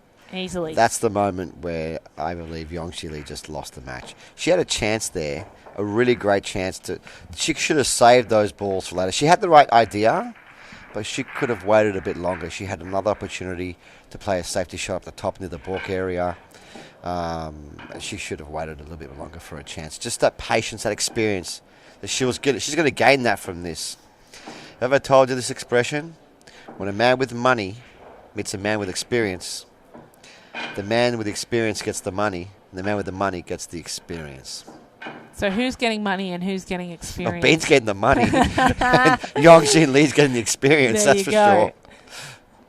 She's on the hill, Bean Hung, the Oceania Heyball Open, day 1 from Sydney. Just one more frame to put this match away. And she's really in the driver's seat now. She's felt confident. You can see the confidence growing through the match. Wears her heart on her sleeve, does Bean Hung. But it's clear now. She's feeling like herself again. She'll break and may even be able to run out. Someone please find out for me what she ate during that break. Yes, because I want to eat some of that too tomorrow before I play. 2 of those, please. So a dry break. And I just want to mention, as a pool player, I can see that those balls weren't rack tight enough. Those balls were not rack tight enough. Bean smacked them as hard as she could, and they barely moved. Hence the cluster down the bottom of the table there you're talking about, Barry. Yeah, and that's because it's the first day of the tournament. As we get close to the 3rd and 4th day, those balls will get racked tighter and tighter because as you rack them in the same spot, you get little tiny grooves on the cloth, and the balls will sit better and better and better. So when we get to the final table, the actual final, like the semi-finals and finals, there'll be a lot more better breaks and more run-outs because of that, because the balls will be sitting better. Got to give it to her, though. Here comes the aggression of Yongji Li. We love give it watching to her. That. She's not stopping on her game plan. No. Take it on. Look, I've been very impressed with the way she plays. I love her fluid playing style. I can see that she's an American pool player, which actually American pool favours the aggressor. I find that Heyball pool favours more the defensive player. And that's again purely because of the style of the table. The balls, the pockets are much smaller. They're round cut. The cloth is heavier. You know, I can see that she'd be very dangerous in an American pool table. Speaking about dangerous, this lady here, middle name could be dangerous. Bean Dangerous Hung. See how she's moving a lot faster now in the table? Yeah, she feels more in control now. I haven't seen her use the rest yet.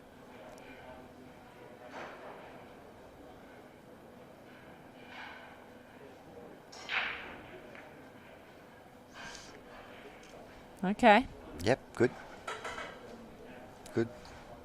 Just a containing safety. The table did not break open, didn't explode open because I feel like the balls weren't rack tight enough. And so that again favours a more defensive game, not so much an attacking game. She's going to promote her top pink ball. Get it away from there, try and get it to the centre of the table. Play the double and get a scratch. Big mistake. Oh. I don't think it's going to cost her the complete frame and match. Ball in hand, though, gives Bean a real opportunity to sink a few and open this table up. Yeah, see what she just showed us with the white. So she's going to use this ball in hand now. She's going to play the white ball to the rail and give herself an angle to play that ball in the middle and open up everything. She's going to rearrange the furniture, as we say, right now. She wanted a little more rebound off that. She wanted more angle. Yeah, she wanted to be thinner on this ball. You're right. She might even look at a different ball now and play defensively. Yeah, I feel like she wanted more angle. She came up a little bit too close to the balk line. Let's see. Okay, she's going to use this ball now to open them up. Gone too low. It's a funny game, Paul. Yeah. You get a little bit out of position in one shot. You have a grand plan and everything can hang on one error or one slight miscue. She's got a lane to the bottom left if she gets a real angle on that blue.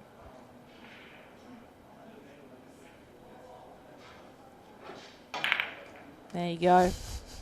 That was what she was trying to do. She had a ricochet off that blue. Didn't quite get there. And now back into defense mode.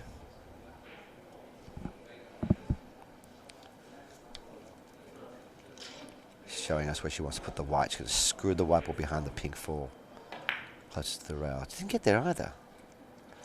Shaking her head. She's got some funny expressions, this lady. We love watching her. You know Pufferfish exactly face. what's going on. Yong Shili, on the other hand, no idea. Could be thinking about what she's ordering for dinner later. No you idea. Don't know. You don't know what she's thinking about. She's definitely focusing on the match. And being 5-1 down, sometimes that can kind of, when you're really far down in a match, it can kind of relieve all the pressure because you're not expected to win from this moment.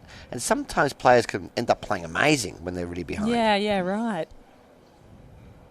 Because all the pressure's gone. Expectations are gone. One thing you must never do when you're playing the game is actually focus on the result. You need to focus on what you're doing. I think that's true with all sports. Take a shot by shot, yes. Yeah. Many a time I've been on the hill ready to win a match thinking, I'm about to beat this guy 7-2. And then instead of thinking about what I'm doing, all of a sudden I just open up a window for him to come back in the game. Yeah. She wanted to get her ball out there. Didn't, but I wonder if this passes.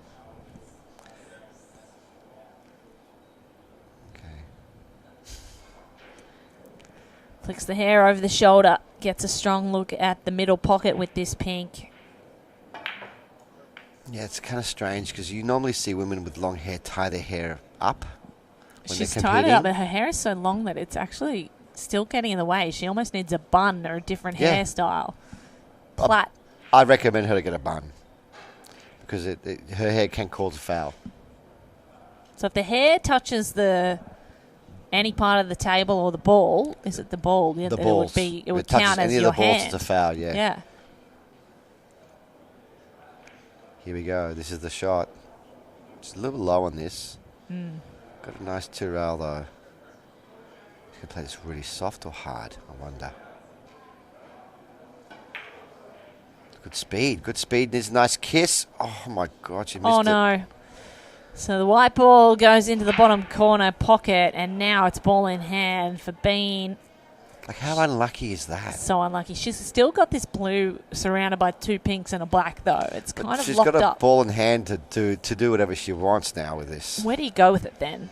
You pot the 2, and you send the white ball into the pink, and it'll release the black. And then you've got your ball over the corner, the blue ball over the corner, to continue shooting. Why do I keep saying blue? Here we go. So what she's going to do now is she's going to pot this blue, pot her ball, and nudge Yongjin Lee's ball out of the way to free the black. And then she's got the opportunity to win the match here and now. There you go. Perfectly done. So the rest are a far more open situation. She can come back for the black now that it is in play. There's a fat lady in the back of the room right now warming up her vocal cords because this match is almost done. Yeah, you like that one, huh? I do. It's not over until she sings, though, Barry, and she's about to. Yeah, you're right. It's not over until she sings because the pufferfish faces back. She got an unfortunate kiss there. She wanted to hit that more full. Reckon she'll make this in the middle? I think she still has it. She's looking good. Yeah. Still has the dice. Still shooting.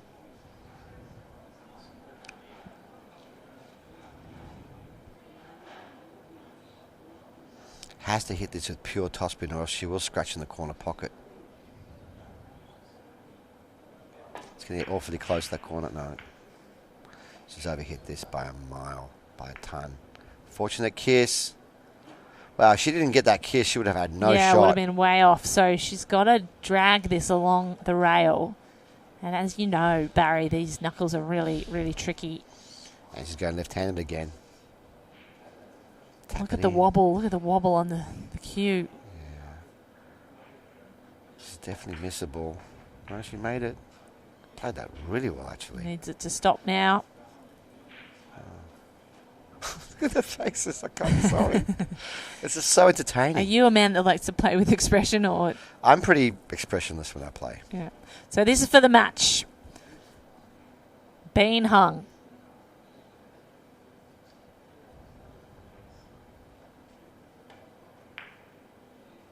Nails it. Bean hung on the hill and over it. 6-1 win over Yongxi Lee in the Oceania Heyball Open. Incredible display by 2 champions and one who really dominated, but tight contest through the first couple of frames, and we didn't know how it would go down. They were the ones that really mattered. The first 3 racks were where the dominance came in, was where Bean started to stamp authority on the game and just show that her strategy of waiting and playing more defense early really paid off. Once she got in front, then she started getting more aggressive. It was a great match to watch, very entertaining. Thank you very much, Kate. Thank you so much, Barry, and thank you to you at home for joining us for the Oceania Heyball Open. That match in the books, day 1 in the books. We're coming back for day 2. We will have commentary from 2 p.m. to 10 p.m. every single day, and on the weekend, on Saturday, we'll be calling all the big matches from 1 o'clock. So come back to us, WPA TV, YouTube and Facebook. We hope you stick around for the rest of the tournament. Until then, we say goodbye for today.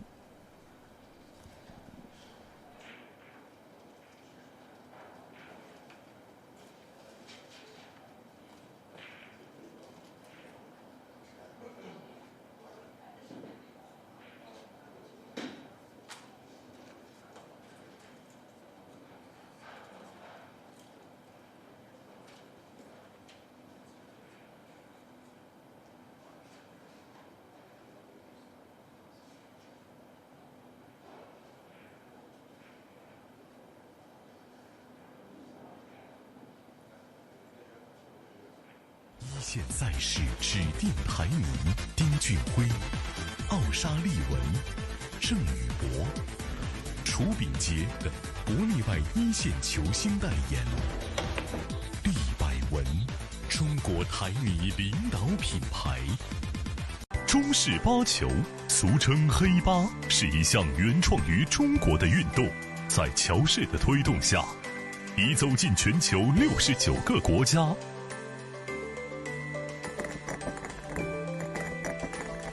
乔氏中式八球，风靡全球的中国运动。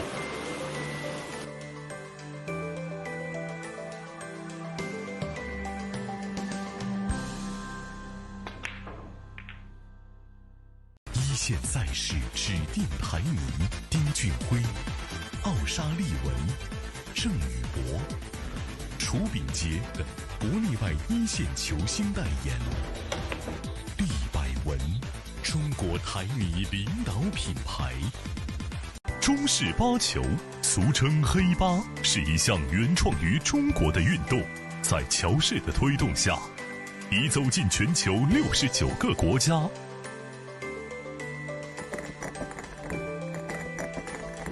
乔氏中式八球，风靡全球的中国运动。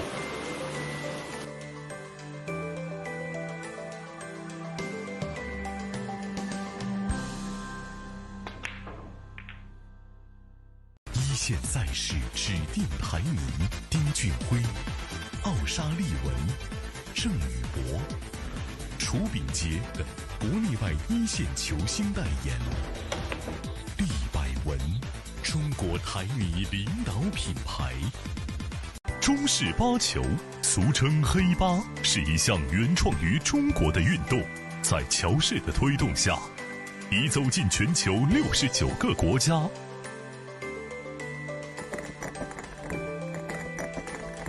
乔氏中式八球，风靡全球的中国运动。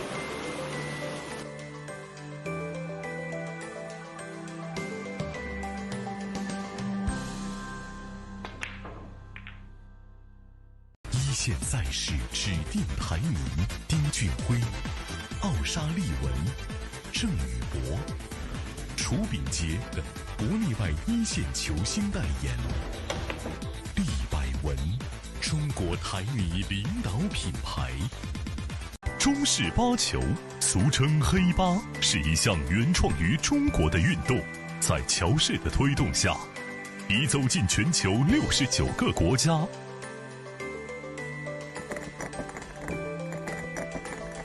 乔氏中式八球，风靡全球的中国运动。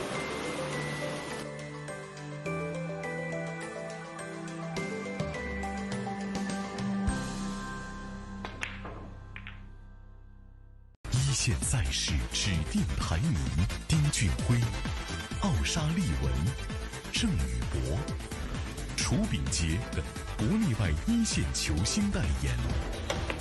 利百文，中国台米领导品牌。中式八球，俗称黑八，是一项原创于中国的运动，在乔氏的推动下，已走进全球69个国家。